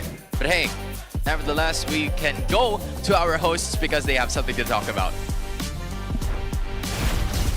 Thank you so much, casters. But before the meantime, pahinga muna tayo sa intense match-up. Makakasama natin ang ating community leaders, volunteers from the Aurora community. Pakilala nyo naman yung sarili nyo at ang inyong role. Hello po, I'm Jersey, community volunteer po ng Aurora Gaming Philippines. And I'm Christine po, community volunteer of Aurora Gaming Philippines. Hi, Ate Jersey and Ate Christine. So, paano ba makakapag-reach out ang iba pang mga gustong sumali sa inyong community? If you wanted to join the community page po, visit, the QR will be shown sa screen ninyo. Sumali na kayo to be updated sa mga happenings ng Aurora Gaming Philippines and its community. Now, meron ba tayong mga upcoming events para sa Aurora community na dapat nating abangan? Yes, we would like to inform everyone and encourage na manood ng Aurora Gaming Community Cup in collaboration of Infinix Philippines, and it will be live on April 30. Manood na po kayong lahat para a chance to win skin codes and many more exciting prizes. For the meantime, Ate Jersey, Ate Christine, medyo intense yung match-up, no? I would like to invite you guys, no, any message to our players from Aurora? Para sa Aurora Gaming, alam kong kayang-kaya nila yan. Bawi lang boys, bawi lang palagi. Huwag tayo may kinig kung ano man sasabihin ng iba. Basta may tiwala tayo sa sarili at sinusuportahan naman kayo palagi ng buong Auroras. I love the support. We just wanted you to know that you are loved, supported, and you are talented. And nandito kaming lahat ng Aurora Gaming community fans na sumusuporta sa inyo. Kaya huwag kayong panghinaan ng loob. Manalo at matalo, nandito pa rin kami hanggang dulo. Now, syempre, for sure, no, sa support na ipinakikita ng community, pwede rin tayong makahanap ng support by getting some merch. Tama ba ako? Is what you're wearing right now, parte ba yan ng merch natin, Ate Jersey, Ate Christine? Yeah. Yes po. So, bali po sa week 6, magkakaroon po ulit tayo ng merch booth ng Aurora Gaming Philippines sa MPL PH Arena. If hindi po kayo makakabili sa venue, pwede naman po kayong umorder online. And yung link po natin is nasa official Facebook page ng Aurora Gaming Philippines. Nasa bio po. And also, no, give them a follow na rin, Aurora Gaming PH. Ano ba yung mga mabibili natin sa ating mga merch? We have lanyards po, t-shirts, and tote bag. And we are down to week 5 giveaways. Visit the community page to know the mechanics on how to join and win exciting prizes. Alright, visit their page, Aurora Gaming PH, for more. But for the meantime, maraming salamat, Ate Jersey, Ate Christine, and to the whole Aurora community. Back to you guys. Much love to Denise and, of course, our community leaders coming in from Aurora. They actually got a lot going on prepared for their fan base. And in addition, if you are the players, you'd love words of affirmation brought about by our community leaders there. Hopefully, it helps them in Game 2. They're gonna need it. They're gonna need it. Because Aurora has seen better days. Yeah. Oh. Okay, so I believe that that they should probably go for first pick. They were, yes. Okay, They are. They are in blue side. Yeah. Wonder what their priority will be. Blue walls. How about a Uranus? Oh my god. No? No. Hey, I was just giving an honest You know, suggestion. Edward is a player that can play Lapu-Lapu. You see, that's what I'm saying. Like, there are so many players right now at the EXP lane who use the Uranus, and for some it definitely works, but in this composition, especially when you heavily prioritize it, I don't see the idea behind it, and I don't see how it's gonna work. Low-key, I wish they were going to flex it into the jungle. Yeah. Because there's a world wherein that would have been disastrous for TNC. Yeah. But it did not happen. Didn't happen. I mean, As early as Red 4, it didn't happen. I believe that they should have picked the... I feel like they should have picked the Doming Kite Hero Red 3.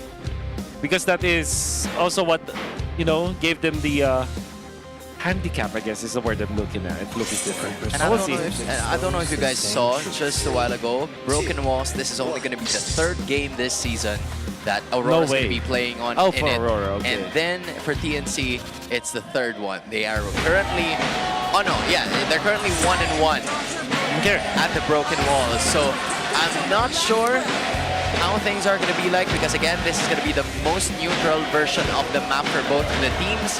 It's just that the prioritization of the heroes in the draft is really what's going to be emphasized here if they do it wrong. Yeah, it's the most neutral and forgiving. Yeah. Because certain things are only possible in Broken Walls. That's right. I think when Yap could ban the Harith, this will force Aurora to think about the Claude, but they might not first pick it, right? It's an awkward first pick for Aurora. They might just settle for... Okay, so that's Valentina because the Jushin's not available. Yep. I think this is 100% going to be a Claude +1. Maybe Claude and Leomord or Harley. How are you feeling about Asora in this one? No, there's Valentina. Don't run into that. Should be on the other side. Should be on the other side, Yeah, for sure. they're going to be picking it up. Okay. I support the Leomord. He's just better in Broken Walls. My second emotion. Leomord Claude, I feel like, for TNC. I might go for Farce. Actually, Lilia Claude. Gentlemen, not it just too bad. happened. What just happened? Atlas has a 100% win rate. That's right. Oh, That's yeah. right, I agree. So there's the Claude. And now, is this Leo Morton? No, okay. I think I'm fine with this. This I'm fine with because there is synergy between Claude and Uranus. Already. Okay. All right. I see you have Three-mar, some I qualms remember, with it, my friend. there's a lot of memories for Three-mar Uranus. Yep, that's good ones and bad ones. That's his debut pick in his opening Is it? season, in season 7. Yeah, season Was 7. You should know that. Yeah. He was bullying the likes of Renegade and Yaoi and Yeah. James. That's right. You go Eve now, right? If you're TNC or Lilia. At best, at worst, I mean, go Zetian. Oh, how about the Luyi for Lampsey? Or the Lunox. Yeah, they could go. Ooh. I mean, they could go for either of that. It depends on what they want. More than 6 months later, people still say, when I say Lunox, they say Lancey. They say Lancey. Yeah, they say MMR. What are you guys talking about? Go Luyi. They might all come back to watch all of a sudden, just, thinking about it. That's right. I think it's safe to get your mid lane right now for TNC because you still preserve your Uranus. Luyi, Lancey, please. Okay, Suyo. Much better jungle pickup for sure. Especially because Zaida can play this well, and I don't want to see Zaida on Uranus. Yep. In addition, you're also going to be limiting down the options for Lancey with the mid lane because again, Valentina is already available. You don't want to pick up the Sora, so that is not even going to be a part of the ban for either of the teams. So given that is already a throwaway, what are some of the considerations that both of the teams can look out for? First off, from Aurora. From Aurora, I think you ban Luyi eventually and Kimi, as those are the heroes that will make it difficult for the for this Fredrin. I think there is a world where you ban Lily as well. There you go. That's why I feel like they should have third picked the Luyi. But at the same time, they don't want to lose the Suyu, so I don't understand that scenario. It's an either-or situation for them. Yeah, maybe they wanted to give Zaida a hero that could, potentially carry in situations where it's very difficult for them in the early portions of the game. But you still ban Sora if you are TNC. Yeah, might be a possibility again. Yeah, especially because RORA are now going to be looking for damage in their XP lane. Who knows? Maybe they're the team that eventually gets the Tyrant themselves. Especially now that you see the Uranus. The Uranus, yeah, that's right. But they might just go for Adalis, actually. Still makes a lot of sense versus TNC. Now, if you're Aurora, you ban Lilia, I feel like. Or Zetian. Alice might even appear here for Lancey. I don't know. It heavily depends because again, there have been some instances where TNC tends to explore their heroes, just like what we saw in game number 1. But yeah, the Kimmy's gonna be the final choice. I'm thinking Zetian here or Farsa. The safest play definitely is the Farsa. Eventually, you can last pick your Kalea if it allows for the situation for Chakto to get that hero. I feel like in this pattern the TNC is playing, maybe Chakto is the last pick. There is a world where they go for a Zetian as well. I feel like, but that's so late game centric though. Maybe they just go for Lunox, I guess. But yeah, but that Zetian I feel like is the best option here for TNC. Yeah, I think right now they are considering Chakno's hero as both Etmas and Chakno are talking to each other. So with that, it's going to be a Valir. Okay. So again, no Lunox. No Lunox, or maybe Rome Valir, are you saying? Valir. I don't know. We saw it before, but it's too... Wouldn't be impossible. Wouldn't be impossible. Right? But I'd say it's still far-fetched. I'd say it's like a 1 in 10 chance. Yep. Yeah. Man, I hope there is a chance where Edward just picks up Lapu-Lapu. And I kind of don't like that for Aurora. I think you're better off with Arlet, but it's banned out. How about the Rizzler? Rizzler is great. Just Lapu-Lapu. So they revert to the default. It's just default for them. TNC, they can go for Gatot Kacha. Or a chip, maybe. Ooh, I'm not against this being a Rome Valier. Yeah, dude. Honestly, you were talking about the 1 out of 10% chance. This might just be the one that you're seeing. Let's make it spicy, TNC. And in addition, I feel like for TNC with this patch, they've just gone wild. They figured it out. They started figuring it out because they've been exploring a lot of heroes that we haven't seen all throughout the first 4 weeks. Yeah. But Wolf, if this is a Rome Valier, what do you do? What do you put in mid? Novaria, maybe. Huh. I don't want that, but I think I think that we want to tank Hylos. Okay. So keep it simple. Yeah. That's the least, but obviously Hylos. Imagine Blade Armor Chastise Pauldron against the Moskov. That could be a way to go. Yeah, because I was gonna say, who solves the Moskov? Because Valier will barely get any spells on the Moskov. You're outranged. You're outranged. Yeah, it's very difficult to handle Okay. that. But the good thing is there is a high loss now, so that kind of equalizes it. I think that for all intents and purposes, the mastery of Aurora with this kind of composition is there. I just don't like to see just a bare Lapu-Lapu, especially when there's already a Valier on the other side, could go flicker and just push out. The Lapu-Lapu just keep, stunning and controlling HP-based damage with that one. And Lapu-Lapu, in a way, wants to go for those static mages or those static marksmen in the backlines. There is no static mage or a static marksman for TNC. Valier is not a static mage for sure. So that's why I don't like the Lapu-Lapu, but at the same time, you credit it to Aurora's mastery of this kind of composition. Yeah, well, mastery work over a composition that was built to deny the bravest fighter away, as both Aurora and TNC are now going to be present, and the emblems are already showcased right in front of you. Again, for Aurora, the idea is to be able to extend this, and Chaknu is already feeling the brunt of the damage coming in from the duo mid of Aurora Gaming. That's a 40-second revitalize. That's right. To be fair, I don't think that TNC has the stronger mid lane duo. This is Valentina and Khalid. Well, very strong and very painful duo to face up against. But I think that now that they're level 2, TLPH will not have any more problems dealing with this lane.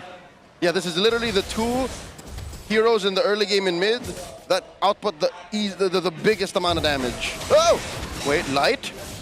Giving Zyda a little bit of a difficulty taking the orange, but Zyda will be fine. Yeah, he is right over there, the orange buff, safely securing it, but that gives a bit more information for Aurora to adjust depending on the next rotation that they would be having. Zyda is going to be right here at the middle, dishing some damage as well, but TNC will be safely pulling away from that. Same goes for Aurora. They're just going to be waiting for the first objective. 3mar is bullying Edward. That's why I don't like the Lapu-Lapu, ladies and gentlemen. It's just not a Lapu-Lapu patch. It has not been for the past 2 months, I would say. Yeah, it's just that it's Edward, you know? He does his best to make it work in certain situations, but given that this is an even worse patch for Lapu-Lapu than it already was a few months ago, 3mar can just easily roam around here, but it seems like he has target on his back. 3mar at less than half health, holding on to that consecration, just using the passive to regen back up to a healthy amount of HP. TNC taking their time, clearing their small camps first before fully committing to the turtle at a third of its health. This is the attack right again, safely securing his TNC. No takeaways whatsoever coming out from Aurora Gaming. They still have at least 100 more in terms of gold, but for TNC, an objective is an objective. You would think that composition like Aurora's, you want to get the first turtle, but at the same time, they have their insurance policy on this Moskov, so I think they're totally fine here, Aurora. Whoa! They put on a bit of damage on the Chaknu, forcing out the regen. He's at a half health. Is this what you were talking about, the positive synergy between a Claude and a Uranus? That's right. The Uranus can take care of the other half of the map, allowing the rest of the team to kind of babysit the Claude, whether it be on purpose or kind of like this on rails. You really just help each other a lot on a macro sense. And in team fights, you supplement the vision for your team. You're hard to remove, and then when the opponent is overly committed on the Uranus, you can just go in with your Purify, with your BMI, Blazing Duet, and you just help each other out so much. And that's exactly what we're seeing now for TNC. And in addition to what you guys have mentioned, the Valentina of Yue can only copy the glorious pathway. Blazing the way from out of nowhere. Chaknu helping secure the exit for his gold laner. That's a bond they've had for about 8 years now. Okay. Benny Cutie, BMI through! BMI to the back, Light with the prediction. Benny safe, close call. He was able to use the Purify to get out of that situation, but that was too much of a risk coming out from TNC. Badly wanted to get that cannon and he was punished for it. Didn't get it. Had to use the Purify, so the battle of attrition into that bottom lane. For sure now, Dominic will have the advantage. That's a double whammy for Benny Cutie. In that specific moment, Zaida doesn't want to let go. I mean, TNC is being very aggressive as to taking most of the minion waves and even the objectives coming out from the other side. Glorious Pathway by Chaknu, forcing Yue to retreat. A stolen Glorious Pathway at that. And with that, I think TNC again have asserted themselves. Oh, he got it. Dear God, did Zaida just do that? Zaida did just Grand that. Theft Purple via a charged Queller and Retribution? He just used a 360 no scope. Oh! They want to go for heroes now. They Aurora want with to turn. the pull. And Edward with the bravest fighter. No Retribution. Blazing the web by Betty! Without Betty, Edward finds him with the flicker, re-engage. Zaida takes down Light. Zaida very low. Dominkai with the SOD reposition finds him. And there's Chaknu with a Glorious Pathway. I don't think there's enough damage, but Lancey proves me wrong as Lancey keeps on throwing flames, and 3-Mar gets Dominkai. Now 3-Mar's not done. The dangerous 3-Mar continues to pressure Aurora. He had to copy the consecration just so he could escape. I mean, Aurora started it, but TNC fights back yet again. The only time that it's valid to copy the Uranus ultimate, the only time, will never happen again, I feel like. To not die. But then, my you gotta see TNC just, eventually winning it out, but I think they lost that trade overall. Whoa. 3-Mar holding down Light and Yue as they assist Benny in winning the gold lane. And yet, it's still Aurora holding on to a 500 gold lead for some reason, in spite of them kind of losing some bits of the team fights here and there. To be fair, TNC eventually equalized when it comes to kills, but Aurora having Dominkite in that fight, eventually to get the kill onto Benny Cutie in another one with an assist. I think that's a net positive for Aurora. That's kind of information, though, that Zaida is up top, has been checked by Edward. 3-Mar is going to be dishing the same amount of damage, but 3-Mar, I believe, is going to be able to escape from this unless... There's a consecration and the flicker is caught by the Raging Sandstorm. Glorious Pathway plus another one, but Aurora has already committed too much. They finally find him. Benny? Stopping him. Benny's fine. Benny's fine. Dude, they had to kill him or else everything would go to waste. Yeah, that's right. 3-Mar causing problems, but Aurora answers in kind. They did force the flicker, so that's also really good for them. They send TNC a message. Yep. It's not just a kill. It's a battle spell that they have forced out, so that's 2 minutes without the flicker for 3-Mar. But now the net worth is the gold. I mean, advantage is just really just nothing at this point. Yep, 1 turtle to 1. Final turtle up for grabs. Zaida just secures his purple, and it looks like RORA will be securing this final objective. And here comes the rest of TNC. Benny. Looking for an engage. Benny with a blazing duet. Edward takes a few hits, and in comes a charge! Surge! They find him and Kite and Light. And just like that, 2 free kills. Look at one more. Up. Queller finds one. They surge in. TNC happy with what they got. A couple of kills and a tier 1 in mid. Somebody stop Zaida! You would think the TNC have already given up on the team fight, but they're just waiting for their moment, especially because they forced some of the ultimates onto Aurora, particularly onto Yue. And then Zaida just landing that Queller onto 2 members of Aurora, bursting them down. Edward had to flicker.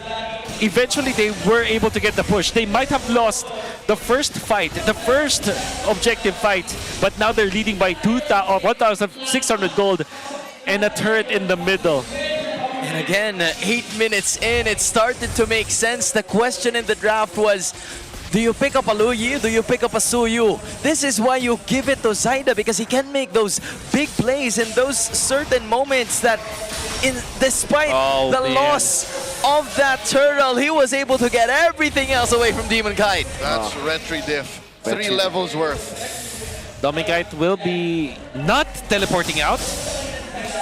Okay. Zaida feels like it's not a fight that he wants to engage in. Domikite wins that Aura battle. And TNC will just push up top. Yeah, just got out Aura, but that's because TNC is Aura farming on the other side of the map, with them already clearing at least 4 turrets. And the same could be said for 3 March, just rotating around the map. In hindsight, that was TNC's first turret loss. So Zaida was not going to die on that hill. It wasn't worth it. With the uncertainty of, you know, having the other players in, Zaida still, again, catching Demon Kite's number in terms of the other minor objectives. 6.8 versus 4,500. And we're approaching a 4-level XP gap. Chaknu dropping that Glorious Pathway. Answer to the Vengeance Flame. Zaida secures the Lord. Cross! Glorious Pathways as the SOD misses. Zaida very low, still jumps in. Gets a kill on Edward. Might get one more. Zaida weaving it out of battle. In he comes with a charge. And another one. Arrow thrown out. 2 for free. As the TNC continues to push forward. Serving up a kill to Bene. Demon Kite starving. Gets his orange as Demon Kite deals with the Lord up top.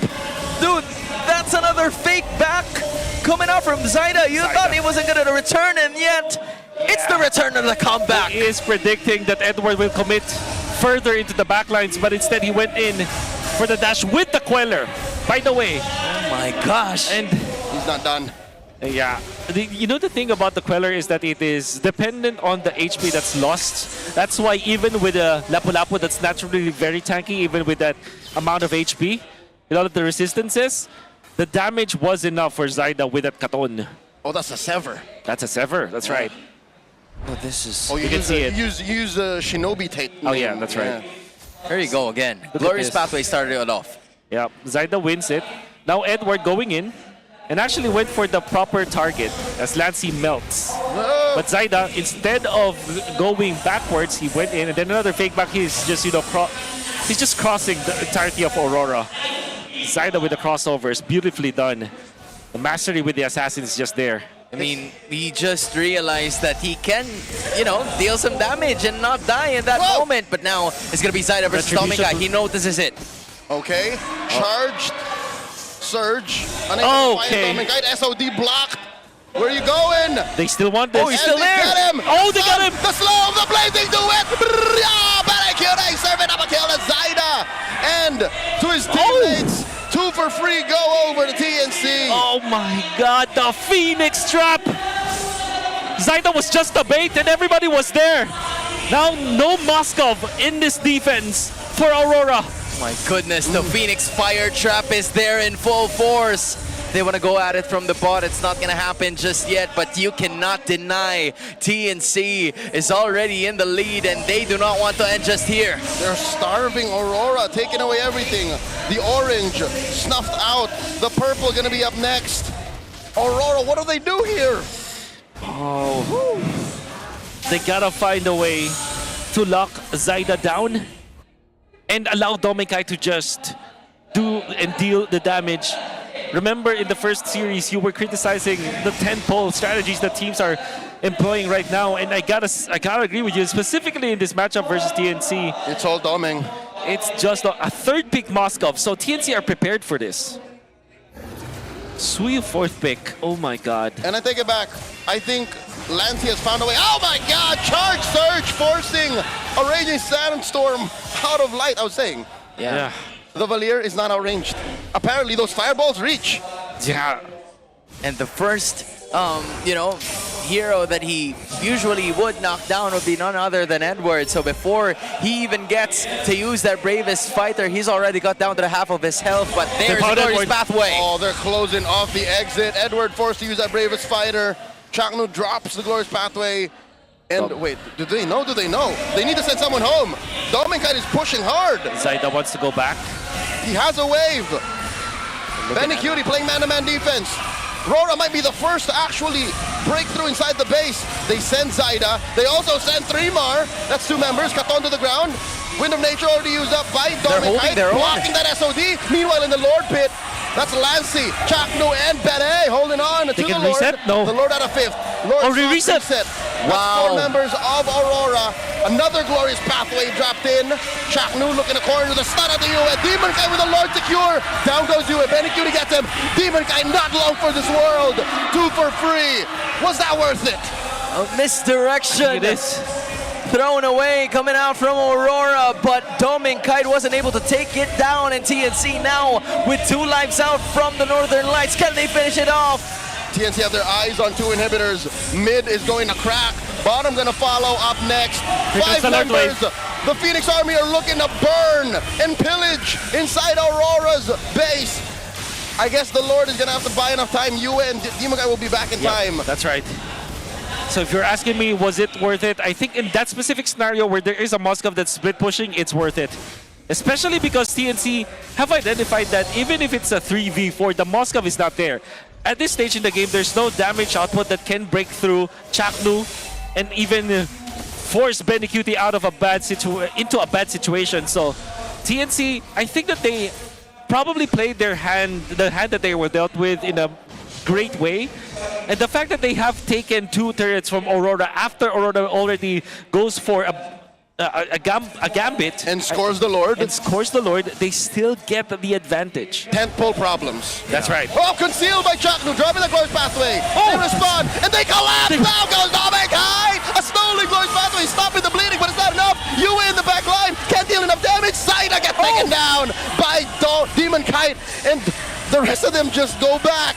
Aurora, trade out. Doming for Zaida. But the king is dead. Moskov is out. No damage. And Light holding the front lines, the vanguard. TNC just can burn them out. Bene firing off.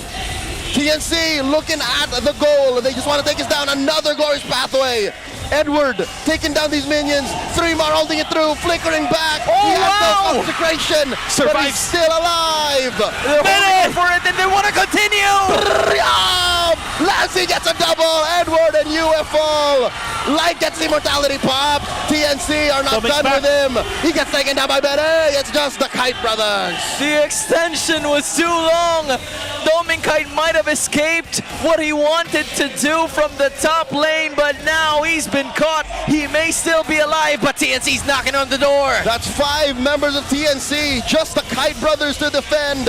Zaida's back on the scene, glorious pathway. And ladies and gentlemen, TNC have swept Aurora! The world champions crumble and burn at the hands of the Phoenix as TNC wings flap. The fire rages on. Benicute back at it as a reliable gold laner for TNC. Lancy not too shabby at all, but Chaknu, oh my goodness. It might not be as flashy, but all of his decisions were crisp. And we can see the TNC with 3mar holding the vanguard for his team. Such an amazing Uranus player. It's like there were 3 Uranuses with how well 3mar... Urani? Maybe. With how well 3mar was playing defense. It seemed like Chaknu's ult had no cooldown with how well he was placing it. Yeah, that's what I was saying. Exactly. It felt like there were 3 Uranuses with glorious pathways. GG will play to our defending world champions, but TNC is on a whole nother level this week. I did not know that Glorious Pathway is a spammable skill. It wasn't up until today. You know, I mean, you learn something new every day, and for Chakno, just like what Wolf said, this might not be the flashiest hero available, but it is a meta hero for a reason. Closing out on the routes, slowing down the enemies, and creating so much space for TNC. Zaida was so on point with a charged Queller. Able to just stun out. Look at this. He survives, and now they're getting pushed. I don't know how Moskov was caught in the middle, actually. Towards the orange buff? Towards the orange buff. I think that was weird. Full collapse. I think he just ran out of skills, and the glorious pathway was there. So it was more than enough time for TNC to chase onto him and cut him down as TNC also cuts their losing streak for a W. Let's listen in on the winners.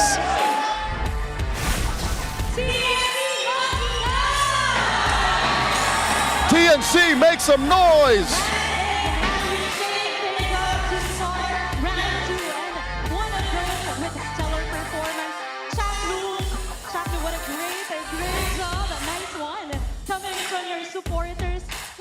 Ginulat nyo kaming lahat dun sa pick nyo na Atlas and Deroth. Chaknu, you surprised us with the Atlas and the Deroth in Game 1. Kung bakit ito yung mga napili. Can you tell us why you picked these heroes? Gusto ko lang ng standing yung mga dati. Babalik lang. I just want to bring back the heroes from the older seasons of MPL. Chaknu, you went through so many slumps the past few days. What did you guys do to get back here and defeat Aurora? It's a lot of practice and trust. Chaknu, the fans missed your smile, especially here in the interview.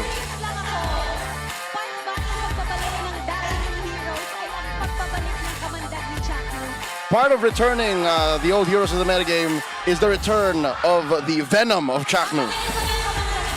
Will your Venom come back? It's the second half. Maybe. He doesn't want to say for sure. They have a long road ahead.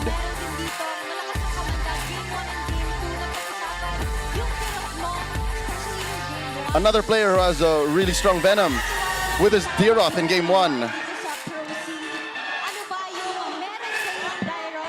What do we have in Deroth that really fits your composition?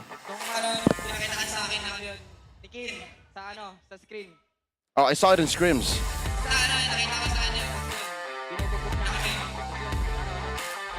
We were getting beaten up by the Deroth, and it's good against the Uranus. You picked the Uranus also in Game 2. Can you talk to us about your emblem? You used Master Assassin. Cram of SRG and MPL MY used this. Shout out to you, Cram. It's nice to see you use tips from other pro players. It's refreshing to see you win again, here in your rise.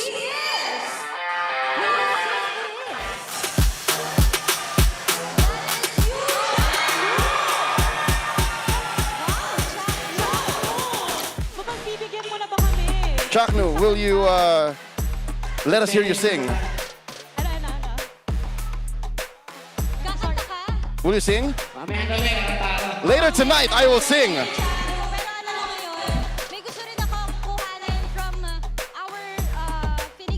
There's someone I want to grab here. Let's talk about your performance. In Game 1, you used Zushin. In Game 2, you used Valier. What is your message for all these fans that don't let go and keep supporting TNC? Thank you to all of our supporters. We're going to do better in our next games.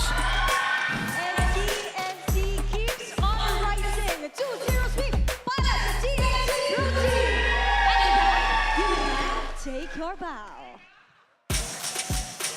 And take a victory walk dedicated para sa Phoenix Army. Denise, that was crazy. The MPL Arena went wild sa pagharap nila ng Aurora Gaming. They beat the world champions Odin again. They shake things up and that's round 2 for our super fans. But for the meantime, balik muna natin sa casters for their analysis. Well, I guess later tonight, we're gonna be watching Chaknu's live stream, and if he does not sing, then we're gonna, pressure him to actually do it. But hey, TNC, incredible sweep. What a way to start off the second leg of their tournament. And the MVP, none other than Trimar with the use of the Uranus. And the Master Assassin emblem that he pointed out. That you know what I really like about Trimar? Because this is a humble kid. I know that when you see him in game, you would see that he, goes for the recalls. He has this teenage angst in him. But after everything that happened in Indonesia, now he him being back in the Philippines, how humble he could be, that he credited both games to different players. Kin for the Dairoth, and now Cram for the Uranus. Not even telling anyone that it was because of him. I know that the guy beside me is very proud. Are you not, Leo? I've always been proud of Trimar. Yeah. This throws back to his debut season. He is him on the Uranus. That's right. And of course, how impactful he can be. I think it's more about the team for TNC. Surely, it looked very flashy when you're just looking at Chaknu, when you're just looking at Lancy, and then eventually from BenQT and Zaida. But I feel like the entirety of TNC, the way that they are playing this game, specifically game number 2, they look so coordinated, and it feels like they are so locked in that they know the range of their heroes. If you look back in games 1 and 2, there wasn't any overshooting coming out from TNC. It seems as if all of the heroes of Aurora are magnetized to their spells. Even Lancy, landing skill 1 onto Yue when Yue tried to go for the play. Instead of like focusing his spells onto the Lapu-Lapu, he was so locked into the game that the moment that he saw that he can actually force Yue out of that fight and they can get more out of his skills, he went for that beautiful play onto Yue. I think this games 1 and 2 will be the best games of TNC so far for Season 17. I absolutely agree. I mean, TNC Pro Team just showcased 3 different heroes that we haven't seen in a while. Not for this season, maybe for the past few seasons, but TNC's digging deep into their back, opening up an old book, just like what Chaknu has mentioned a while ago. He wants to bring back the same flame that he had with other teams to this TNC roster, and maybe through the use of some old heroes, or maybe calling up on some old friends, maybe he can do just that. Kufra, please, Kufra. Okay, so is this a tour? Is this Era's tour for Chaknu? Chaknu greatest hits. So what album is this match? Okay, this is season 7. This should be season 7. Season 6. Okay. Because that's Atlas, right? Yep. 6 and 7. So that's technically speaking, that's the Dreamers era. Okay, is it a Dreamers or a Red? That should be Red. That should be Red, right? So Is this Red? This is Yeah, Red. this is Red. This is Red Red. Chaknu's version. Yeah, right. Red We're Chaknu's gonna version. do some bit more research on that one, but Yeah, this is Red. You kind of understand the point. Dude. It's just an Era's tour for Chaknu that has been created right from the get-go. I don't know Ariana Grande's discography, so. Okay.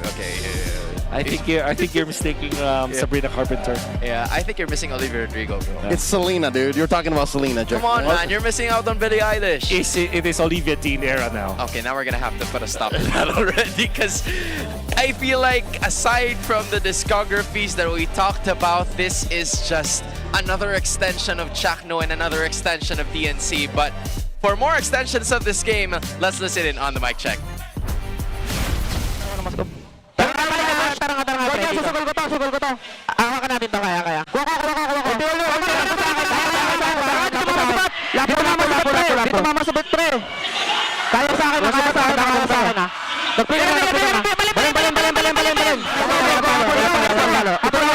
Balin. Ubusin niyo to, pre. Wala palo. Ubus to, pre. Ito pa siya. Mar. Tara. Go. Kaya din. Item pre, ubusin natin dito sa Lord Pressure. Wala silang item. Mag-restore yung Moscow top pressure. Okay na ako yan. Alagaan mo yung sarili mo. Ready nga. Reset ko. Tara, hero tayo. Balin, walang trigger. Ubusin natin to dito, pre. Balin. Gonyo. Pilit mo na. Ay, ayan sila. Tap. Ubusin niyan. Tara, may mid pa. Ipat ka lang natin. Out. Kaya pa dito. Out. Hinga tayo guys. Chillin. Walang blinker. Stop. Kaya mo pa, Ben? Go lang. Prito. Busto. Gusto niyo pa? Nag-flicker ata, dalawa. Nag-flicker. Ay,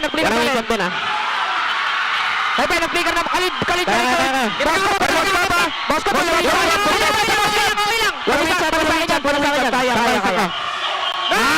Pwede sa akin niya, huwag mag-isip. 30 seconds. Clear. Swear nyo lang, tapos na to. Pag nag-dash pre, hala. Sugo ba pag nag-dash? Pwede rin na tumash. Not gonna lie, you kind of feel that the more intense the game goes or the team fight goes, the more intense their comms are. But you also feel the eagerness of this team to actually win. And you understand that you need to quench your thirst too. So Sip Purified Water is filtered through volcanic rocks for a crisp, clean taste that quenches like no other.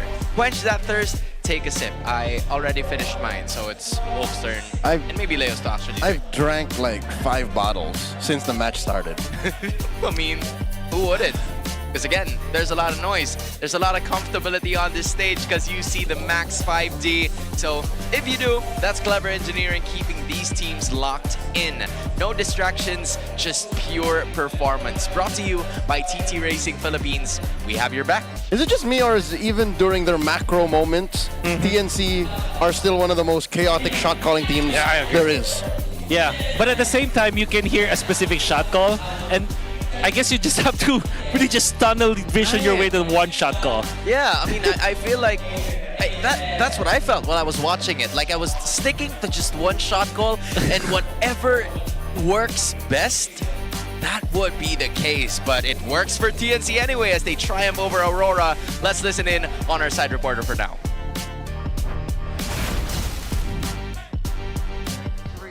Just ended our match number 2 for Superfan Saturday. It's the Burning Phoenix being way much hotter than the light of Auroras today. It's a 2-0 sweep para sa TNC Pro Team. This is your very own Odin reporting on the side to tell you what is happening on the other side of the globe. Happening right now is the MLBB Championship Tour Americas na nahahati sa dalawang pangkat. It's the North versus the South Group. At syempre, ang North Group ay kinabibilangan ng North American teams at ang South Group man ay kinabibilangan ng Southern American teams. Bida dyan sa North Group ang Alpha 7 na kinabibilangan ng Filipino XP laner na talaga na-miss natin sa Pilipinas. At magbibigay siya ng entertainment, it's Nats Entertainment na nandyan sa ating North Group. Simula noong Swiss stage ay hindi sila natalo ni isang game. At winalis nila ang Lion at Leviathan noong first 2 rounds. Sa round 3 naman ng ating Swiss stage ay nanatili silang undefeated matapos nilang talunin ang Vendetta sa score na 3-1. And at this point, saliado na nila ang first seed at naghihintay sila ngayon sa Phase 3 ng North Group Playoffs. Suportahan ang ating kababayan at ang paboritong koponan. Mapapanood ang MCT Americas sa official MLBB channels. At hindi pa rin naman tapos ang mga kaganapan dito sa Pilipinas dahil after ng ating Match 2, naghihintay pa rin ang Match 3 and that is between Team Liquid Philippines and Twisted Minds. Huwag kayong aalis dahil magbabalik ang MPL Philippines Season 17. Palag na to!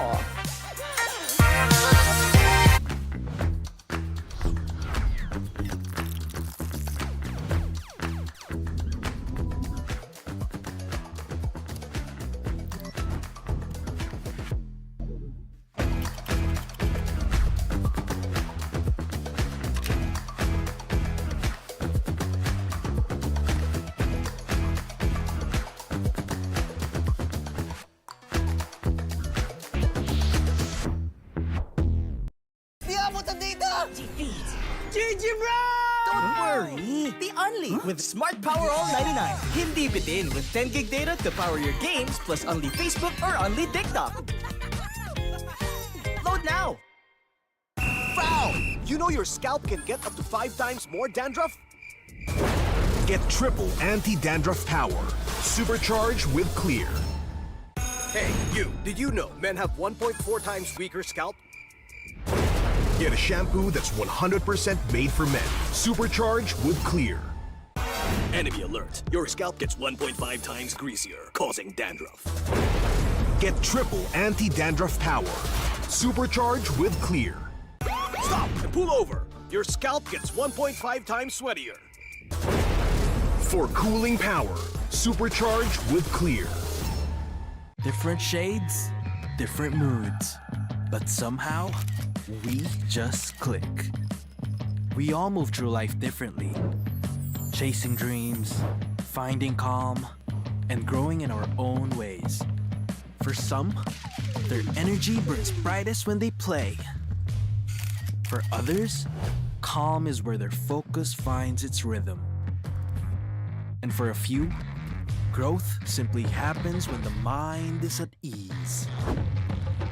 But even in our differences, we're all connected by the things that hold us steady or have our backs. No matter the you, there's a color that feels like you. So let me ask you this. What's your color?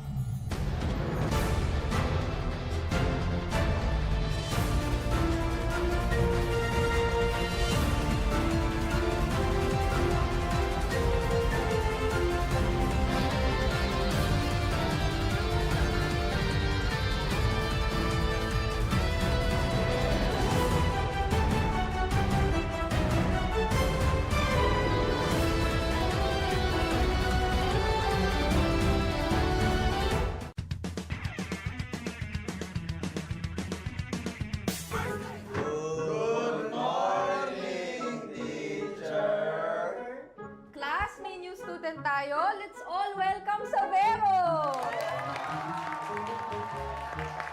Okay, so meron tayong pop quiz. Please get 1/4 sheet of paper. Ma'am! 1/4! Hindi ko ako ba? Pero sige, Okay, unang tanong.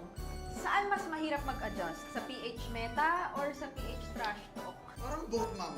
Paras namin yung pinagdaanan last season eh. Savero raising his hands. Yes, meta, ma'am. Wow! Because we used to be best by Philippines. Perfect! +5 ka. Mukhang madali kang makakapag-adjust both. Last question, class. Sino ang mas pressured? Import or local king? Parang local king, ma'am. Baka sa mukha eh. Ma'am, I think import. Because this is the first time in MPL PH history. It's okay, Savero. Just always remember the magic word. Balak na to! Okay, that's all, class. Sino cleaners, ma'am?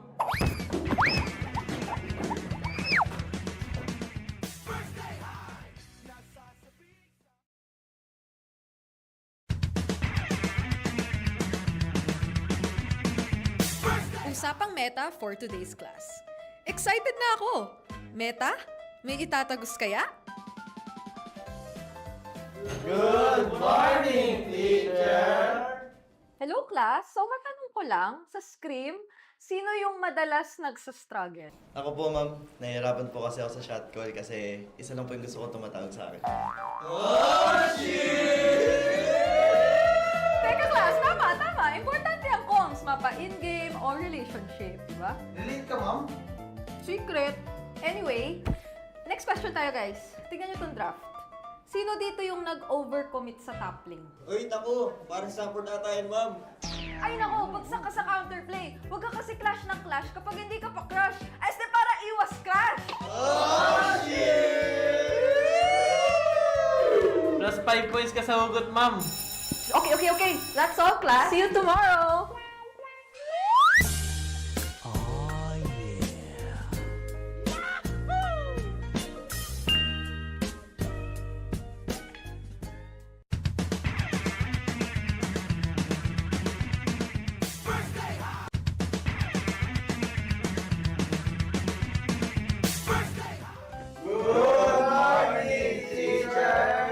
May bagong grading sa loob ng classroom. Sino kaya ang bagsak at sino ang may palag? Okay. May grado na ang lahat base sa inyong naging pinakamainit na katapat sa lane.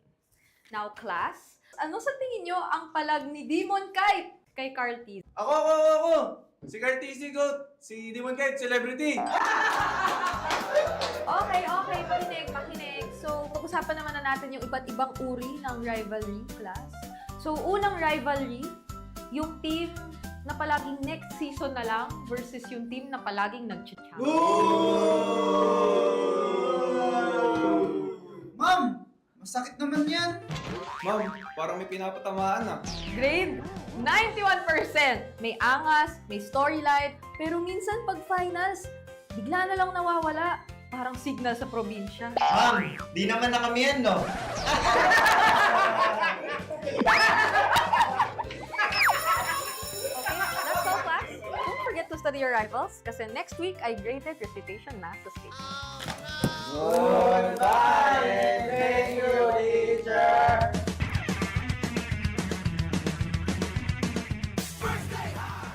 What is up, MPL super fans? This is your host, Denise, and now let's take the moment to get to know more about one of MPL's rising stars from Team Cavalry. We have Teddy, and joining us together with him is yung parents niya and of course, Tita. Hello po and welcome to the arena. Kwento mo naman sa amin, no, yung feeling na napanood mo mismo yung anak mo on stage. Masaya. Iba talaga yung sa TV lang. Iba yung sa live. Daddy Dave, kamusta ba siya Teddy bilang anak outside play? Okay naman po. Mabait na bata. Talagang sabi ko sa kanya, at sa kanya naman din, hindi siya titigil pa hanggang sabi niya sa akin, hanggat hindi ako napapapasok sa MPL. Awa naman ng Diyos na punta sa MPL. Actually, sobrang saya namin kasi alam namin ito talaga yung gusto niya. Ito yung dream niya talaga na mapapasok dito nga sa MPL. Pero kasi parang we had discussion last year na since close nga din naman kami. Tinatanong ko siya kung ano ba, ipupush mo ba yung pag-aaral or yung pag-pro. So sabi niya sa akin, pag hindi pa rin siya naging pro this year, magkukontinue siya sa pag-aaral. And luckily, nakamit niya this year. So 2026 is para kay Teddy talaga. Gusto ko lang na pagpatuloy na lang niya yung ni Lord sa kanya. Kasi yun yung talaga ang niya eh. Gusto niya na mapasok siya sa MPL. Sabi ko lang kay Teddy, good luck and galingan mo pa. Thank you so much, Teddy with his mom, dad, tita. Balik muna namin sa inyo. Dudurugin niya daw sex na ba guys? Sana pinaggandahan tayo ng APBR. Oo nga, para maganda yung laban, pre. Saan punta ng mga fans, pre? Good luck daw sa APBR, sabi ni Mingwin. Nag-iinit daw si Mingwin ngayon, guys. Takto kayo na ba, guys? Sabi ni Mingwin. Ganda pala ginagawa namin, guys, after ng ng banding namin, after ng script, movie night na kami, movie night. Tapos minsan, basketball, tsaka badminton. Listen talaga. Anong pwede message kay Ryzen Punks? Kay Perks, message ko, good luck, galing naman namin pareho. Pakita namin kung sino kami. Parehas pala standing, no? Kami na yan, bigay nyo muna. 2 strike kami, oh. May momentum sila. Hindi, nanalo sila sa RORA. Momentum. Analyst ka na kaya? Aray mo. Siguro message ko kay Ryzen, good luck, galingan namin pareho. Pakita namin kung ano yung namin. Siguro yung preparation namin yung usually na ginagawa lang namin everyday na practice tsaka script. Yun lang. Pangs, ano daw masasabi ko sa'yo? Ambassador ka daw ng clear. Bakit tama mo naman kami isang hawi? Ay, pati daw si Kel. Ay, pag nanalo daw, umawi daw kayo sa stage pagtapos. Umawi mo daw hindi sa buhok sa gilid. Kinukumal ka ni Coach. Bakit kapalit ka kay Alden? Guys, anong masasabi niyo kay Chakno ngayon? Bakit? Ano meron sa buhok niya? Bagong gupit ka? Hindi, tagal na yan. Anong tawag dyan sa gupit mo? Gupit tipid. Hindi, pag pinagupit mo kasi ito, next gupit mo, next year na eh. Kaya ito yung gupit ko pag malungkot ako. Malungkot ka? Depende sa gupit. Okay, anong favorite sound trip mo ngayon, Chakno? Sample na lang from your favorite song. Favorite song ko? Depende. Pag nanalo kayo, meron bang sample? Pag nanalo kami, kakanta ko sa stage. May baon ba kayo na bago? Wala eh. Yung pa din, para ano lang, reverse psychology lang. Wala na, sinabi ko rin eh. Wala na. Ang dami ko nakikitang edit sa'yo sa TikTok ah. Anong reaction mo pag ine-edit nila yung mga montage mo? Di na ako masyadong, wala na ganun yung FYP ko. Alam mo kung bakit marami nakatutok? Marami pa rin nag-aabang sa ngiti mo. Abonjing o Edward Balboa? Ikaw may iniwasan ka ata. Ano nga hindi ko naman tinatanong kung sino eh. Ano ang nagpapasay sa'yo ngayon? Paglalaro. Pinapawisan siya sa mga tanong.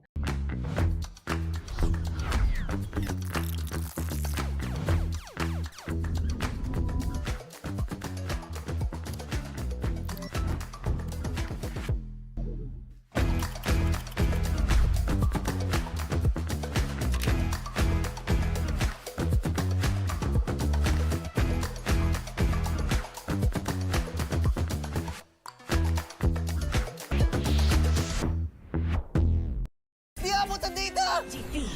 GG bro! Don't worry! The Only with Smart Power All 99. Hindi bitin with 10 gig data to power your games plus only Facebook or only TikTok. Load now! Foul!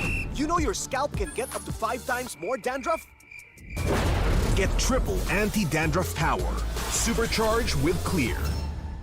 Hey, you, did you know men have 1.4 times weaker scalp? Get a shampoo that's 100% made for men. Supercharged with Clear. Enemy alert. Your scalp gets 1.5 times greasier, causing dandruff. Get triple anti-dandruff power. Supercharged with Clear. Stop and pull over. Your scalp gets 1.5 times sweatier. For cooling power. Supercharged with Clear. Different shades, different moods. But somehow, we just click. We all move through life differently. Chasing dreams, finding calm, and growing in our own ways. For some, their energy burns brightest when they play.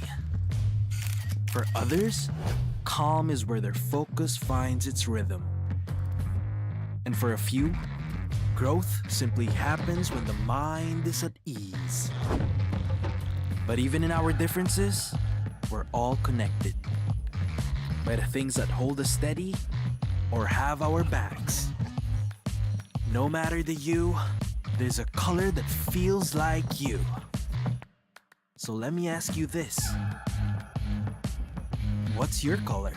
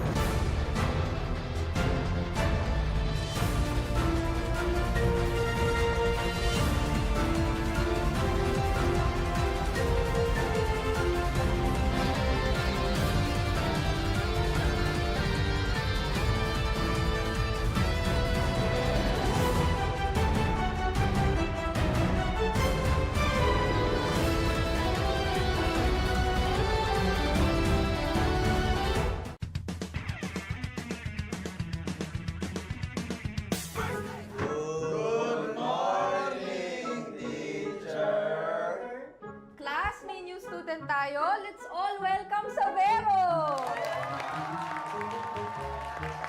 Okay, so meron tayong pop quiz. Please get 1/4 sheet of paper. Ma'am! 1/4! Hindi ko ako ba? Pero sige, Okay, unang tanong. Saan mas mahirap mag-adjust? Sa PH meta or sa PH trash talk? Parang both, ma'am. Paras namin yung pinagdaanan last season eh. Sabero raising his hands. Yes, meta, ma'am. Wow! Because we used to be best by Philippine. Perfect! +5 ka. Mukhang madali kang just both? Last question, class. Sino ang mas pressured? Import or local king? Parang local king, ma'am. Baka sa mukha eh. Ma'am, I think import. Because this is the first time in MPL PH history. It's okay, Savero. Just always remember the magic word. Balak na to! Okay, that's all, class. Sino cleaners, ma'am?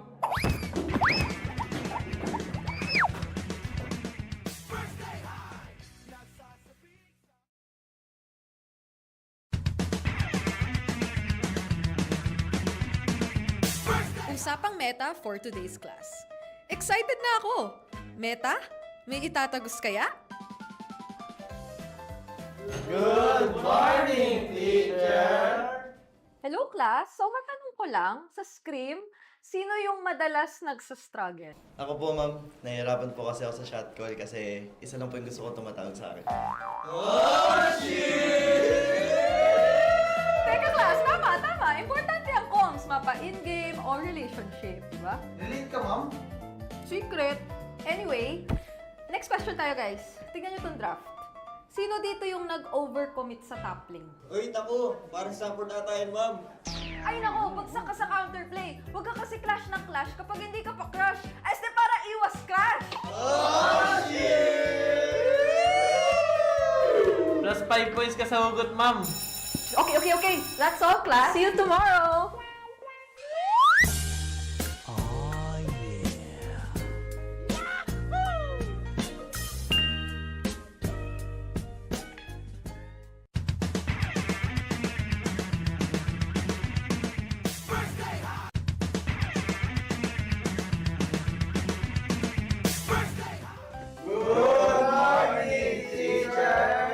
May bagong grading sa loob ng classroom. Sino kaya ang bagsak at sino ang may palag? Okay. May grado na ang lahat base sa inyong naging pinakamainit na katapat sa lane. Now, class, ano sa tingin nyo ang palag ni Demon Kite kay Carty? Ako! Si Cartesi Goat! Si Demon Kite, celebrity! Okay. Pakinig. So, pag-usapan naman na natin yung iba't ibang uri ng rivalry, class. So, unang rivalry, yung team na palaging next season na lang versus yung team na palaging nag-champion. Ma'am! Masakit naman yan! Ma'am, parang may pinapatamaan ah. Grade 91%. May angas, may storyline, pero minsan pag finals, bigla na lang nawawala. Parang signal sa probinsya. Ma'am, di naman na kami yan, no?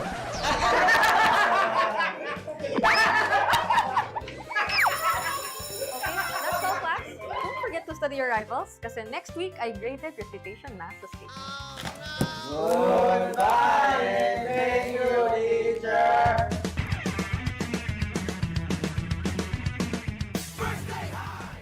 What is up, MPL Superfans? This is your host, Denise, and now let's take the moment to get to know more about one of MPL's rising stars from Team Cavalry. We have Teddy, and joining us together with him is yung parents niya and of course, Tita. Hello po and welcome to the arena. Kwento mo naman sa amin, no, yung feeling na napanood mo mismo yung anak mo on stage. Masaya. Iba talaga yung sa TV lang. Iba yung sa live. Daddy Dave, kumusta ba siya Teddy bilang anak, outside player? Okay naman po.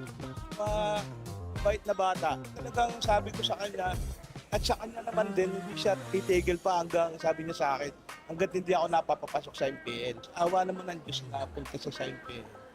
Actually, sobrang saya namin kasi alam namin ito talaga yung gusto niya. Ito yung dream niya talaga na mapapasok dito nga sa MPL. Pero kasi parang we had discussion last year na since close nga din naman kami. Tinatanong ko siya kung ano ba, ipupush mo ba yung pag-aaral or yung pag-pro. So sabi niya sa akin, pag hindi pa rin siya naging pro this year, magkukontinue siya sa pag-aaral. And luckily, nakamit niya this year. So 2026 is para kay Teddy talaga. Gusto ko lang na pagpatuloy na lang niya yung ni Lord sa kanya. Kasi yun yung talaga ang niya gusto niya na mapasok siya sa MPL. Sabihin ko lang kay Teddy, good luck and galingan mo pa. Thank you so much, Steady Teddy with his mom, dad, tita. Balik muna namin sa inyo. Dudurugin niya daw sex na ba guys? Sana pinaggandahan tayo ng APBR. Oo nga, para maganda yung laban, pre. Saan punta ng mga fans, pre? Good luck daw sa APBR, sabi ni Mingwin. Nag-iinit daw si Mingwin ngayon, guys. Good luck daw kayo Nova, guys, sabi ni Mingwin. Ganito pala ginagawa namin, guys, after ng ang banding namin, after na script, movie night na kami, movie night. Tapos minsan, basketball, tsaka badminton. Listen talaga. Anong pwede message kay Rise and Punks? Kay Perks, message ko, good luck, galing naman namin pareho. Pakita namin kung sino kami. Parehas pala yung standing, no? Kami na yan, bigay nyo muna. 2 strike kami, oh. May momentum sila. Hindi, nanalo sila sa RORA. Momentum. Analyst ka na kaya? Aray mo. Siguro message ko kay Ryzen, good luck, galingan namin pareho. Pakita namin yung kung ano yung namin. Siguro yung preparation namin yung usually na ginagawa lang namin everyday na practice tsaka script. Yun lang. Pams, ano daw masasabi ko sa'yo? Ambassador ka daw ng clear. Bakit tama mo naman kami isang hawi? Ay, pati daw si Kel. Ay, pag nanalo daw, umawi daw kayo sa stage pagtapos. Hawi mo daw hindi sa boke, sa gilid. Kinukumal ka ni Coach. Bakit kapalit ka kay Alden? Guys, anong masasabi nyo kay Chakno ngayon? Bakit? Ano meron sa buhok niya? Bagong gupit ka? Hindi, tagal na yan. Anong tawag dyan sa gupit mo? Gupit tipid. Hindi, pag pinagupit mo kasi ito, next gupit mo yung X-year na. Hindi, ito yung gupit ko pag malungkot ako. Malungkot ka? Depende sa gupit. Okay, anong favorite sound trip mo ngayon, Chakno? Ano na lang, sample na lang from your favorite song. Favorite song ko? Depende. Pag nanalo kayo, meron bang sample? Pag nanalo kami, kakanta ko sa stage. May baon ba kayo na bago? Wala eh. Yung pa din, para reverse psychology lang. Wala na. Sinabi ko rin eh. Wala na. Ang dami ko nakikitang edit sa'yo sa TikTok Anong reaction mo pag ine-edit nila yung mga montage mo? Di na ako masyadong, wala na ganun yung FYP ko. Alam mo kung bakit marami nakatutok? Marami pa rin nag-aabang sa ngiti mo. Abonjing o Edward Balboa? Ikaw may iniwasan ka ata. Ano nga hindi ko naman tinatanong kung sino eh. Ano ang nagpapasay sa'yo ngayon? Paglalaro. Pinapawisan siya sa mga tanong.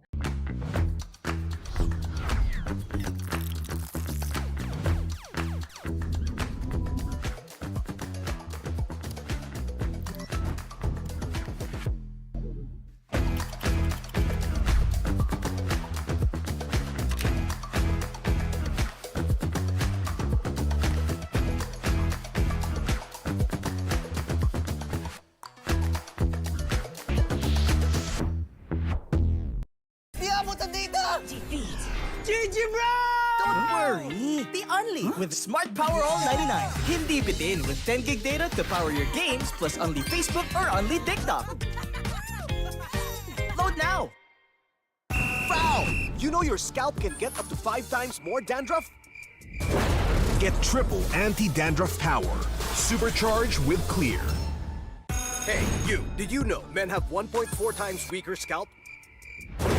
Get a shampoo that's 100% made for men. Supercharged with Clear. Enemy alert. Your scalp gets 1.5 times greasier, causing dandruff. Get triple anti-dandruff power. Supercharged with Clear. Stop and pull over. Your scalp gets 1.5 times sweatier. For cooling power, supercharged with Clear. Different shades, different moods. But somehow, we just click. We all move through life differently. Chasing dreams, finding calm, and growing in our own ways. For some, their energy burns brightest when they play. For others, calm is where their focus finds its rhythm. And for a few, growth simply happens when the mind is at ease. But even in our differences, we're all connected by the things that hold us steady or have our backs. No matter the hue, there's a color that feels like you. So let me ask you this. What's your color?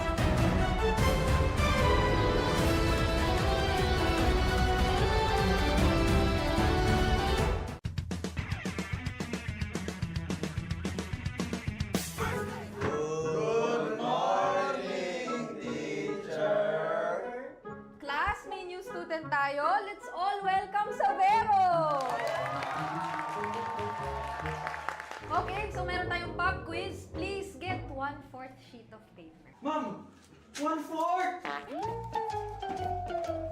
Hindi ako ba? Pero sige, ito. Okay, unang tanong. Saan mas mahirap mag-adjust? Sa PH meta or sa PH trash talk? Parang both, ma'am. Paras namin yung pinagdaanan last season eh. Sabero raising his hands. Yes, Meta, ma'am. Wow! Because we used to be best by Philippines. Perfect! +5 ka. Mukhang madali kang makakapag-adjust both. Last question, class. Sino ang mas pressured? Import or local king? Parang local king, ma'am. Baka sa mukha eh. Ma'am, I think import. Because this is the first time in MPL PH history. It's okay, Savero. Just always remember the magic word. Balak na to! Okay, that's all, class. Sino cleaners, ma'am?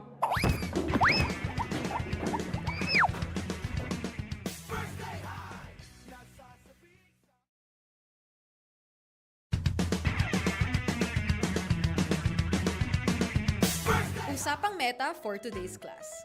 Excited na ako! Meta? May itatagos kaya? Good morning, teacher! Hello, class. So, matanong ko lang, sa scrim, sino yung madalas nagsastruggle? Ako po, ma'am. Nahihirapan po kasi ako sa shot call kasi isa lang po yung gusto ko tumatawag sa akin. Oh, shit! Teka, class. Tama. Importante ang comms. Mapa in-game or relationship, di ba? Relate ka, ma'am? Secret. Anyway, next question tayo, guys. Tignan nyo itong draft.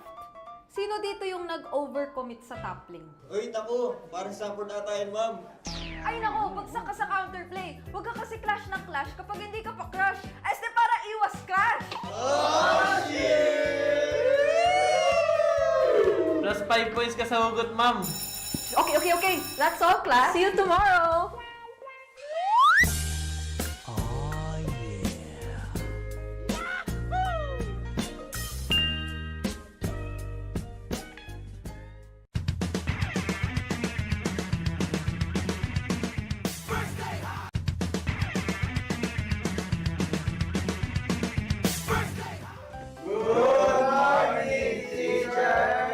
May bagong grading sa loob ng classroom. Sino kaya ang bagsak at sino ang may palag? Okay. May grado na ang lahat base sa inyong naging pinakamainit na katapat sa lane. Now, class, ano sa tingin nyo ang palag ni Demon Kite kay Carty? Ako! Si Cartesi Goat! Si Demon Kite, celebrity! Okay. Makinig. So, pag-usapan naman na natin yung iba't ibang uri ng rivalry, class. So, unang rivalry, yung team na palaging next season na lang versus yung team na palaging nag-champion. Ma'am! Masakit naman yan! Ma'am, parang may pinapatamaan ah.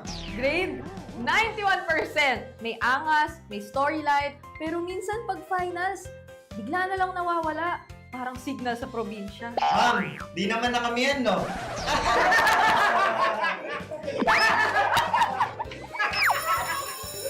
That's all, class. Don't forget to study your rivals kasi next week ay graded recitation na sa stage. Goodbye! Thank you, teacher!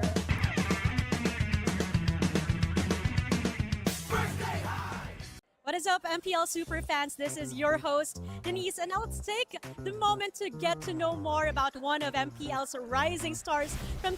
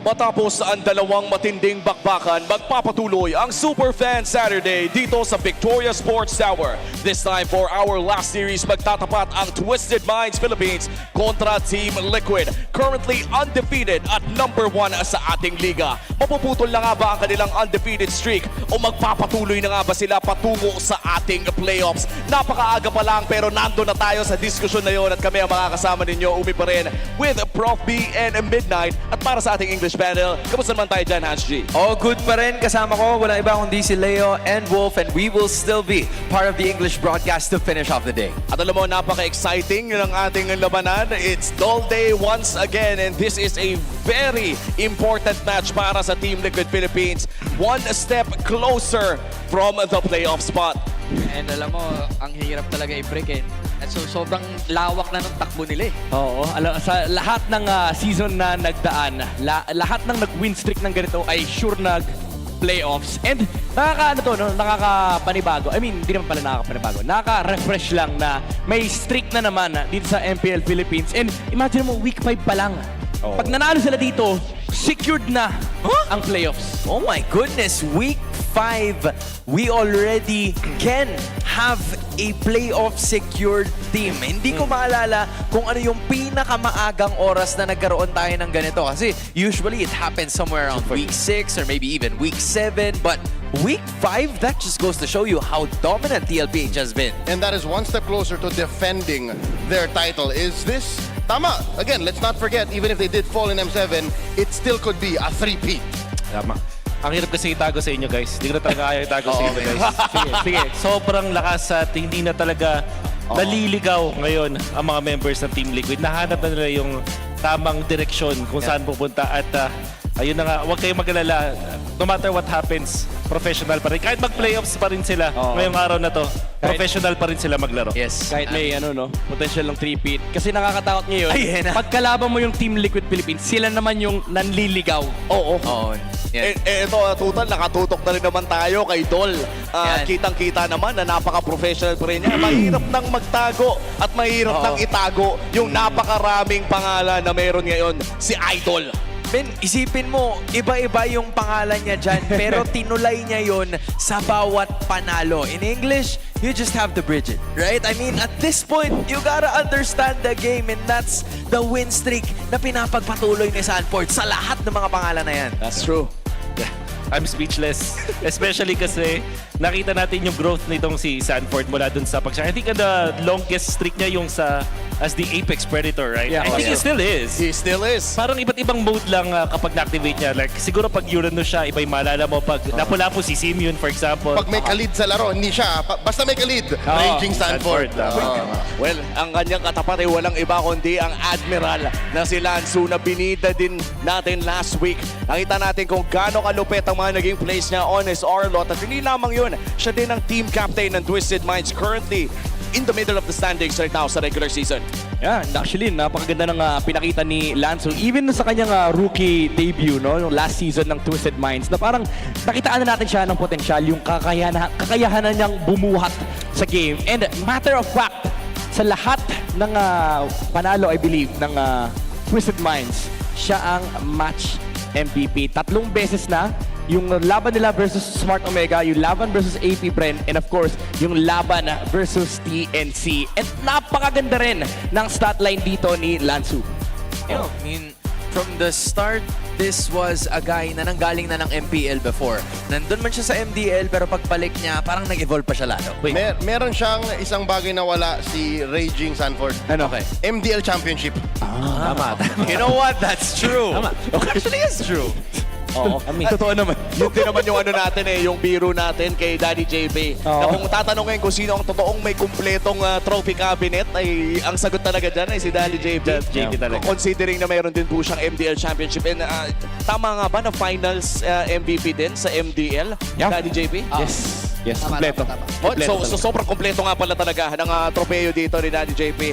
But overall, this is still a very systematic na laban makikita natin between two talented teams and currently undefeated ang TLPH. Pero nga bang pwede nating makita doon? Ang gusto kong tignan is yung tapatan ng XP. Kasi for the longest time, Sanford has been sitting at the top. Kaya naman siya yung tinawag na Apex Predator. Pero may umuusbong may challenge dito sa postura ng ating Raging Sanford. Gusto ko i-highlight dito actually yung laruan ni Lanzo. Kasi kanina nabanggit ko na sa lahat ng naging performance ng Twisted Minds, lahat ng paraan nila, siya yung X factor and napakalala ng performance dito ni Lanzo in a good way kasi dito sa dito sa clip na to makikita nyo yung ginawa niyang set kanina, yung ginawa niyang tulay, bridge niya yung kanyang avenue towards the Hayabusa mula dito papunta dito para magamit niya yung vengeance, and nung nakuha niya na yung tulay, nag-flicker in pa siya dito sa spot na to and nahuli niya yung angulo para mahanap dito yung Hayabusa sa final slash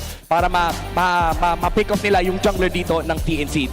This is some incredible high-level stuff from XP laners na nakikita natin dito sa Pilipinas. And because of that, they were able to snipe out the main core of TNC and nawalan ng Lord Contention ang kanilang kalaban. Now, in this clip, makikita din natin yung kanyang proficiency in terms of target selection dito sa dito sa angulo na to. Yung mga weird angles na pinanggagalingan ng mga Arlot. Typically, kapag nakakakita tayo ng Arlot gameplay, doon lang sila sa harap. Pero makikita natin dito parang may pinafocus na lang talagang target si Lanzo. May hinahabol siya sa likuran. And ito yung madalas nating nakikita sa mga magagaling na Arlot users. Hindi lang pang set yung final slash. It's more of a disruption sa backline. It's more of displacing the right target. And because of that, may ilang si Lanzo dito na lumapit. Dito sa spot na to, makikita nyo naman, yung Eve, may ilang siyang lumapit. So, hindi makakahanap ng magandang set dito yung TNC. And ito yung disruption na lagi nating binabanggit sa mga breakdown ng teamfight. And forced kagad siya gamitin yung real world manipulation. Even though mukhang maganda kasi na-lockdown dito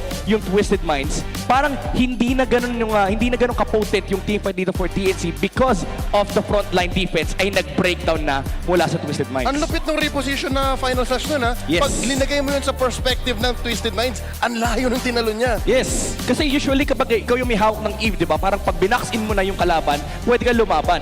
Pero ang problema, na-box in sila, pagka final slash, yung nasa isip ng TNC, kailangan nilang magtakbuhan. Now, for this last clip, makikita natin yung capacity ni Lanzo na bumuhat hindi lang sa mga setting heroes but also on this Phobius game. Ito yung napakagandang factor dito about kay Lanzo. Alam niya yung responsibility niya in this game. He is gonna engage in the front line. And ito yung strength ng Phobius. Yung kaya mong makipag 1v3 technically. Hanggat walang burst, lalaban ka ng lalaban. So Lanzo went in the front line para ma-disrupt niya rito yung TNC. And after that, makakakuha siya ng triple dark wave sa kanilang mga heroes. And because of this, ito yung magbabuy time sa teamfight dito ng Twisted Minds, and it's gonna allow MP the King to reposition to find potential pickup on the backside and also allow Twisted Minds to sort of negate yung answer na pwedeng gawin sana ng TNC. What I noticed din dun sa clip na yun, I'm sorry Omi, kasi hindi siya na bait na pumunta dun sa carry. Kasi di ba pag Phobius ka, parang target mo na condition ka po, pupuntahan ko yung marksman ng kalaban. Yes. And you would go for that. But in that specific na clip, hindi niya ginamit yung flicker niya para pumunta dun sa carry. Making sure na nakontrol na yung nasa harapan. Kasi yung heroes ng Twisted doon ay pangharapan. Yeah, parang ang concept dito is yung mga XP laners na hindi nag-overheat. Parang alam nila, hindi ko kailangan targetin yung backline, hindi ko kailangan puwersahin yung hindi naman dapat puwersahin. Basically, kapag may checklist, pinupunan lang ni Lanzo. And what I'm getting from this is napakataas ng pressure for our XP laners to perform and not to overperform as well dito sa ating match na ito. And it's going to be a matchup of course kay Sanford and Lanzo upcoming sa ating TLPH versus Twisted Minds.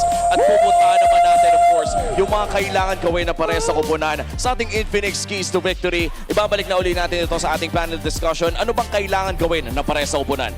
Well, for TLPH, kailangan maging aggressive. Weird na sabihin na maging aggressive yung TLPH kasi isa sila sa mga pinaka-aggressive na team sa buong mundo. But against Twisted Minds, ang dami kasing twist Ang daming twisted rotations na pwedeng ilabas mula kay Lanzo at pati na rin kay Sean. And make sure na yung mga teamfight conditions ay nami-meet nila kasi overheating is gonna be a thing here in TLPH. Now, also for silent pressure, yung dito makikita natin yung pag-force update, mag-force ng better set of heroes dito para kay Lanzo. Siguro kailangan lang tanggalin dito yung mga Arlot, yung mga Phobius kasi dito talaga na-enable yung Twisted Minds but also remove yung early game aggression na madalas natin nakikita sa Twisted Minds kapag nakakakuha sila ng magagandang game. Yeah. Para naman sa Twisted Minds, wag silang magbibigay ng libreng heroes. We call it free because they don't have any counters in a way.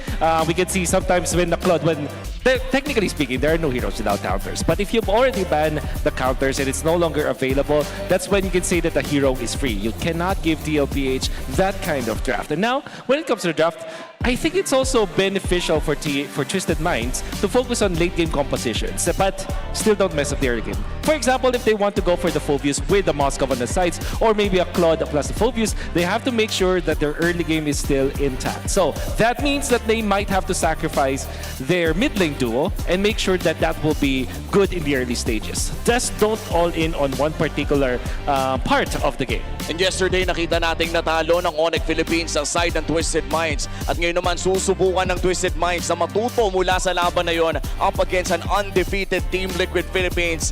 Playoffs na ang nakasalalay dito para sa TL. Boys, how do we feel about this? I mean, that's still crazy to think about, Prof. Actually, iniisip ko yung kung paano mag-i-start. Second half pa lang, di ba? Pero tinutultukan mo kagad yung, yung regular season. Yeah. Umpisa ng playoffs, pero tuldok agad ang gusto mong pumapapasok sa playoffs. More time, I think more time for TL na magpahinga, celebrate. Dinner. I agree. Dinner. Pero hindi ko na Twisted Minds to. Hindi ko alam kung bakit. Pero it's on the internet. It's there. Okay. Malalaman na natin kung magkakatotoo nga ba yan. Maraming salamat sa ating English panel. Magsisimula na po ang ating uling laban ng Superfan Saturday. Players, pasok.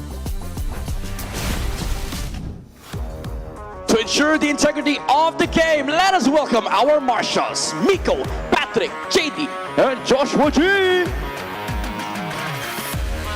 Let's go, Liquid! Let's go, Liquid! Unbound, unbroken, undefeated. They are the reigning, raging, defending MPL Philippine champions, Team Liquid Philippines.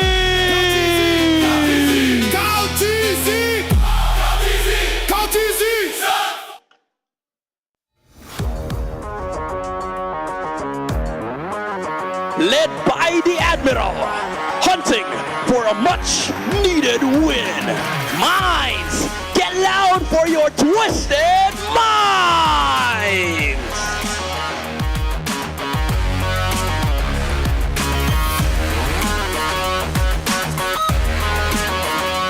And our head referee, sit! And the head coaches for TLPH, Coach Aeon, and for Twisted Minds, Coach Boncha. The perfect season meets a nearly impossible mission. This is Team Liquid Philippines versus Twisted Minds. This early on, the playoffs is on the line. How will Team Liquid Philippines deliver? Last night, we put a spotlight on the 4 horsemen. Tonight, I'd like to put a spotlight on Steady Teddy. I want to see him shine because if ever there was a time for him to prove that he belongs in the cavalry, that he is ready to punch his ticket, the San Juan Arena, then you better do it now. That's a big crowd they're expecting, and it's a big crowd also backing Twisted Minds as they hope to shatter that playoff hope just yet. It's still going to be Owl, although there was a time where Nosha actually played up against Teddy. I would have loved to see them fight again, but this time in the MPL. However, it seems like for Twisted Minds, they are going to rely on Owl. It has been clear for us that Lansu has been the focal point of Twisted Minds. I think it's up to the rest of the gang to also step up. And Twisted Minds needs every single one of them here up against a Titanic team, TLPH. Okay, so you're saying Lansu is the anchor? Yes! Liquid has 4. That's the thing though, Lansu has to outweigh that, or maybe for the others to actually step up. I feel like that would be the main concern here for Twisted Minds, because MP the King, sure, they get first blood and kill participation at their advantage, but that doesn't paint the entire picture of TLPH just turning things into their favor in the middle stages. Yeah. Historically speaking, Twisted Minds, even their members, 9 lives, they have... Hold on. You know what? Let's go to the big test first. JP, di ba tawag nila sa'yo ay Dad? Yes po. Bakit Dad ang tawag nila sa'yo? Gusto lang daw po nila. Kamusta naman yung teammates mo? How do you handle them? Ayun po, makulit po lahat eh. Pasaway po lahat to. I'm pretty sure may pinakamakulit tsaka pinakapasaway. Sino yon? Sanji po, Sanji. Anong kulit ni Sanji? Pinapagalit, tapos lagi pinapagalitan ng coach namin. Sino ang pinakamabait? Si Sanji rin. Si Sanji rin. Dahil, Para may bawi ako kay Sanji. Sanji okay naman, pinakamabait ka naman pala eh. Di ba, G? Guys, kung alam nyo lang ang ugali ni Sanji sa totoong buhay, sa ML mukhang mabait yan. Pero pag totoong buhay, try namin i-break yung undefeated streak. Try lang may word na try dun Kung green flag ka, yun ba yung dahilan ba't may nakikita ako nanonood dyan? Syempre. Grabe kasi talaga ako magmahal. Halima magmahal! Halima magmahal! Halima magmahal si Sean! Siguro araw-araw princess treatment. That was just Daddy JP and of course, Sean, the green flag for your smart 5G ping test. But let's go back to what you were talking about a while ago, Wolf. What were some of the points that you want to emphasize on? Historically speaking, there wasn't a time where this squad of Twisted Minds, even when they were Onyx 9 Lives, have been able to win against Team Liquid Philippines. However, what I say to that is, this is a team that has not been playing for a long time, but they were able to reach to the point where they can now challenge TLPH. In fact, I will always remember that historic game for Sean, the guy that we featured in the mic check, when he was able to outplay TLPH, score a savage. It was against them. It was against TLPH, against a Hayabusa, nonetheless, on of the GOAT Krautizi, on Akimi, securing what I feel like is the official highest kill score without any deaths. Of course, it's the second, but in my mind, it's the first. In modern age. In modern age. In the franchise era. I wouldn't take those odds. In the franchise era. Is that safe? That's safe. You know what? Yeah, I would count that under the franchise era. And for Twisted Minds, they also showcased potential yesterday. They were facing off against Onyx Philippines. They were unable to get a game off them, but they managed to, make Onyx Philippines sweat for that victory and going up against TLPH, who currently, as the season moves forward, is the strongest and is on top of the food chain. This might be the momentum that they need, but it heavily depends because TLPH has had momentum the entire season. And it's scary that in their last game, you cannot see an actual pattern for the drafting of TLPH. They're not easily readable, if that is a word, but I don't know that it can be used like that. Throughout weeks 2 and 3, maybe a little bit of 4, they've always at least, I noticed, given Teddy his hero in the first phase. That's one. That's at least one. That's at least one. But then there are so many modes for them, and specifically with the new patch, they are hard to predict for now. But what I do understand is that they have a lot of focus on the Harris, and it will be banned by Twisted. Okay. Zushin or Claude? Or Claude. Safe? Honestly, if you're... Or Baxia. Yeah, I think among those three, Baxia might be the best. Yep. That is the best out of the three. Yeah, this is one of the rare times that they didn't pick up a Teddy hero first blue one. So now if you're Twisted Minds, you have a chance to actually pivot here if you want to. Those are the 3 modes you're talking about. That's right. Whether you build for the middle, you build for the Stampede if it's a Zushin, or you help Teddy. There's the Zushin, probably. Take both, take both. Claude, yep. Twisted Minds. They just got the rest, right? Yeah. But I think it makes a lot of sense here. You don't ever want to give these 2 heroes to the side of TLPH. But there is that Bruno that still is available for TLPH. And in that scenario, they might just go for high loss. And they go for carry instead. And I guess they want to go for the Valentina, making sure that there's no Sora option. Of course, an answer to the Jushin. Yeah, so I think the limit for Teddy's hero pool is still going to be capped at 4, if I'm not mistaken, with the Hanif already present from yesterday. The Suyu is going to be wrapping up the first phase for Twisted Minds. It's still the same recipe for Coach Aeon and the Cavalry, as they still have Teddy's hero in the first phase. It's never going to change. Yeah. I think in this scenario for TLPH, it's tempting to still go for the Terizla for Sanford, but I feel like you want to go for damage. So I kind of feel like the Sora might be an option for them, if in case it will be opened up. I doubt it will be, but I think I'm thinking that's a better option now. Of course, they can just go back to the Terizla and have maybe a roamer that can also output the damage in that scenario, or switch it around, go for a tag hero on JP, like the Claude, sorry, like the Hylos against the Claude, then go for Alice at least. That might work for them in this scenario, because again, Sora, Twisted Minds are removing heroes that have been, you know, dealing some setups. I think Alice is the fourth pick for Twisted Minds because they cannot give that to TLPH. I'm not sure though if it will be able to kind of complete the composition here for Twisted Minds. It kind of feels awkward because you still already have the Claude. But we did say during the Keys to Victory that they have to kind of arm themselves for the late game.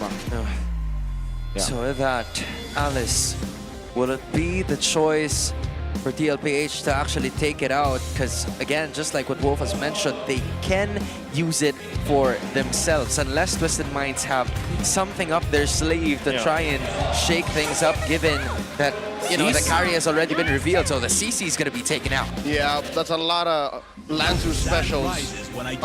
Okay, confirmed Raging Sanford. Oh. Since the Khalid is in the map. Yeah, there will be a Raging Sanford. And in order for Sanford to be a Raging Sanford in this game, I think Alice is the best option for them. And then you go for really just the Hylos. I think it just makes no sense. There is that Kalea option for themselves. And then the Kalea plus the carry, that's a more offensive route, but you still have some sort of sustain courtesy of the natural kit of Kalea. So Kalea and Hylos are my options here. But it's then banned, sir. Oh, it was banned. Yeah. First ban. One. Oh, yeah. So Hylos gatot? Yeah, and then Alice. Or Teresa and Cho for their last two picks. Oh, again, there goes the Terizla. It's finally picked up, and the Leomar is going to be wrapped up. Rome Baxia! What a swerve! Rome Baxia! Okay. Just drifting the wheels using that, you know, Baxia Shield Unity, and at the same time, the Uranus is going to be picked up by Lanzu. This is a sudden shift from what we saw from him yesterday. Why would you do that? Why would you go with the Baxia, though? There's a no, the Uranus. There's a carry. Uranus, yeah. There's a Baxia. Yeah. There's a Terizla. There's too much. I do understand, right? So, and this is so high level because... Oh, Lord. Because, yeah, This is the most one-sided prediction we've had. You're saying? Has it been? Yeah. So, okay. So they don't have a direct answer to the Claude that will come from the Rome role. So they were forced into that spot where they will pick the Terizla as we prescribe, right? They could have gone Alice, but the Alice kind of suffers against the Claude in some regard, but the Terizla is just a solid option. So what happens now is you will not have your damage output from both the XP and the jungle, and you cannot rely solely on a single target carry. The Valentina is more of a trump card where it can scale, but not as much depending on what he will copy, right? So the reason why they pivoted into this Leomort is so that they will have turtle control and also damage output in an AoE basis. Okay. I kind of see the vision now, because again, if you're looking at that carry, obviously, it's going to be a single target. Lanzu and Kaloy are going to have quite an easy time in the early game with those single target attacks. Both junglers rocking the Marksman emblem. Yeah. And I think this is a change I support. A change there. I'm with it. Yep. I've been doing it for weeks now. Yeah. And that will allow them to farm quicker. And of course, the turtle fights will be a lot more devious for both teams because of that. Just looking at it again, it's Sanford and Lanzu. The spotlight has been theirs over the last few matches that they have had. Twisted Minds just holding on to basically 100, but Carl Peasy doing the damage on the other side, taking as much real estate as he could. Going up against MP the King, who is also still at level 3, but Teddy, the damage has been down or done. Owl has to go back, and he's going to be missing a cannon minion. Teddy, that's a SEA Games gold medalist you're bullying. JP, bump try on Sean. Sean answers back. Carl Easy helping clear that wave. We're about 20 seconds off a turtle. And so much activity happening in just the first 2 minutes of this game as Twisted Minds, they're doing the same thing that TLPH has done to them, safely securing a bit more of those jungle creeps, but the turtle fight is about to arrive, and Lansu immediately giving out information to MP the King and the others, but he's taking too much damage. Oh! Flicker repositioning that penalty zone. That Vengeance Strike will not be enough to take him down. Lansu's still alive. Carl Teasy in the face of that damage from MP the King. Crimson Beacon. In comes Sanji. Sean taking a few hits. Kaloy gets taken down. First blood goes to the cavalry, but JP falls. Sanford might be up next, and MP the King gets a double. MP gets taken down. Finally, the revenge strike hits someone in a choke up. Lansu, consecration. Ionic Edge. Punished hard. Sanji with the rope-a-dope. Twisted Minds biting off more than they can shoot. TLPH leads by 1 kill. Oh, they could have gotten away with murder, but they still stayed and they wanted to go for more. It was a very long-winded revenge strike coming out from Sanford, but eventually it was able to kill MP the King. Is it called the revenge strike? It's the revenge It is the strike. revenge strike. But TLPH still manages to win after that Phantom Steed, a drive-by, taking down Sean. Kaloy with a quick sand guard, able to hold his ground, but the damage has already been done. Liquid, go for the turtle. Damn, did I just saw a motorcycle that had an assisted wheel on it? Because JP had another kill going on for him. Carl Teasy just completely isolated.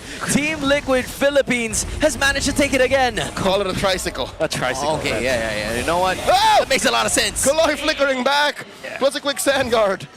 I think that was such an interesting combo from TLPH. I'm sure that it's not intended, but they managed to nail it.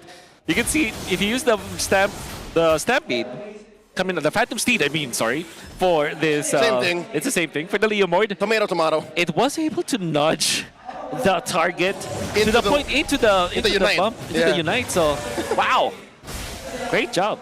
Yeah, I mean, for Lansu, on the other hand, we haven't really seen him make a big play because this is not the hero to do that. So a complete change of play style for the Admiral heading forward into the next few minutes of this game as Lansu is just completely given damage by Dol entering 5 minutes in this game as JP's just roaming around freely in the jungle. That was my question 5 minutes ago. Like, what's this Uranus to do? Oh, man. Well, there is a lot of impact when it comes to providing the vision, but when it comes to what are you gonna do up against Sanji 2-0 and 2? Oh, another Phantom Steed looking for that drive by JP. Oh, waiting in the wow. wings. And a stolen Raging Sandstorm too. Yeah, they can use it with the flicker as well. This is a 4-minute lightning truncheon, by the way, from Sanji. Oh, he means business. Oh, man. Would not be surprised if they decide to put the Sky Piercer on him. Not only that, it's also MP the King building up on a Sky Piercer, which makes it a little bit more risky for him. But as long as he gets the kills, then it may matter later on. But if he doesn't, then it's going to be mayhem immediately for Twisted. Now that makes me excited about my Sky Piercer. There is love. Oh! Uh-oh! Ow! Force the flicker to the side. BMI through. Looking to trick Teddy and Carl, but not going to have it. Oh, man. Ow. Teddy Cakes duo in action. Teddy Cakes. Oh my goodness. I love it. A new variant.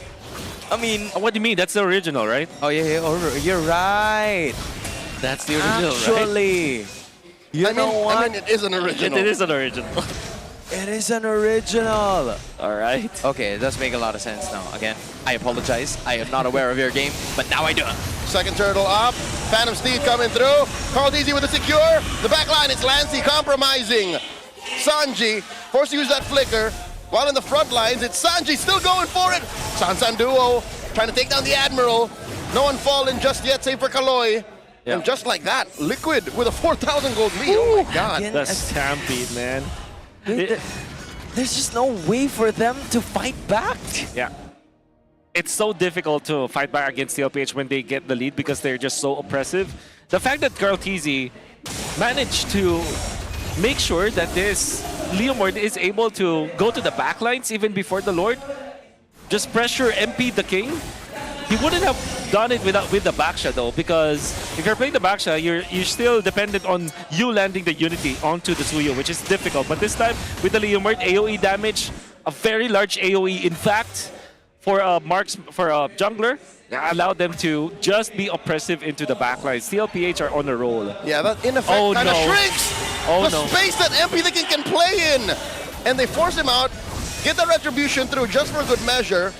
And again, Liquid can just keep repeating this. They can keep compromising MP. No. Big props to MP actually dodging that one out. Such presence of mind. I think it just clicked the ultimate. Yeah, that's just muscle memory. He did. Queller back. Queller back. It's a backflip. Just had to find a way to escape that, because if he didn't, then it would be at least a turret broken in mid for TLPH. But if it means that he's okay, then Twisted Minds, they still have a way to at least get or obtain that next turtle that is about to come up in maybe less than 40 seconds. Isn't this the most dominant a team has ever been? Well, there is that 13-1 run that Onyx PH was able to do back in Season 14, which is as dominant as this one, but TLPH are just dismantling everyone that they are facing. Oh god, goodness, the terrifies coming in from Sanji. He's already having full confidence just facing off against the others. Look at that. And it even takes 3 just for him to get away from them. Is that Sasuke cosplay? Yeah, my goodness, poor Itachi and whoever else. Yeah, God was there earlier. Oh, sorry, wrong anime. Oh. But he was. Yeah, he was. Oh my god, Liquid are just taking down structures. Top lane just went like that. Oh! Kaloy jumping on Sanji. The Unite finds Kaloy. And I think Twisted Minds are just stopping Daddy JP from pushing forward. Top lane, man-to-man defense. Lansu versus Dole. Caldezi calls in. Phantom Steed. Oh! Stolen Raging Sandbird! Blazing Duet defensively used by Owl. But it's all too late as the Liquid Stampede can't be stopped. They find one in Lansu. Sanji gets a killing spree. Oh my goodness, it took just one ultimate to stun them all and take 2 turrets away from Twisted. Was that a Raging Sanji? That is a Raging Sanji. A Raging Sanji. Man, TLPH are just out of this world. There definitely are the 4 horsemen that's about to rain apocalypse on anyone that they face. And Teddy. And Teddy. Oh my god, we have to see the Flicker, Raging Sanji. Okay, I get it now why it was so confusing. They did unite into the Raging Sanji. Exactly, they did it as you know, simultaneously. My brain just froze. And of course that flickers, the sideways flicker coming out from Sanji. Don't tell me he gets he does! Survives via Raging Backwards 40! Finds a 3-man penalty zone. JP, they unite on the Sean. Then he takes down Lansu. The fight continues as they push back Sean. Sanford finds Sean. And they're done with that. 2 for none. Penalty, Sanford. Zone Ford. Dude, I'm telling you, that's a penalty doll. I'll allow it. It's the penalty doll coming into full fruition. 7 out of 10. Twisted Minds, they literally had to find a way to pick off. You see Kalo using the Raging Sandstorm time and time again. The desperation for Twisted, you start to feel it now. Oh man, Phantom Steed just a zone now Twisted. Just like that, Liquid takes that inhibitor in mid. And it's still just 10 minutes in. 10-16, level 15. That might be the fastest right now. I mean, Season 17. Yep, and in addition, they already lead by 1,000 gold per minute. Wow. TLPH just raining on Twisted Minds' parade. Almost to the second Hans. So, 1,000 per minute. Okay, so there's no Hunter Strike. Endless battle second item for Caldezi. That's probably why he is very sustainable out of the region, for sure. Then Brute Force Breastplate to be able to tank up. And Sanji just copies Kaloy's ultimate time and time again. I think he's liking this Raging Sanji mode. Okay, is it just me or did... No, I don't think Rapid Boots got updated in the new patch, Decisive Moment. Because teams just keep building it now. You got the regen. That adds a lot of value. And of course, getting into position as fast as you could. And that's always valuable in many cases. They're putting bodies in front right now. If you are Twisted, looking to defend the last 2 inhibitors, but TLPH, they lead by so much. The Lord is on their side and it's marching right at the mid lane, hoping that they could finish this. Oh, there's a conceal by Daddy JP, Phantom Steed. They collapse onto Lansu. Lansu uses that consecration. Lansu just barely alive. They let him go. They let him retreat. The base has already been targeted here. Top inhibitor. 3-man penalty doll. And Shun Fus. Kaloy 2. Plays him into the back line. MP the King finds Sanji. But today it takes 2. And the base is up next. Liquid stampede through. Taking game 1. Now that is a stampede if you ever saw one. My goodness, TLPH just outclassing Twisted Minds. I can feel it. Unapologetic, oppressive, no hesitation. I'm running out of adjectives to describe how strong this stampede is. TLPH, it's just, you know, it's just art at this point because they are so fluid with their motions. Everybody is pulling their own weight. It's nature. It's just the nature. Yeah, you're right. Everybody from TLPH is just playing so well. That combo. And if you're just looking at the cameras, it feels like nobody is really talking, or at least they're not really just shot calling the exact shot call that they needed to do. But when they combine together, look at this. Sanji already knew that he will be able to hit that ultimate, the Raging Sandstorm or Raging Sanji that he's able to copy. And then everybody's just there, like 8 minutes in, they're already in tier 2 mid of their opponents. Just so much pressure from Team Liquid Philippines, created of course by the swerve of JP towards that draft. I mean, we initially thought that it was going to be the Baksha from the start, but Carl Teasy adding 2 more wheels to make it a tricycle, increasing the speed. But the Lone Stallion was just too much for Twisted to handle. Sanji's the MVP of Game 1. He cooked. The chef cooked. 81% kill participation, a lot of good outplays, rapid boots, as we've mentioned. But I think what's really notable here is at 4 minutes and what, 6 seconds? He built the trunch. The truncheon already. And that is impactful because that means that during their push, when they were getting all of those out of turret energy shields and they were moving around the turtle, nobody can stay in front of this Valentina. Not only does it have a lot of damage, it also has that Terrify that eventually took out Kaloy. You can see that he's also holding on to the ultimate, waiting for the most opportune moment to pop it. And the way that he is manhandling Twisted Minds, look at him dodge a lot of the spells eventually, then flicker. Goes in for that last one, but I don't think that hit actually. It might just be the turret. It was a turret. And you can see that Ducati setting up for the Baksha Shield Unity. Teddy and Carl Teasy. Teddy making sure that he goes back. He already knew that Al will go back, or if Al does not come back, he will be killed by Carl Teasy. And that dodge, by the way, from Carl Teasy. Underrated for sure. And then eventually Sanford and Sanji just combining together for a lot of initiations for the team. An explosive match from TLPH. It's as if they are just going back to their Echo Express days or their Stampede days, you know? Yeah, that's the day. Yeah, that's the day. That is today indeed. I mean, Team Liquid Philippines, you start to feel them synergizing even more, because that's some of the points that we were talking about when Teddy was inserted into this lineup, but it seemed like they didn't even change the player. It's just that there was so much good communication between the Sansan duo, creating so much, and the copies of the IMU coming out from Sanji just gave so much room for TLPH to not only escape, to not only set up plays, but for Twisted Minds to wonder, how can we even approach a team fight that they always start? How even? I think it always starts with a draft, but I feel like for Twisted Minds, if they go for a Uranus with a Claude and Suyo, I think it makes sense, but maybe they just have to change their roamer. I feel like you have to have a high impact isolation type of hero with this one, or maybe have their mages the burst. If they want to go for the Khalid, they should not pair it with the Zushin. Maybe Khalid and Valentina, for example, Khalid and Farsa.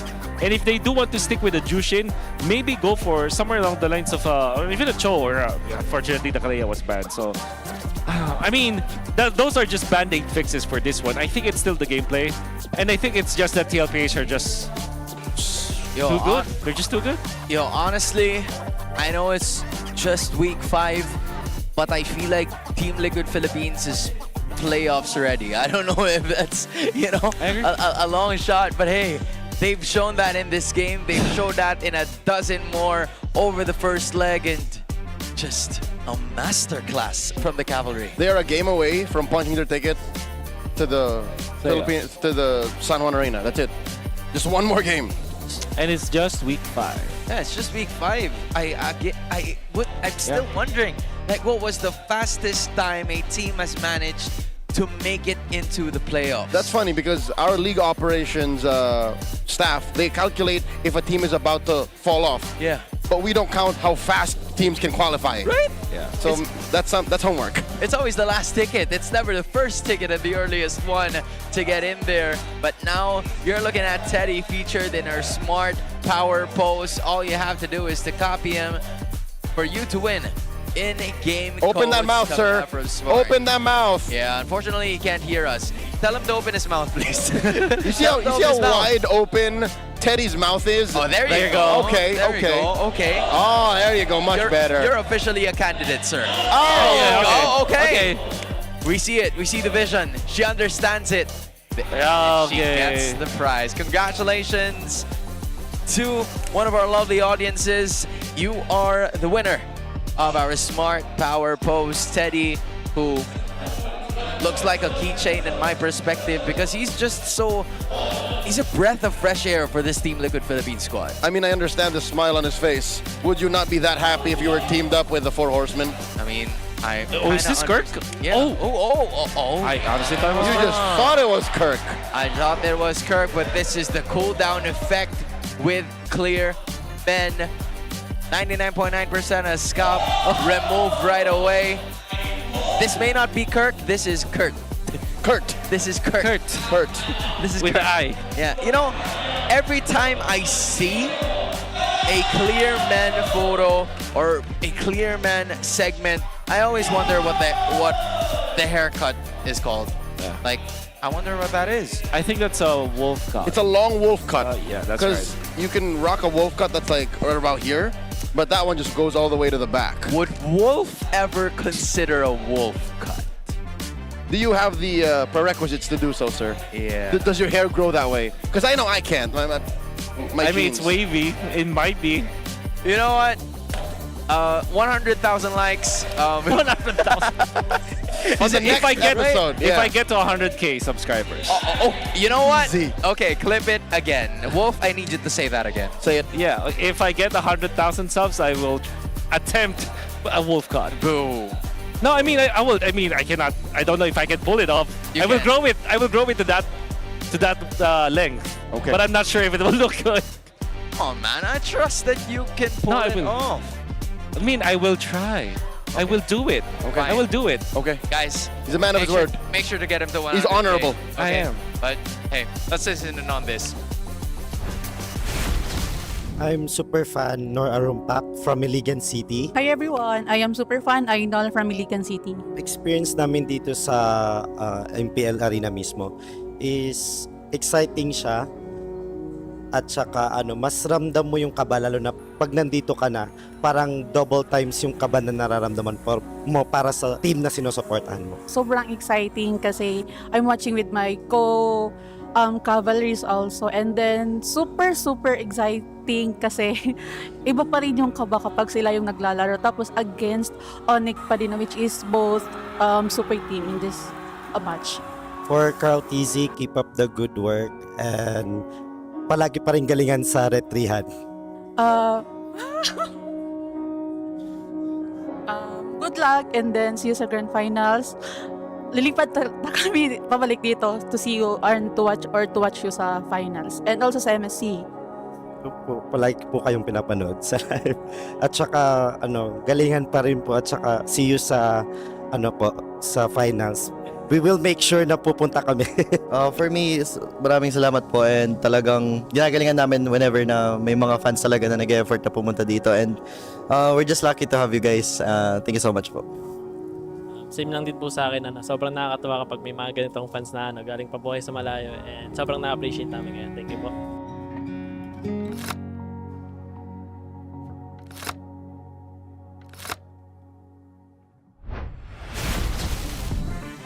I'm already calling it top 5 human interactions in MPL Philippines. We should do that more often. I agree. It felt like I was watching a local show here in the Philippines where it's either Charo Santos or Jessica Soho. Shout out to those two ladies. Yep.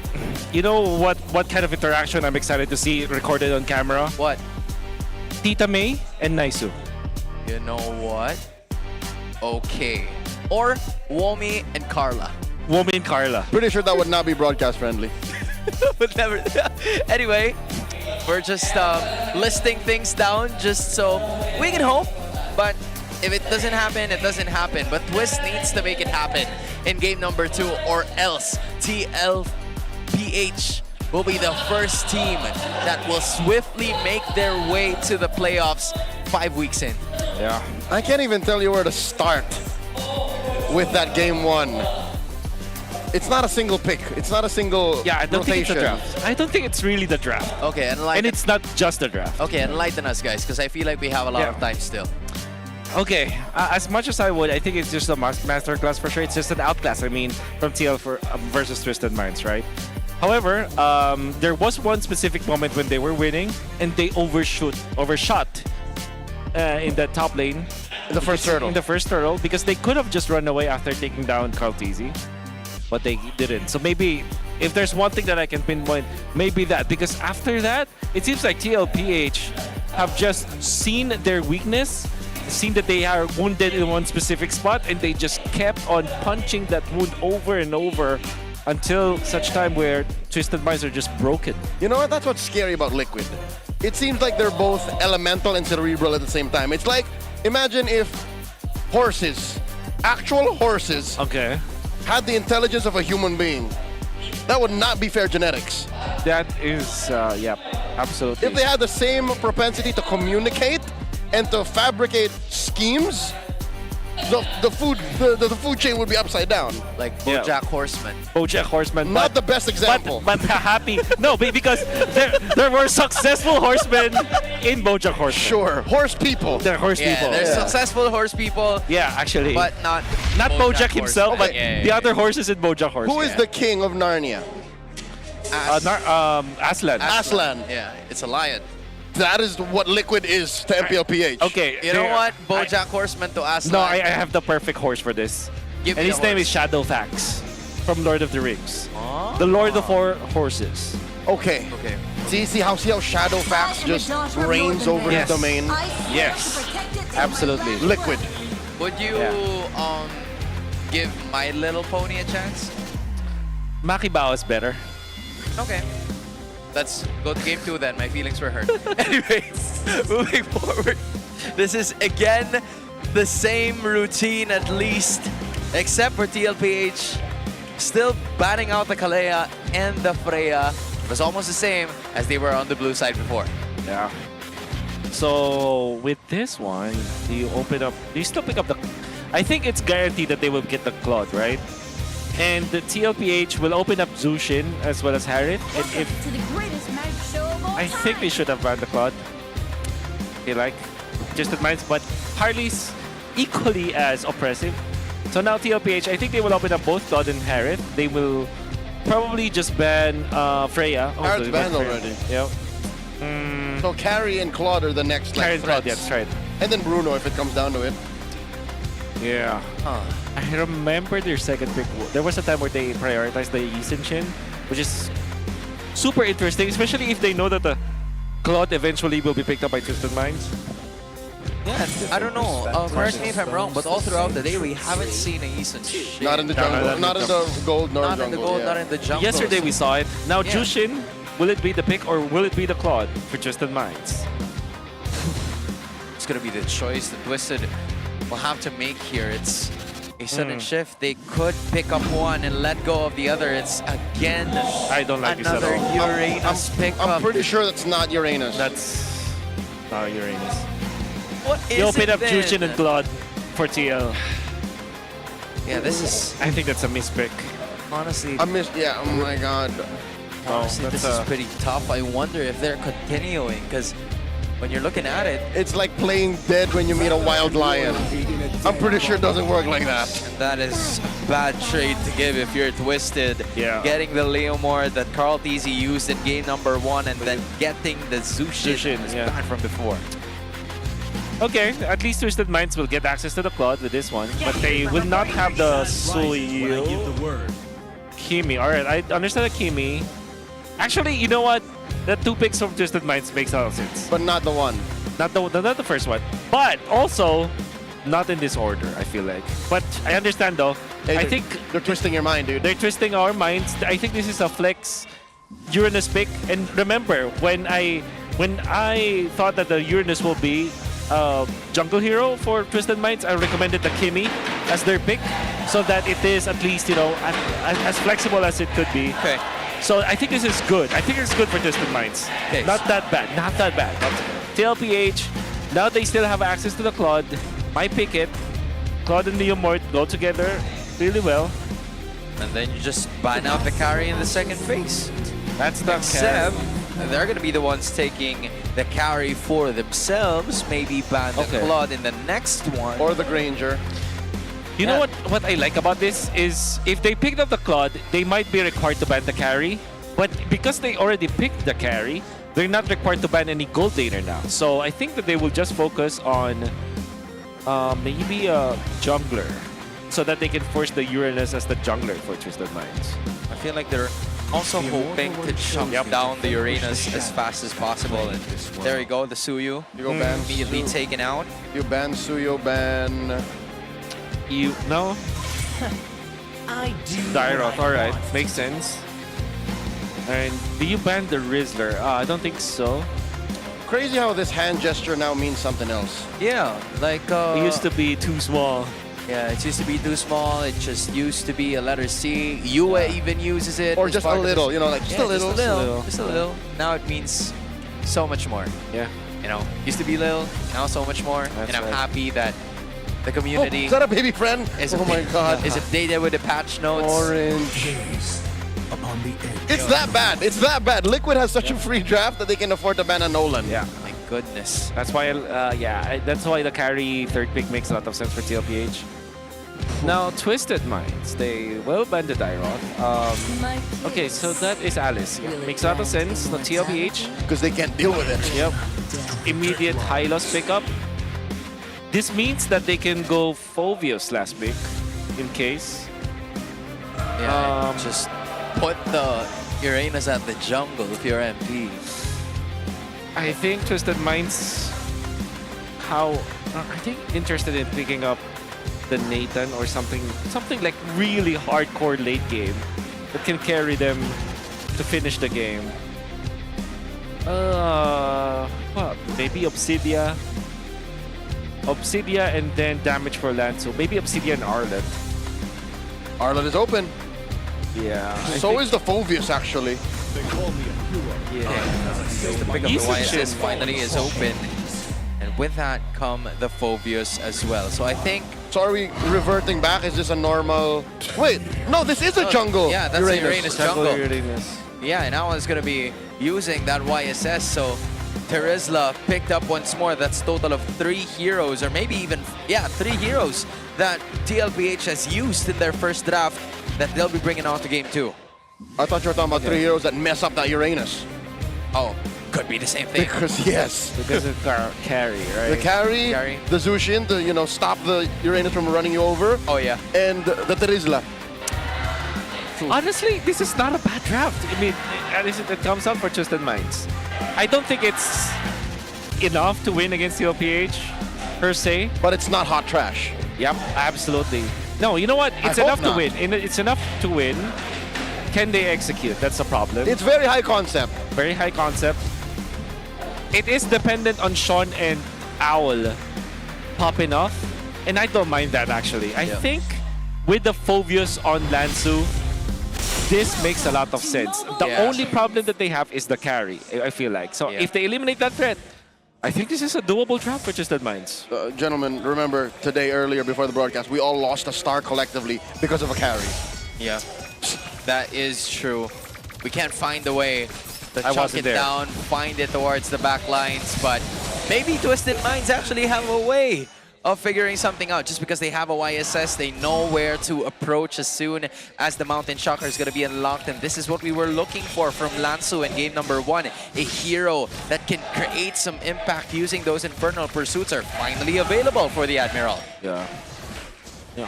I guess in hindsight, this Twister is the was expected for TLPH, but I think it makes sense against versus Sean and then eventually Owl. Of course, the body of Smith is always going to be dependent on physical damage, but if you pick up the Radiant Armor, you really can stand in front of a Kimi. That continues yet again, both just standing right in front of each other as they are simply clearing waves at the moment. Twisted Minds is just holding on to a 152 gold lead, not really much, but Kaloy and JP looking to force each other to use those battle spells. Owl's going to be up next. The damage from Carl TZ has already been done, and he's going to be looking to obtain that coin crab, which he was able to do before the start of the turtle spawn down bot. Gentlemen, I just rechecked. The tooltip for Body of Smith actually is just sheer damage reduction. Okay. So even magic damage, he can kind of shrug off. Which is perfect against Kimi, who is, you know, dealing damage over time. Sky Piercers, though, that's a different thing entirely. Oh my god, they dunk on JP now. Force use that early revitalize. Carl TZ with a secure, and the Phantom Steed running through. Twisted Minds, but MP the King draws first blood. Man-to-man defense 40, and Lansu. Sanji gets a double as MP and Kaloy fall. That's a turtle taken by Liquid. Twisted want to fight back with a kill, but TLPH gets one up even more. Sanji woke up today and told his teammates, I'm going to take MVP for this week. He just chose violence, dude. Just chose violence. Even if you recall his game before, yesterday, I mean, he's also phenomenal. Makes it so difficult again for Lansu. Yep. Just right there. Even a retribution coming in from Carl TZ. The Phantom Steed is already there, but sometimes I wonder. Oh my god! JP and Sanji! Bully 3! They actually take down Sean! Why couldn't have Sean just flickered? Oh, here's Sanji coming in with the Crimson Beacon looking for the choke down. JP drops the Glorious Pathway, but Sanji missed it a little too long! Flickers to the side! No! Kaloy! Kaloy can't take him down! The chef cook! Serving up a kill to Carl TZ! Sanji, are you even human? Sanji just refuses to die! Doesn't have immortality, doesn't need it, he's immortal anyway! Oh my goodness! Sanji with the footwork, going in for the flicker, and then eventually outplaying Twisted Minds, surviving long enough.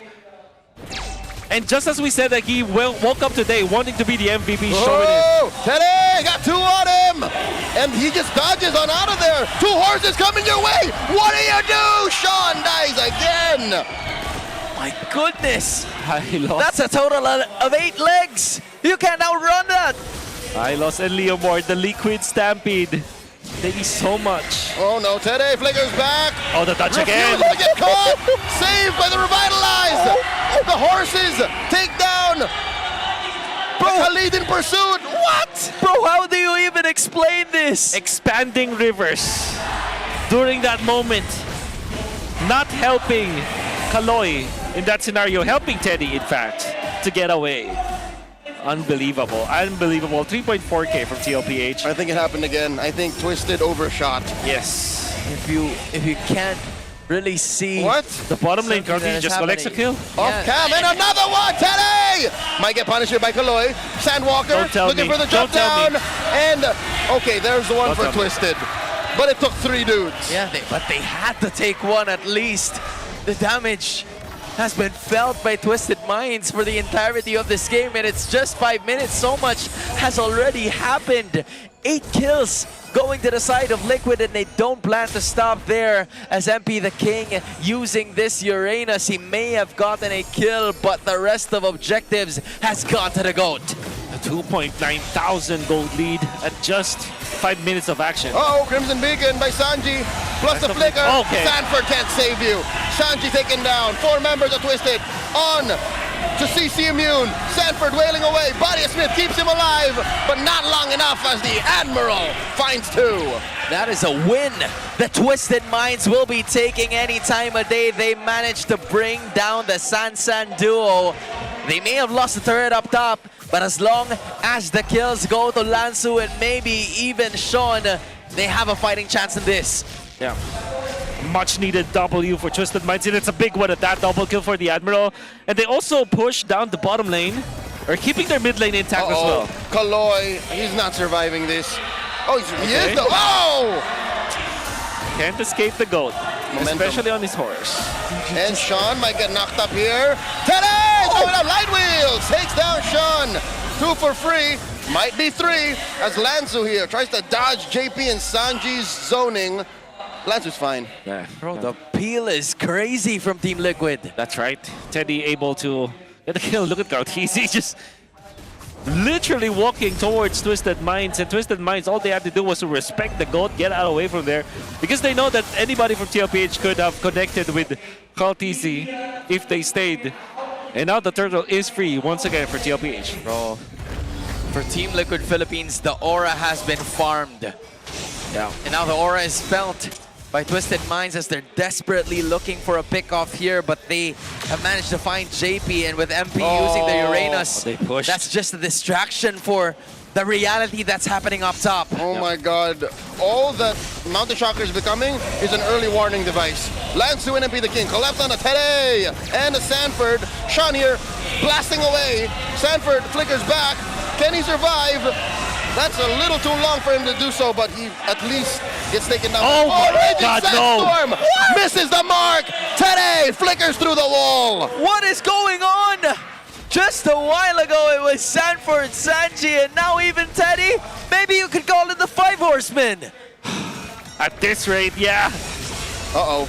Glorious Pathway, the answer to the forward momentum of Twisted Minds. Might make it denied here as MP the King gets taken down by Teddy. Lansu in the middle of 3.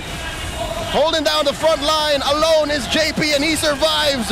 In comes Cartesi running through Sean. Okay. 3 down. Could they get another? Kaloy gets taken down. Might be a wipeout. Sanji, even after the flicker, gets taken down by the turret. They are just smiling as that happens. Might be a dive, but this time it's not just a dive. It will be able to secure them a turret down the bottom lane. And mind you, that is a turret with a little more armor. And the bonus after taking down a tier 1. It's 7,000 for TLPH to work with over Twisted Minds. And they're not stopping. You can see they are taking away the green camps from Twisted Minds. This Uranus in the jungle is not working in the favor of Twisted Minds. They're just corralled in their base. Sean could not farm. Even with this Sky Piercer, is not able to get the stacks. It's an involuntary calorie deficit. Yeah. Like, unfortunately, he's kind of doing cardio even if it doesn't want to. And the last time that I saw TLPH this aggressive was when they were still called Echo Express, which was, in a lot of people's dictionaries, was the best version of a team that Cartesi was ever part of. And we're seeing glimpses of that now, entering enemy territory, dishing out damage, running down on their opponents. That is what TLPH is all about. Oh, hey, word on the street is this is Cartesi Prime. He might be reaching a new peak, and I'm gonna tend to agree. Calls in the Phantom Steed, zones out 3 members alone. Oh my god. He just the threat of him having the Phantom Steed, even when they have the turret shields, even when it's just 9 minutes, Cartesi with 5-0 and 5 has been oppressive just by literally being in front of Twisted Minds. Oppressive is an understatement. Yeah. Because they are going to be stuck inside their base, hoping that they could be able to defend this, while Team Liquid Philippines are just simultaneously working on their lanes for it to all be together once they break into the base of Twisted. Lord up top, Mid lane, bottom lane, all have waves. Glorious pathway by JP. In comes the rest of Twisted Minds. They embrace the attack. They push back Teddy. Lansu repositions, flickers forward. And look at this. Ow, it's picking up a gold inside the base. Kaloy follows through. Sanford runs through. Exits through the middle. And Lansu falls as well. They're gonna lose this mid lane inhibitor. And Liquid have made it in. No casualties just yet.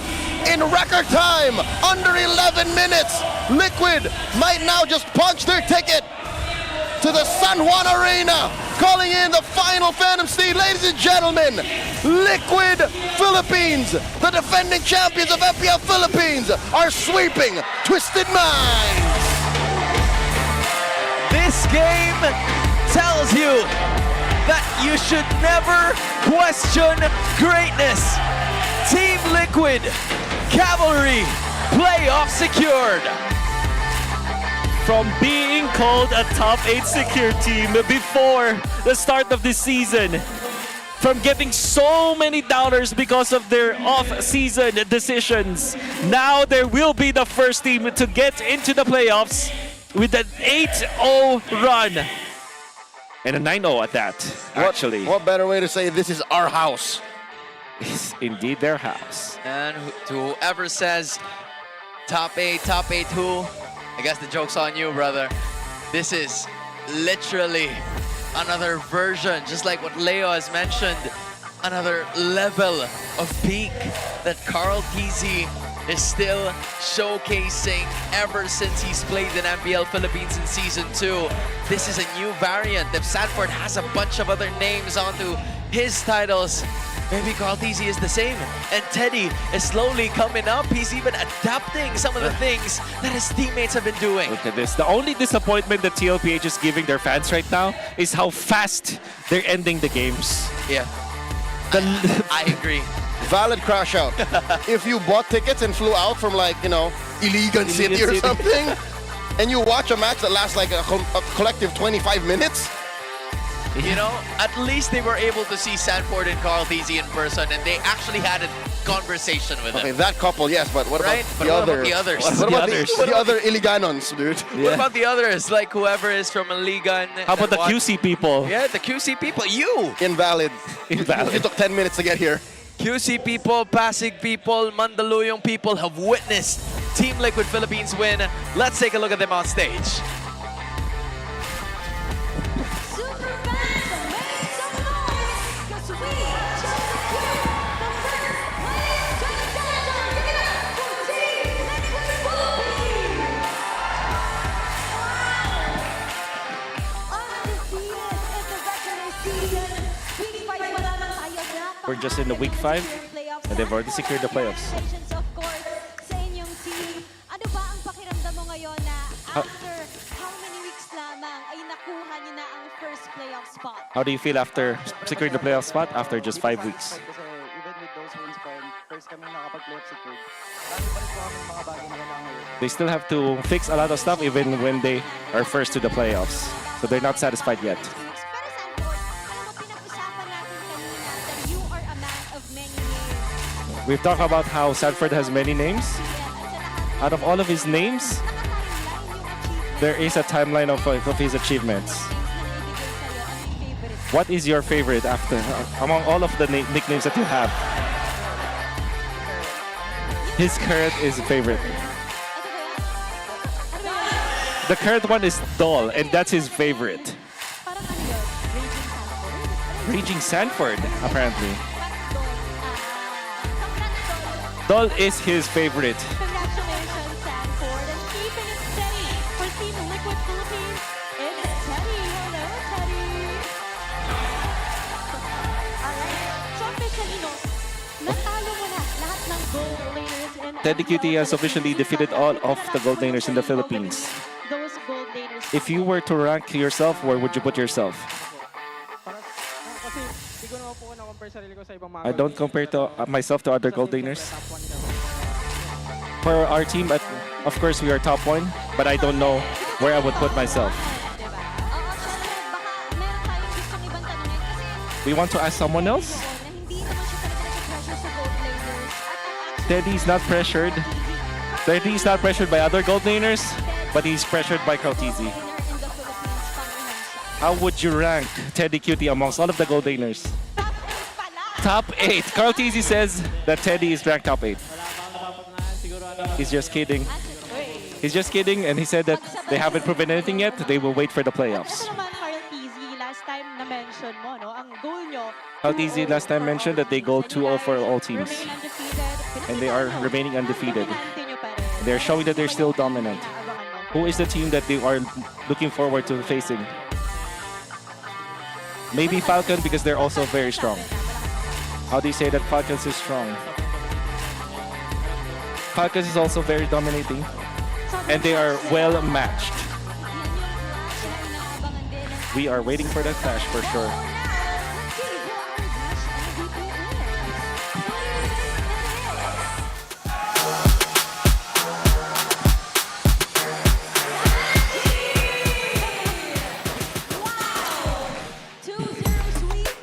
Lahat na ipanalo nyo. 2-0 sweep.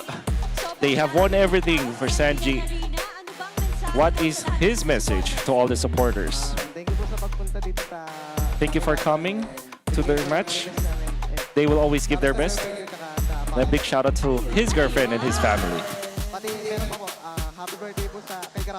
Happy birthday to Kram from TLPH's MDL team. Once again, congratulations, You may now bow. And you may now take your walk of victory. What a stampede for Team Liquid Philippines. They are just proving na kayang-kaya pa rin nila ngayong season. Well, Odin, kakapanalo lang nila kahapon and another win today. If anything, they're just too hot to handle. But of course, too hot to handle din ang ating casters. Casters, what do you think? Well, honestly, if you're looking at it, it's what the hosts have mentioned. TLPH is just too hot to handle, sizzling. Man, I gotta figure out a way to like stop the heat because they're picking it up and it's summer, so it really goes along with it. And Carl DZ, what version of Carl DZ are we seeing right What's now? better than a goat? Or the goat? Yeah, it's the goat version. I don't know. Right? There is no one that can compare to how good Carl TZ is playing as a Mobile Legends player, and he's playing right now. And I think the closest that we can get might even be his teammates. That's how crazy it is. The only thing that might be able to out-goat the GOAT is JP when it comes to achievements, Sanford when it comes to gameplay, and Sanji as well. There's really no one that can match how good TLPH is right now. Yeah, that's crazy. I mean, crazy. for you to out-goat the GOAT, you either have to transfer to a different team or the GOAT has to retire, which I don't want to see anytime soon. No, he's not retiring anytime soon for sure. You can see Teddy. Everybody's just outplaying everyone. I think this is the Sanji. Oh, this is not the Sanji Hesi. That was a different one. But we can see everybody from TLPH just outplaying their opponents. And I think the mastery of TLPH when it comes to Mobile Legends is unmatched. And I don't want to spoil my interview with the members of TLPH, but I did have an interview with them. And you know what they said? There are two keys on why they are winning right now. First is the GOAT, Carl TZ. And there's no other way for them to get to this level if not for Carl TZ. And second is their coaching staff. Apparently, there's a lot that they've learned from Aeon as well as Snap. Yeah. And they, quote-unquote, were lucky to have them. Yeah, I also got a bit of that idea coming in from very reliable sources that Coach Aeon and Coach Snap are just very methodical coaches in terms of approaching this game. They just control the entire draft and whoever they're going up against. It's a smart way that for TLPH, they've even said it during the interviews that all they have to do is press some buttons and worry about the end game. That's right. And the members of TLPH will not mince their words when they want to say something that's not good about their coaches. Even Carl TZ, right? Yeah. Even the coaches, the ex-coaches of TLPH says that Carl TZ is not going to mince his own Very words. blunt or frank. Very frank about it. But in this version of TLPH, probably the only time that they said that They don't have to do anything but to press buttons. This is a scary team to face. I honestly do not know how you can defeat TLPH. Was another record broken? Did Carl TZ reach level 15 at 9 minutes? I think the post-patch, post-EXP adjustments, I don't know how to say it, but yeah, there was a patch. Project Next, right? Post-Project Next, that is the fastest probably. So yeah, this is the fastest 9 minutes. I think so. 9:10, 9:15, something like that? I think It's so. ridiculous. Goodness, it's still, crazy to think that this is the type of Carl TZ that we're seeing in spite of him playing almost 15 seasons, 7.5 years in MPL Philippines. It's still the same kind of performance. GOAT things. The world already knows it, but now let's take a look at the Infinix mic check. Pangat mo, Fabius. Nag-rocket na rin. Start ka, Carl. Nice. Wait lang ha. Sige. Sige, kaya pa to. Yura G. Mangalaw, Khalid. Nice, G. Buhay ako. Okay lang, ako lang namatay. Nice na. Dito. Bangka na. Yeah, atras pa lang. May Khalid dyan ah. Patara. Bigyan ko Khalid. Lalim ko. Yan. Basig ba? Sige. Puta ka na. Okay lang. Okay lang. Focus. Akin. Sikat. Tama na. Dito, skill. Yura muna. Harapan ko lang kaya ka. Yes. Sa gilid siya. Fabius, mabot yung Fabius. Fabius, wala picker. Shut down. Nice. 2-3. Nice. Tara, labang kayo kami sama. Uy, soyong. Ayun na. Kapit ka na sa akin. Pyramid. Gameplay nila pre, di na nila alam gagawin. Kahit ano na lang pala. Ingat kayo. Laban pala kayo eh. Low round boy, kakainin mo na lang. Tayo na kayo. To, lakad. Nice. Pyramid. Patayin natin to. Yeah. Patayin natin to, sira kay Dino. Okay, paano sa ano ha? Pero lang. Angat mo dito yan. Okay na pala. Nice, boys.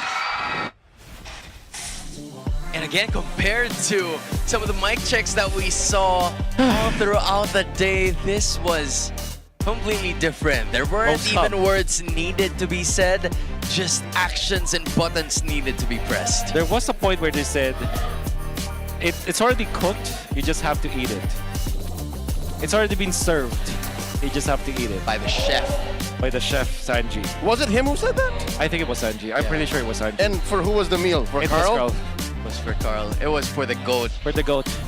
Man, this is crazy. Wow. I have to call on the super fans. Stay updated on all things MPL PH and connect with the most passionate community in esports. Join in the MPL Philippines official Facebook group, the Superfan channel, and the MLBB official Discord. Get your all-access pass exclusive content, the latest news and community discussions, lead the conversation, and have a chance to be featured as our Superfan of the Month. Be part of the MPL PH family. Scan the QR code on your screen now and join the conversation. See you there. I am going to be expecting a lot of statements because the cavalry is alive once again in this current season. And if you think you have what it takes to run the show with eProject, Esports for Everyone, we're giving you the power to bring the MPL energy to your own local community. That's right. Participants get exclusive access to tournament modes, free in-game items, and even diamonds. Just head on over to ph-mpl.com/e-project to start your application. It's time to turn that passion into action. Visit our website to know more. In fact, there are a lot of players that started their careers from community tournaments, and who knows, maybe you get discovered by the teams that you participated in the tournaments. And speaking of our teams, we're going to be looking at our standings in just a bit. Finally, or just as quickly, we're seeing a green shade in a specific row as TLPH's playoff secured. Green shade is what's encroaching on Liquid's territory because talk of the town, especially on online forums, is Falcons might be the next best thing who could take down Liquid. That's, I guess, everybody's guess. That is exciting for sure. Them or Omega. Interestingly, we just did a podcast and I said Omega. I said Omega. If anyone could do it, it's Omega. If anyone can do it. Nets had to understand it though. You gotta put your trust on Nets.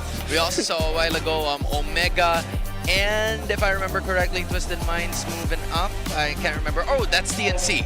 Which, by the way, for Week 5 Day 2 standings of the Fansik Laban has been struggling. Phoenix Army is at 7. Same for their MPL team, but the Cavalry is up there at 3rd. Good to see that at least in Fansik Laban, the Auroras are having it good. Yeah. Because our M7 World Champions have, again, I said, seen better days. And that's putting it very lightly. Yeah. I mean, for Aurora, it's going to be back to the drawing board for this team. They're going to have to find a way because this was not the week that they had in mind. They haven't won a single game, if I remember correctly. Yeah. And yeah, they just struggled from here. But on the flip side, we see teams finally getting their groove together. TNC. Omega. Yeah. It's an exciting times for the teams in the lower part of our standings, and I hope that they recover as well. Well, that's it for us. That's Wolf over there. This is Leo, and my name is Hans Galleria. We're gonna toss it over to our hosts.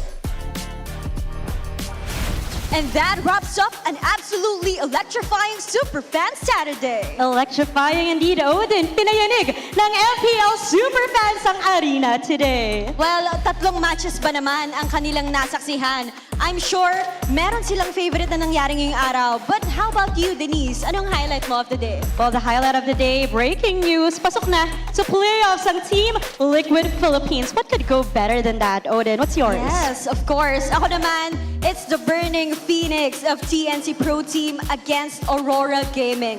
I'm sure maraming nakaabang na bumalik ang kamandag ng isang Chak Mamba. Pero alam kong nabitin din ang ating mga super fans kahit 3 matches ang kanilang nasaksihan ngayong araw. Kaya naman bukas ay meron pa tayong aabangan for the second half of the regular season to end our Week 5. Yes, kaya naman super fans, ihanda ulit ang inyong sarili para bukas. Ako si Denise. And this is your very own Odin. Magkita-kita tayo muli bukas, dito lamang sa tahanan ng pinakamalalakas. Ito ang MPL Philippines at Season 17. Palag na to! 17th season of MPL Philippines is brought to you by the following sponsors. Infinix, the official gaming phone partner. The power behind every Madlang gamer. Smart, the simply reliable connectivity partner of the MPL. Our partner in esports, Clear Men.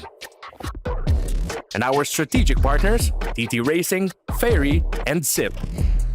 Don't miss any MPL action by following our official Facebook and subscribing to our YouTube channel. Follow MPL PH on TikTok for more content. Experience the lakas ng Pinas of MPL PH Season 17 live at Victoria Sports Tower. Grab your tickets now via the official MPL PH website. MPL Philippines is monitored and supervised by the Games and Amusement Board. Let's go, Liquid! Let's go, Liquid! Team Liquid! Let's go, Liquid! Team Liquid! Team Liquid! Team Liquid! Team Liquid! Count easy! Count easy! Count easy! Count easy!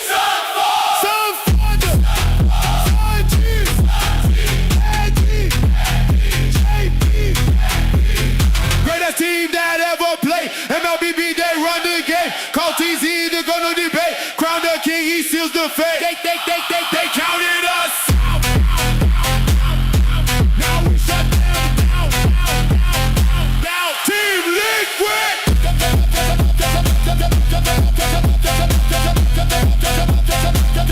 Let's go Liquid. Foot on the front line, never fall. Signed you with the place, ice cold. Teddy lock it down, hold the line. JP coming through every time.